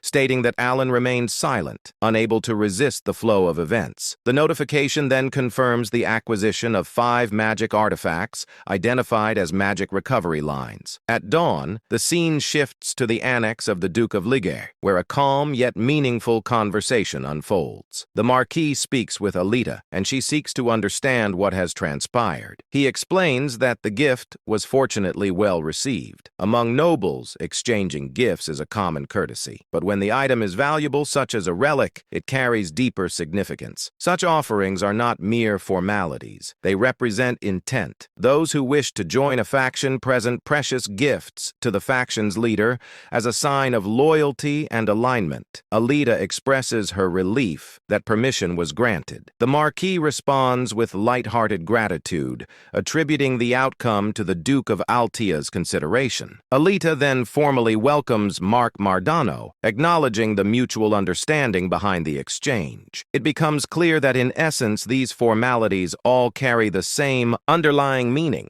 Altia expressed her satisfaction that everyone shared the same objective. She then asked how things went for the others. Marque responded that it was a great honor, and it was clear that everyone accepted without hesitation. Marque reflected on the situation. Duke Altia, who rarely took action himself, had personally appeared and given his word, but only after carefully selecting the necessary cards. After that, they were made to go through a rite of passage that involved a sincere bribe. Even though rumors were spreading rapidly, this was clearly part of the current political flow. Realizing the importance of the moment, Mark decided that he had to seize this opportunity. Altia's expression darkened as she concluded that they could finally begin moving seriously, but only with a select few. The focus then shifted to Alan, who explained that on the fourth day of the banquet, spoils were somehow being added one by one. He assumed this was because he was being treated well due to the false rumor linking him to Altia and Zenonia. He decided to take the spoils for now, wondering if they would later be taken back, and internally planned it as a complete hit and run. At that moment, Evan appeared from behind and placed a hand on Alan's shoulder. Announcing his return, Alan reacted with a hiccup. Evan questioned why Alan looked so surprised and confirmed that he was back. Alan quickly brushed it off, explaining that he had simply been lost in thought for a moment. The scene then transitioned to a private conversation between Evan and Alan. After hearing Evan's information, Alan was left in shock upon learning that an outer god had descended in the north. Evan confirmed it and added that Caliban was currently in an uproar. According to ancient texts, scholars were speculating that the amethysts were connected to the outer gods. Alan then asked about the additional information he had requested. Evan revealed that the person Alan was searching for was located in a village north of Ashtan. Hearing this, Alan stated that they could stop by there on their way before firmly deciding that their destination was Caliban. Evan was visibly shocked by the sudden decision and wondered why Caliban was chosen. Suspecting that Alan was planning to head north, Alan stated that he would explain the details along the way and ordered Evan to prepare for immediate departure. Evan acknowledged and left to make preparations. After Evan departed, Alan let out a long sigh and reflected on the situation. He had truly hoped it would not come to this. Calamitous beings like the five great sins and the outer gods were beyond prediction. It was impossible to know which outer god would descend or when a divine descent would occur. That uncertainty was the reason he had tried to gather information and act as quickly as possible. Yet he had never expected events to unfold this fast. As fragments of data and probabilities crossed his mind, memories from playing the game resurfaced. Having seen hundreds of possible outcomes, the ending now painted itself clearly. The allied kingdoms would crumble and collapse, falling into ruin as they fought foolish wars in lands contaminated by otherworldly powers. In the end, his own life would be shattered in an instant. He reminded himself that he had devised a plan to deal with this crisis. After descending, an outer god entered a stabilization period lasting several months before awakening as a living god. During that time, they could not fully exert their power as heroic spirits, making that window the best opportunity to target them. Even though nothing was guaranteed, he knew he had to try. This was the only way forward. With that resolve, he briefly wondered what that kid might like. With those thoughts settled, Alan began writing a letter. The scene then shifted to 1 week later. The vice commander approached the commander and handed over the letter written by Alan. After reading the contents and realizing it was an official order, the commander was left in shock. He immediately addressed the vice commander and gave a clear instruction. The vice commander acknowledged and was told to inform everyone that the next northern schedule was being pushed back by 2 weeks. The scene then shifted to Patron, a village located north of the Ashtalan kingdom. As Alan spotted someone ahead, he reflected that he never expected to find him this easily, and the discovery felt unexpected. Standing before them was a bright, ill-looking child who warmly greeted them. Alan observed that the boy truly stood out. He immediately recognized him as the protagonist and playable character of the Liban roguelike turn-based APS Psychedelia. Seeing him in person made Alan quietly acknowledged that a protagonist was indeed a protagonist. The boy looked exactly like the illustration from the game. Alan noted that he was a boy, boy and found him unusually beautiful, almost too striking in appearance. Alan asked whether the boy knew who he was. The child replied that he was simply happy to meet a new person and introduced himself as Eliban. Alan reflected that no matter how much this world differed from the game, the protagonist would always remain the protagonist. Eventually, Eliban would become famous and strong. Alan remarked that Eliban had a very bright personality, while internally admitting that facing a character he once played as felt strange. Alan then handed Eliban a small bag and told him it was for him to take. When Eliban opened it, he found a large number of gold coins inside. Alan then instructed Evan to bring the other item. Evan stepped forward, opened another box in front of Eliban, and revealed that it was filled with potions, explaining that all of it belonged to him. Eliban reacted with joy, overwhelmed by happiness, and expressed disbelief that everything was really for him, wondering why it was being given so suddenly. Alan explained that it was an investment. Internally, he affirmed that he had brought everything necessary for a protagonist's early growth. Alan explained to Eliban that he was doing this because Eliban was destined to become a big deal in the future. Internally, Alan urged him to grow quickly so that he could one day deal with threats like the outer gods in his place. As more indicators crossed his mind, Alan briefly wondered whether this treatment was generous enough and assumed that he must have won Eliban over. Suddenly, Alan realized he had forgotten something and introduced himself as Count Palatio. This was the name of the patron he should be grateful to when he succeeded. He quickly corrected himself, thanked the Count sincerely, and promised to remember the name. Filled with excitement, Eliban then happily said goodbye to Evan. Watching this, Alan reflected on Eliban's personality and wondered if it had always been this bright, considering that the story belonged to a dark fantasy genre. He had never expected the protagonist to be so upbeat. As they prepared to leave, Evan addressed Alan, acknowledging his intentions, but pointing out that they were leaving without even having a proper conversation. Alan responded that Eliban was a sharp kid and would understand. Internally, Alan admitted that his own life was on the line and that he did not have time to build personal affinity. He noted that he had effectively set the protagonist on auto hunt and embraced the idea of pay to win as his chosen strategy. Evan then remarked that the child seemed to possess incredible talent. His mana felt dense and constantly swirling, and despite wearing ordinary clothes, he appeared to be equipped with artifacts. Alan agreed, stating that he could feel the manner as well. Alan reflected further that in the original setting, Eliban was supposed to be ordinary before beginning his adventure. This change felt like another unexpected butterfly effect that differed from the game, especially since Eliban was the protagonist. Even so, Alan concluded that what mattered most was preserving his plan for an easy life. Alan addressed them with confidence, explaining that the stronger he became, the better the outcome would be, and that it would all be worth the investment. He reassured them that Eliban was one of the few kind-hearted people in that wretched, dark fantasy world, so there was nothing to worry about. A moment later, doubt crept in, and the idea of Eliban being kind-hearted suddenly felt questionable. Alan then brought up Evan while talking about Deus, stating that Deus would meet him. Internally, Alan reflected that he had never even visited before because he was scared, and he never imagined things would end up like this. Evan, filled with anxiety,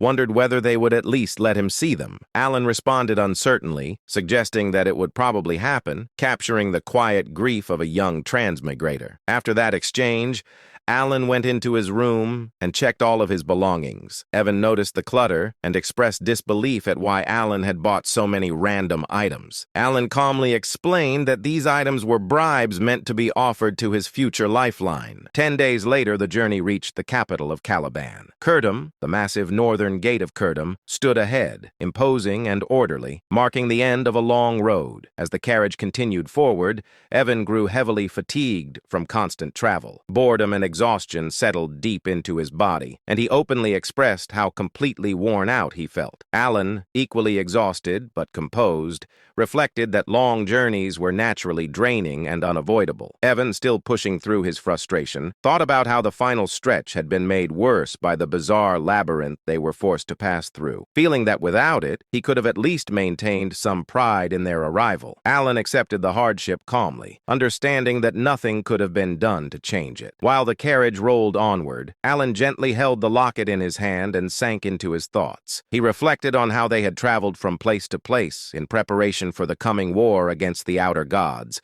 gathering strength and securing gifts along the way. His thoughts turned to Deus, wondering whether those efforts would be enough to please him. Within him stirred the heart of a father, one who wished to give without restraint or hesitation. As the capital gates drew closer, Evan noted that their turn for inspection was approaching. Soon after, Evan stepped down from the carriage and moved ahead for the capital inspection, the process to conclude with nothing more than simple identity verification. He assured Alan that he would return shortly. Alan, remaining relaxed, waved him off casually and encouraged him to take as much time as needed. Left alone, Alan sat back comfortably within the carriage. He allowed himself a brief moment of rest, closing his eyes and feeling relief that, at least in this city, things seemed to move quickly and efficiently. That calm did not last long. Evan soon returned with a tense expression and urgently addressed Alan, informing him that a minor issue had arisen. Alan sought clarification, and Evan explained that they had been asked to step aside. Although Alan's identity had already been verified,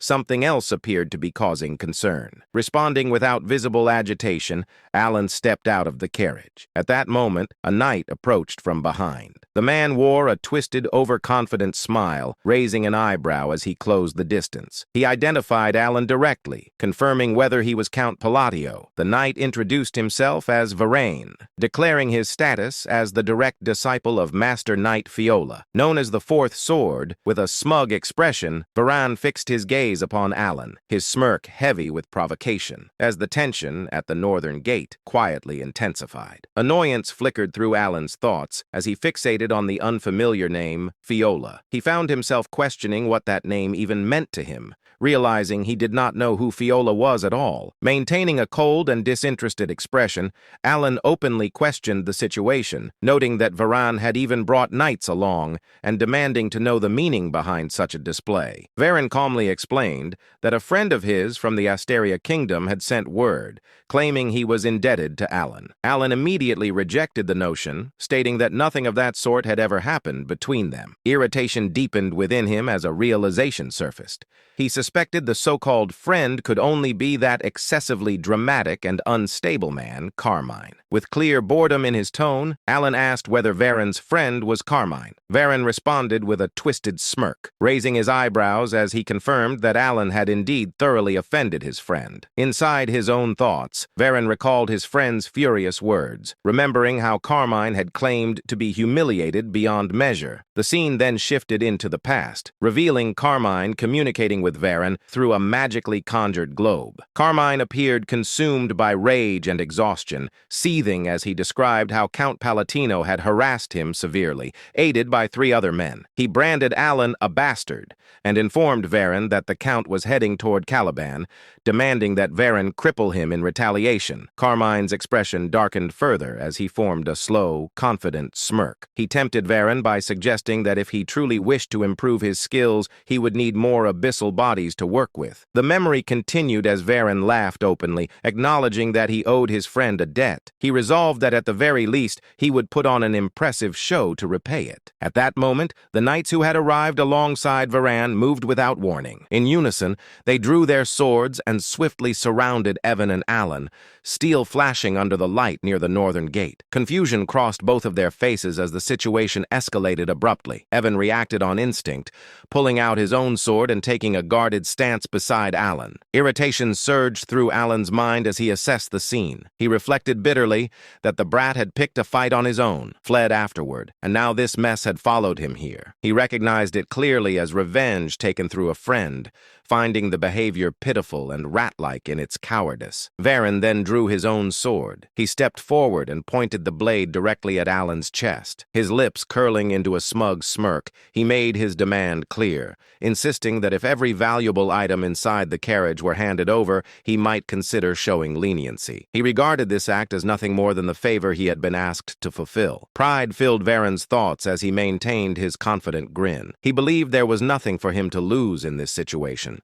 In his mental assessment, everything aligned in his favor. The probability tilted decisively toward success. Alan was, in his view, merely a fringe noble from the Asteria kingdom, someone with little influence within the Union, and absolutely no connections to Caliban. Varen had investigated the matter thoroughly, and with that certainty, he stood convinced that no consequences would follow his actions. Alan visibly grows angry, annoyed, and irritated by Varen's words, and a thought crosses his mind that birds of a feather truly flock together. He clenches his fist, and a highly powerful, energetic flame-like aura forms in his hand, aimed directly at striking Varen. At the same time, Varen rushes forward with a wild grin, charging toward Alan. Alan remains calm as another thought runs through his head, believing that even if things go slightly awry, his master will smooth it over. Before the clash can happen, someone suddenly appears from behind and forcefully grabs Varen by the neck. Stopping him mid-attack, Varen lets out a scream of pain, accompanied by the clear sound of bones breaking. The person gripping Varen's neck then lifts him up into the air. Overwhelmed by pain, Varen groans helplessly as the sword slips from his hand and crashes to the ground below. The pain becomes so intense for Varen that the veins on his face begin to bulge visibly, and he clenches his teeth hard as he endures the agony. The one holding Varen by the neck keeps him lifted in the air, while Varen, filled with rage and pain, tries to find out who this person is and who dared to attempt to kill him. As the scene continues, it is revealed that the one gripping Varen by the neck is none other than Deus. Deus makes it clear that his identity is not important at the moment, and he instead condemns Varen's actions, making it known that Varen had no right to lay a hand on his benefactor. Varen remains suspended in the air, still groaning uncontrollably in pain. Unfortunately, the crucial truth that Varen completely failed to grasp slowly comes to light. That truth is that Count Palatio had already triumphed in a duel against Kurga of the Snowfields. Through that victory, Count Palatio earned the title of Swordless Master Knight and became known as the benefactor of Deus Macallion. Deus suddenly releases Varan and hurls him down onto the ground. Varan groans loudly in pain as Deus relentlessly kicks him again and again without mercy. Deus then grabs Varan's hair with an iron grip, holding him down with overwhelming force, maintaining a cold, deathly glare. Deus shifts his attention toward the surrounding knights and issues a clear warning.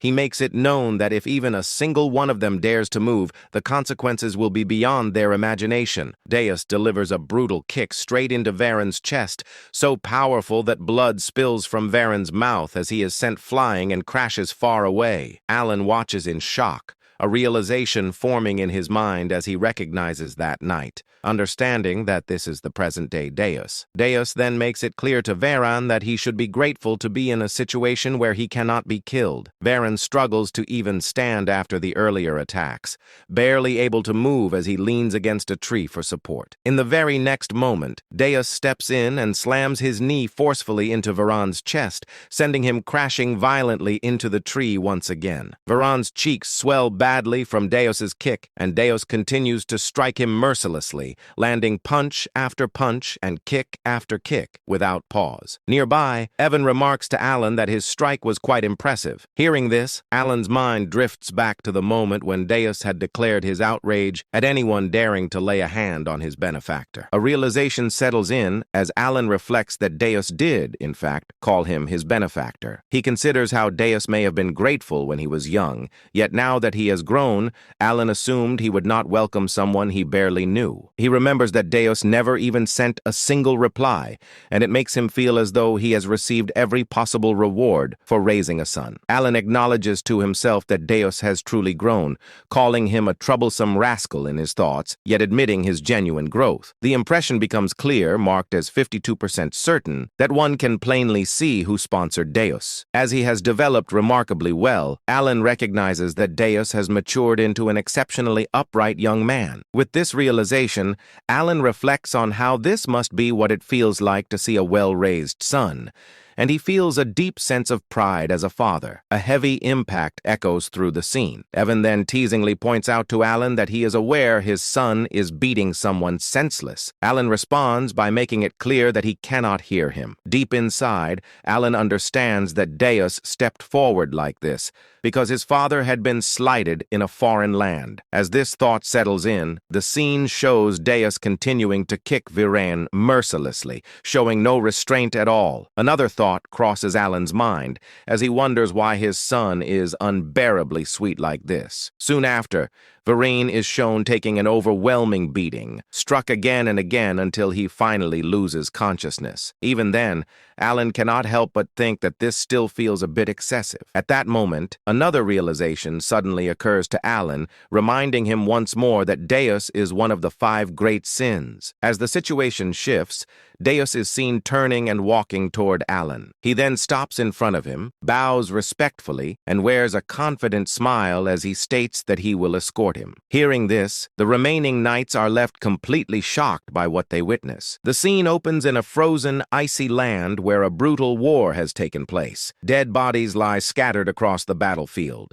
their frozen forms covering the ground. Some of the corpses are engulfed in flames as the opposing side burns them without mercy. In the midst of this aftermath stands Delman, the wielder of Caliburn's 3rd sword and the commander of the Crimson Flame. Overcome with triumph, he raises his sword high, celebrating the outcome of the battle. Delman shouted, "One of the 8 chieftains, the great Khan, along with his entire tribe, has been wiped out. The Red Flame Knights have emerged victorious on the kingdom's land." Hearing this declaration, all the Crimson Flame Knights erupt in joy. They cheer loudly, jumping and celebrating their hard-earned victory. After allowing the celebration to settle, Delman said, "Return to the outpost and begin preparations." The knights responded in unison, "Yes, Captain." As they begin to move, Delman's expression hardens. In his mind, he reflects on his achievements, believing that after accomplishing something so significant, he should no longer be pushed around by the newly appointed Master Knight. His anger deepens as he clenches his teeth. Delman thought, "Even if that man used underhanded methods unknown to others, I know the truth." Caliban and the barbarians had shared a long-standing conflict, a war governed by mutual honor and unspoken rules. But this time, everything was different. K.L. Khan had been tricked. He was lured out alone and eliminated by an undercover force. Delman remembered how the great Khan's knights were slaughtered and how unfair the entire operation truly was. By exploiting the momentum of the battle, the tribe was completely annihilated. Delman muttered, "That bastard!" He remembered how that same man sent him a victory report, claiming the defeat of the Kurga of the Snowfield. It had all happened because Delman demanded a decisive result from the expedition. Khan's body had vanished during the chaos of the battle. Even if he had survived, the poison would have ensured his death. Eventually, Delman convinced himself there was nothing left to do except return to Caliban and report the mission's success. A smirk formed on his face as he stepped forward, but suddenly stopped. In the distance, he noticed a lone man standing still near the forward base. Confusion flashed across Delman's face. The man slowly turned toward him. The man said, "Delman." Filled with rage, Delman gritted his teeth and swung his sword. Flames burst from the blade as fire erupted into the air. A strange unease crawled up Delman's spine. Delman thought, "Clank should already be dead." As he looked closer, an overwhelming aura began to rise from Clank's body. Within Clank's shadow, Delman perceived the shape of a demon forming. Clank said, "You defiled a sacred duel, a duel meant to be fought with honor." Terror radiated from his presence. Even superhumans capable of ending hundreds of lives could be devoured by this being. Cold sweat poured down Delman's face. Delman realized this is not Clank. Driven by desperation, Delman launched another attack. Flames exploded violently from his sword. The man dodged effortlessly. The man said, "Answer me first." Refusing to hesitate, Delman attacked again, unleashing even greater flames. Once again, the man evaded him with ease. Delman thought bitterly, "Believing in duels on a battlefield and was foolish." The flames scorched the land, melting the ice around them. The man stared at him with a deathly glare. The man said, "You are strong. For a human, I will give you one last chance. Duel me." Sensing danger, Delman shouted, "Prepare for battle." The knights surrounded the man from all sides. The man smirked. demonic mana gathered in both his hands. The man said, "A mortal without honor does not deserve an honorable death. There will be no duel between me and a barbarian like you." From his hands, poisonous mana erupted and spread into the fallen knights' bodies. The toxin infected every corpse. The knights began screaming in unbearable pain. Their eyes turned blood red as their bodies collapsed. Several knights cried, "Kill us! Please, end it!" As their screams faded, the man stepped forward. He slashed Delman's throat with his bare hand. Immediately after, he struck the ice, triggering a massive explosion. The remaining knights were blasted into the air and slammed violently into the ground. Blood spread across the sky like a grim mist. The man then delivered a devastating punch.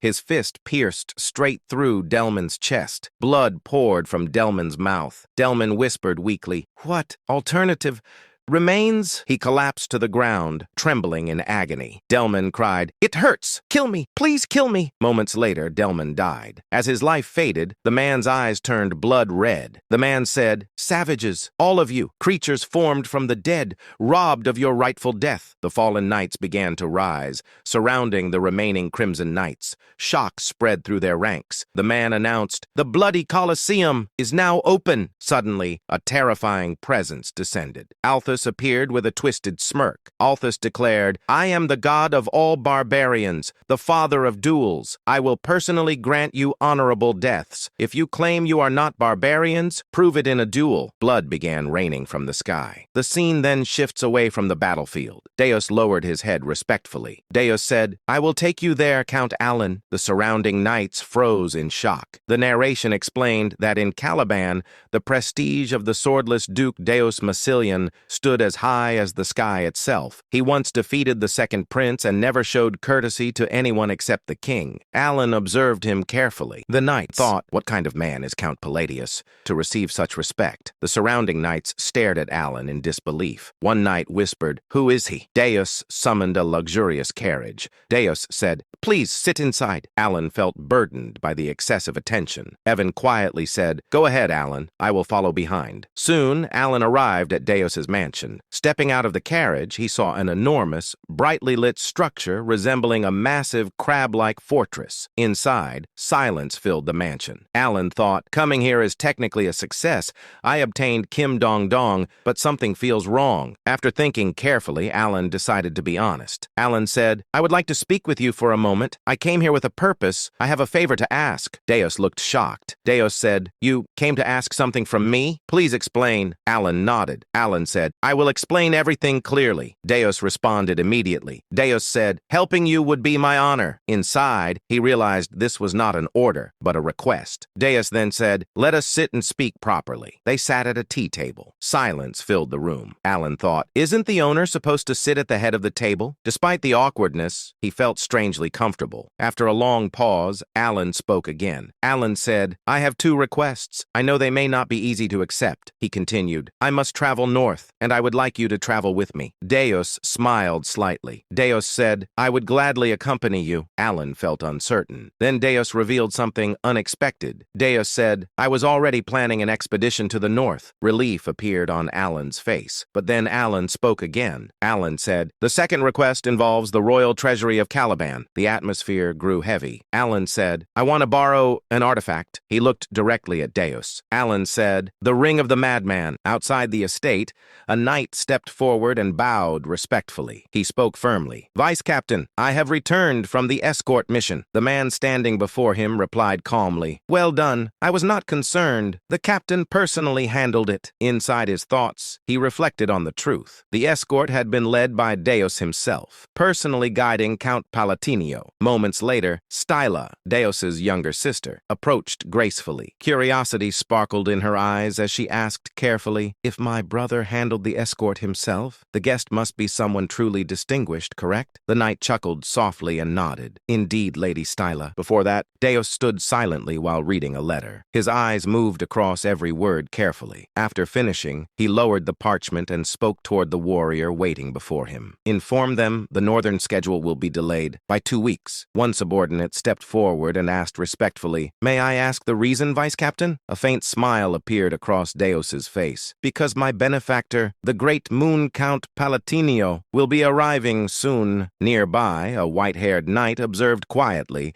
thinking to himself that he had never seen the vice-captain display such an expression before. The arrival of the count from the kingdom of Austria had stirred the entire estate, and even Styla struggled to hide her anticipation. The scene shifted. Alan stood before Deus, his posture calm but heavy with tension. A thin layer of sweat formed along his face as he spoke carefully. Would it be possible for me to borrow the ring of the Maid One from the Caliban treasury? He understood the weight of the request. It was unreasonable, and it could place him in dangerous debt to the royal family. Yet the ring was essential to his plans. He looked directly into Deus's eyes. Without hesitation, Deus lowered his head slightly and replied, "Yes, of course." At that moment, Evan entered the room, bowing politely. "My apologies for arriving late." Alan smiled slightly, thinking his timing was perfect. He said calmly, "You came at the right time. You brought them, correct?" Evan nodded confidently. "I will bring them immediately." He soon returned, carrying several elegant boxes. Light shimmered across their polished surfaces as Alan personally presented them to Deus. Deus looked at them with mild curiosity. "What are these?" Alan opened one carefully. "Gifts, prepared personally. I especially recommend this gemstone string tie. It is quite popular." Inside, Alan steadied his breathing. He had chosen it with great care. The refined design, decorated with delicate gemstones, gave it a noble appearance. He truly hoped Deus would appreciate it. Deus accepted the gift calmly. "Thank you." But he did not open the box. Alan hesitated before asking, "Aren't you going to open it?" Deus turned his face slightly and answered politely, "It would be discourteous to open it in front of you. I will do so when I am alone." Doubt flickered through Alan's mind. Had the gift failed? Was he simply a foreign noble offering something meaningless? Then he noticed the subtle brightness within Deus's eyes and remembered their bond. Clearing his throat, Alan spoke again. "If my request causes inconvenience, I will compensate properly." He paused, adding firmly, "I will retrieve the ring of the Maid One immediately." Then he asked carefully, "Did you not hear what I said about its location?" Deus replied calmly, "It is inside the royal treasury of Kelvin." Alan frowned slightly. "Would retrieving it not be extremely difficult?" Deus answered quietly. "Under normal circumstances, it would take roughly 1 week." Silence followed as he fell into thought. Alan and Evan waited patiently, but when no answer came, Alan sighed and considered the political complications. He even wondered if deploying 50 elite disciples might be necessary. Suddenly, Deus's expression hardened. He asked seriously, "Should I begin immediately?" Alan quickly shook his head. "You don't need to go that far." Deus nodded slightly. "Understood. Then I will retrieve it as quickly as possible." Gratitude surged within Alan. Deus was clearly willing to fulfill the request, by any means necessary. Their conversation ended, and they prepared to leave. Suddenly, Stila burst into the room excitedly. "Brother!" At the same time, Evan smiled warmly and greeted her. "Lady Stila, it has been a long time." The two greeted each other like siblings reunited after years apart. Alan watched quietly, surprised by the genuine happiness on their faces. He remembered clearly. Stila was the girl he had ordered Evan to save. In the original timeline, she had died tragically. Seeing her alive made him realize how strongly she resembled Deus, but the warm moment shattered instantly. Deus stepped forward, his face darkening as he pulled Stila slightly behind him. Narrowing his eyes at Evan, spoke coldly. "Address me properly. I am not your brother. I am Mr. Deus." Shock froze both Alan and Evan stammered awkwardly. You're not wrong, but..." Alan observed silently. He knew Deus carried deep emotional scars regarding family, but he had never realized how fiercely he protected Stila. The atmosphere grew tense. Deus's eyes glowed faintly with dark purple light as his aura deepened ominously. He spoke in a chilling voice. "Silence. Do not speak to my sister so casually." Evan raised his hands defensively. "I was only trying to greet her." Tension escalated dangerously. Alan suddenly realized something crucial. Deus treated him kindly because Alan had saved Stila. He wondered silently if Deus's loyalty would remain unconditional or if he had pushed his luck too far. Before the tension could worsen, Stila stepped forward gently. She turned toward Alan and asked politely, "Excuse me, You must be Count Palatinio? Alan nodded. That is correct. She bowed sincerely. I heard you ordered Sir Evan to save me, Alan replied modestly. I simply did what was necessary. Inside, he admitted the truth. If she had died, her brother would have become a merciless killing machine. Styla gently held Deos's hand and whispered warmly, Truly, thank you. Her gratitude caught Alan completely off guard. He had acted out of calculation, never expecting genuine appreciation, yet her sincerity filled him with unexpected warmth, and he smiled faintly. Later that evening, Alan remained at the mansion for dinner. During the meal, Deos returned calmly and said, I have brought it. Alan looked up in disbelief. Only one day had passed, yet Deos had already retrieved the treasured ring. Alan opened the box and gasped softly upon seeing the ring of the Maid One. How did you retrieve this in a single day? Before Deos could answer, Evan burst into the room. Count, I have discovered something extremely strange. Alan raised an eyebrow. Explain. Evan hesitated before speaking carefully. Deos caused a disturbance inside the royal treasury, demanding the ring. Alan stiffened. What? Daewon lowered his voice. The second prince attempted to delay him, so Deos slapped him repeatedly while demanding the ring. Alan stood speechless. After that incident, preparations continued for 3 days. Soon after, Alan departed north alongside the solar eclipse knights. 2 weeks later, at the southern border outpost, terrifying news arrived.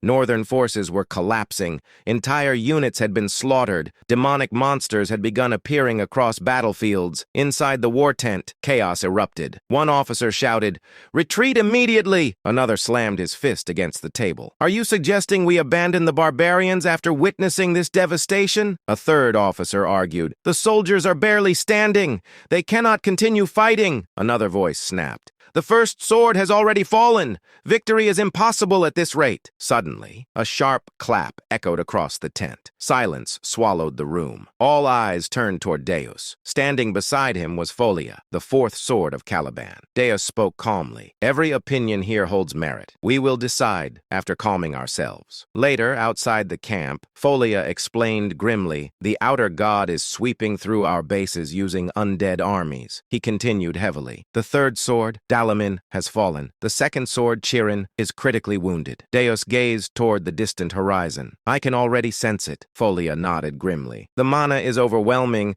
distorted, and filled with a strange red aura. Only warriors who reached the realm of 3 opened eyes could perceive such terrifying corruption. Folia frowned. That aura keeps drawing my attention. Perhaps retreat truly is our best option. Suddenly, Deos narrowed his eyes. Smoke. What is that? Across the camp, Alan sat calmly roasting a sweet potato over a small flame. Deos stared in disbelief. That is a sweet potato. Alan looked oddly relaxed, as if war meant nothing. Voices suddenly erupted behind them. A young woman shouted sharply at 2 soldiers, I told you the treatment is complete.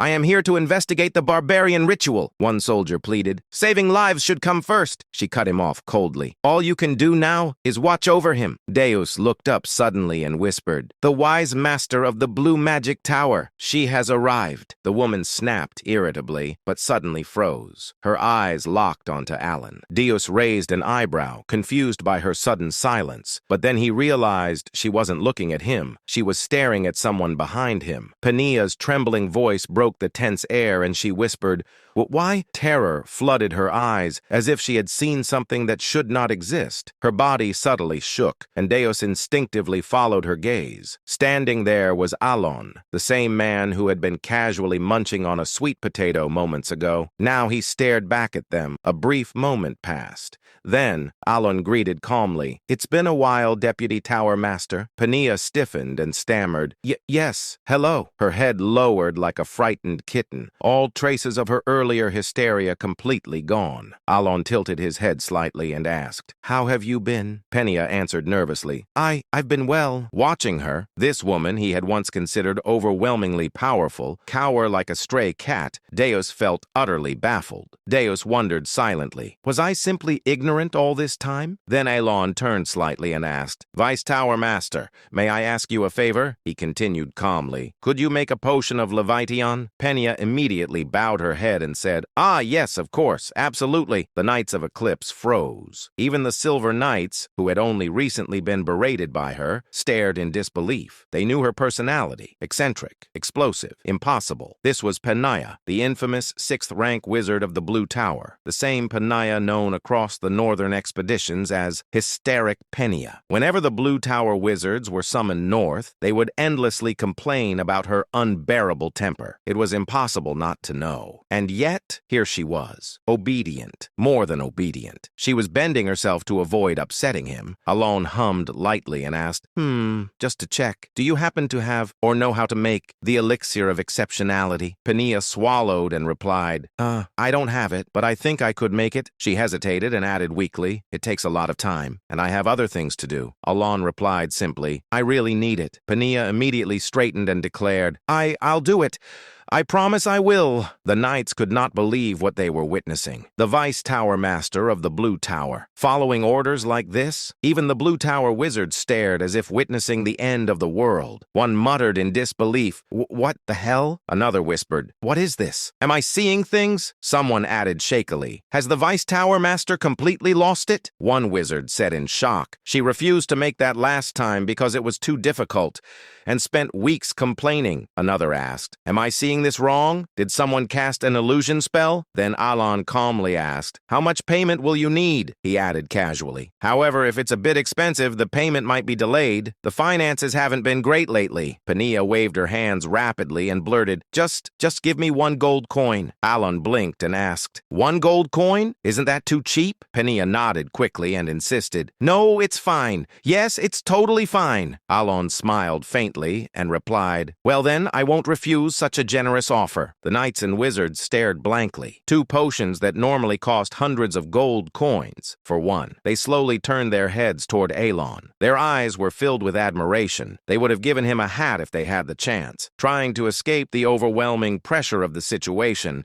Penia bowed respectfully and exclaimed, Right then, I'll whip up this concoction immediately and serve it piping hot. And like a rocket, she disappeared. Alon blinked and thought quietly, There seems to be some misunderstanding, but at least I got the potions easily. Several hours later, while Deus and his assistant were consulting, an ominous energy crept across the air. The assistant stiffened and asked in shock, Did you feel this energy? Deus slowly stood, his hand naturally reaching for the hilt of his sword. He spoke coldly, We are under attack. Outside, the undead were approaching. Steel clashed against rotting flesh. Despite the knight's strength, the undead received the blades with numb bodies, feeling no pain, continuing forward relentlessly. Suddenly, a voice rang through the battlefield. Penia raised her staff and declared, Ice Shard! Hundreds of undead advancing toward the soldiers froze instantly, cracked and shattered, a magnificent display of magic. But even more than Penia, the true symbols of hope were the 2 master knights, Fiola and Deus. Of the 2, Deus's presence was overwhelming. In an instant, hundreds of undead around him halted, as if time itself had frozen. Then, with a single horizontal sweep of his sword, every frozen undead body was cleanly cut in half. One strike, hundreds of corpses. Hope ignited in the soldiers' eyes. But then, a deafening explosion tore through the battlefield. The outer god descended. For a moment, even the undead halted. Ashen dust filled the air. As it cleared, a massive figure stood revealed. Though dressed as a barbarian, he had long transcended humanity. Massive, blue-skinned, monstrous. Then, a voice echoed. Ultaltus declared, Barbarian! Do not defile the sins of those who do not know honor. The undead rose again. The tide had changed. Before anyone could react, Fiola vanished and reappeared directly before the outer god. As one of the fastest master knights of Caliban, blessed with divine speed, he struck before Ultaltus could respond. His blade pierced the giant's heart, but only the tip entered. Ultaltus looked down and uttered, His contemptuous gaze shifted toward Fiola. He spoke coldly. Barbarians know no honor. The air cracked. He continued, Those who do not uphold honor abandon their very existence. Furthermore, they forsake the nobility of the soul. Fiola's body collapsed. His head separated cleanly from his neck. Yet, Ultaltus continued, There is no honorable death for those who disregard all value. Fiola's headless corpse twitched and rose again. Horror spread. Everyone understood. This battle was lost. Fear consumed the soldiers. Despair gripped the knights and wizards. Even Penia, even Deus. They had sensed it earlier. The being before them was far beyond their expectations. While despair swallowed the battlefield, one man began walking forward, step by step, neither hurried nor slow. He spoke calmly, "O mighty god of duels, Ulthultus," in accordance with the great oath of Calgunius. His face remained calm, as if he had seen this scene countless times. Then he declared, "I, Alon Palatio, in the name of the great oath." The Count of Palatio stepped forward and finished. "Demand a duel of Babylonia." With a smooth swirl of his wrist, Alon raised his arm. A bracelet glowing deep gray illuminated the battlefield, and he stood face to face with a god. The giant's expressionless eyes locked onto Alon.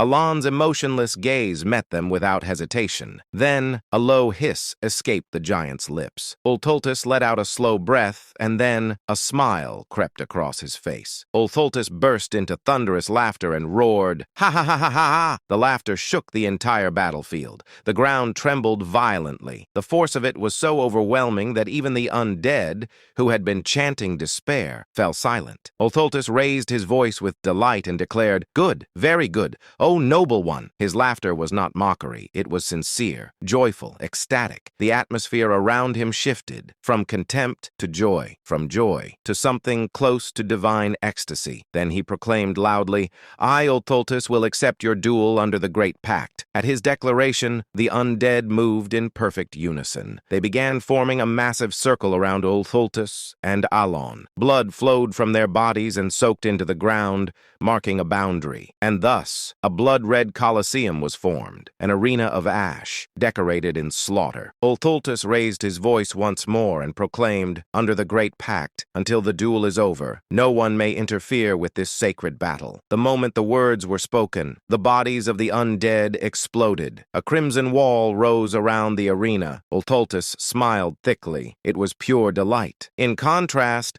Alon's face remained utterly expressionless, but beneath that mask, he trembled. He whispered under his breath, "I want to go home." Behind the calm facade, terror gripped him desperately. No matter how many times he reminded himself, he had come to the north for this, to kill the outer god Ulthultus. He had prepared everything. From the moment he heard of the god's awakening, everything, all that remained, was execution. And yet, the pressure emanating from Ulthultus far exceeded anything he had imagined. Alon steadied himself and muttered inwardly, "Stay calm." Even after consuming the elixir of exceptionality, meant to stabilize his mental state, his heart pounded violently in his chest. This wasn't just instinctive pressure. Something was wrong, he thought sharply. Why has the manifestation process advanced so much already? All outer gods required time after descending, time to adapt to reality, time to become a wise god. Ulthultus should have been no different, and yet his manifestation had progressed far faster than expected. The closer a god came to becoming a wise god, the stronger it became. Ulthultus tilted his head slightly and asked curiously, but more curious still, "O noble one who bloomed amid savagery, why do you know of our pact, though you are not of this era?" Alon swallowed dryly. He had no luxury to answer. His thoughts spiraled. "Can I do this?" Doubt flooded his mind. Ulthultus was far stronger than anticipated. Even with potions stabilizing his mind,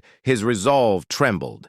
But then he forced the negativity away. There was only one path left. He had known that from the beginning. As Alon fell silent, Ulthultus smiled broadly and declared, "If you do not wish to speak, so be it. You have the right. Then let us begin the sacred duel." The giant raised his arm. He proclaimed clearly, "The Duel of Babylonia." Ulthultus stepped forward. Each step echoed across ash and blood. Footprints sank into the stained earth. Alon did not move. He simply waited. Ulthultus reached him. The giant raised his massive fist. Still, Alon remained silent, watching. From beyond the arena, murmurs of shock rose from the living. But Alon did not move. The reason was simple. The rules, to move, to flee, would violate the great Babylonian duel. a sacred duel from the forgotten age of gods. There were only two rules. First, the attacker and defender take turns. The defender cannot move. Second, the one who requested the duel must yield the first attack, a turn-based battle. If Elon stepped even once, the meaning would be lost. Worse, he would lose the only chance to kill this god. Without the duel's restrictions, he could never defeat a being capable of killing master knights with a single strike. This duel was his only weapon. Elon whispered softly, "Fixation." A sphere manifested before him. He continued, "Condensation." The sphere compressed and focused toward his left arm. He spoke again, "Reinforcement." Deep light began radiating from his arm. Finally, he completed the gesture and declared, "Intensification." Ulthultus smiled widely. He pulled his fist back, like a ballista. Muscles tightened. Force condensed. Then he swung. The impact roared. Everything was swept away. The ground burst open as if its shell had shattered. The air exploded violently. For a brief moment, the world became a vacuum. Then, a delayed, ear-splitting explosion followed. Gray dust scattered in all directions. A distant voice whispered in disbelief, "This is unbelievable." Where the fist had struck, nothing remained. A massive cone-shaped crater carved into the earth. The gray sky cracked open. A purple sunset poured over the battlefield, overwhelming power. As the living stared in awe and despair, Pania gasped in shock and cried out, The Count! He's still alive!" Deus stared forward in disbelief. Count Palladio, drenched in blood, was standing, barely. His right arm hung limply. Blood poured from his wounds. His body trembled at the brink of death. Yet he stood and held the potion prepared by the Vice Tower Master, recalling that it was described as a redemption potion capable of soothing unbearable pain. He observed that when used at the precise moment, it worked flawlessly and allowed him to remain standing. He poured the golden liquid over himself as warm light enveloped his body and restored his strength gradually. He assessed that it would not restore him completely,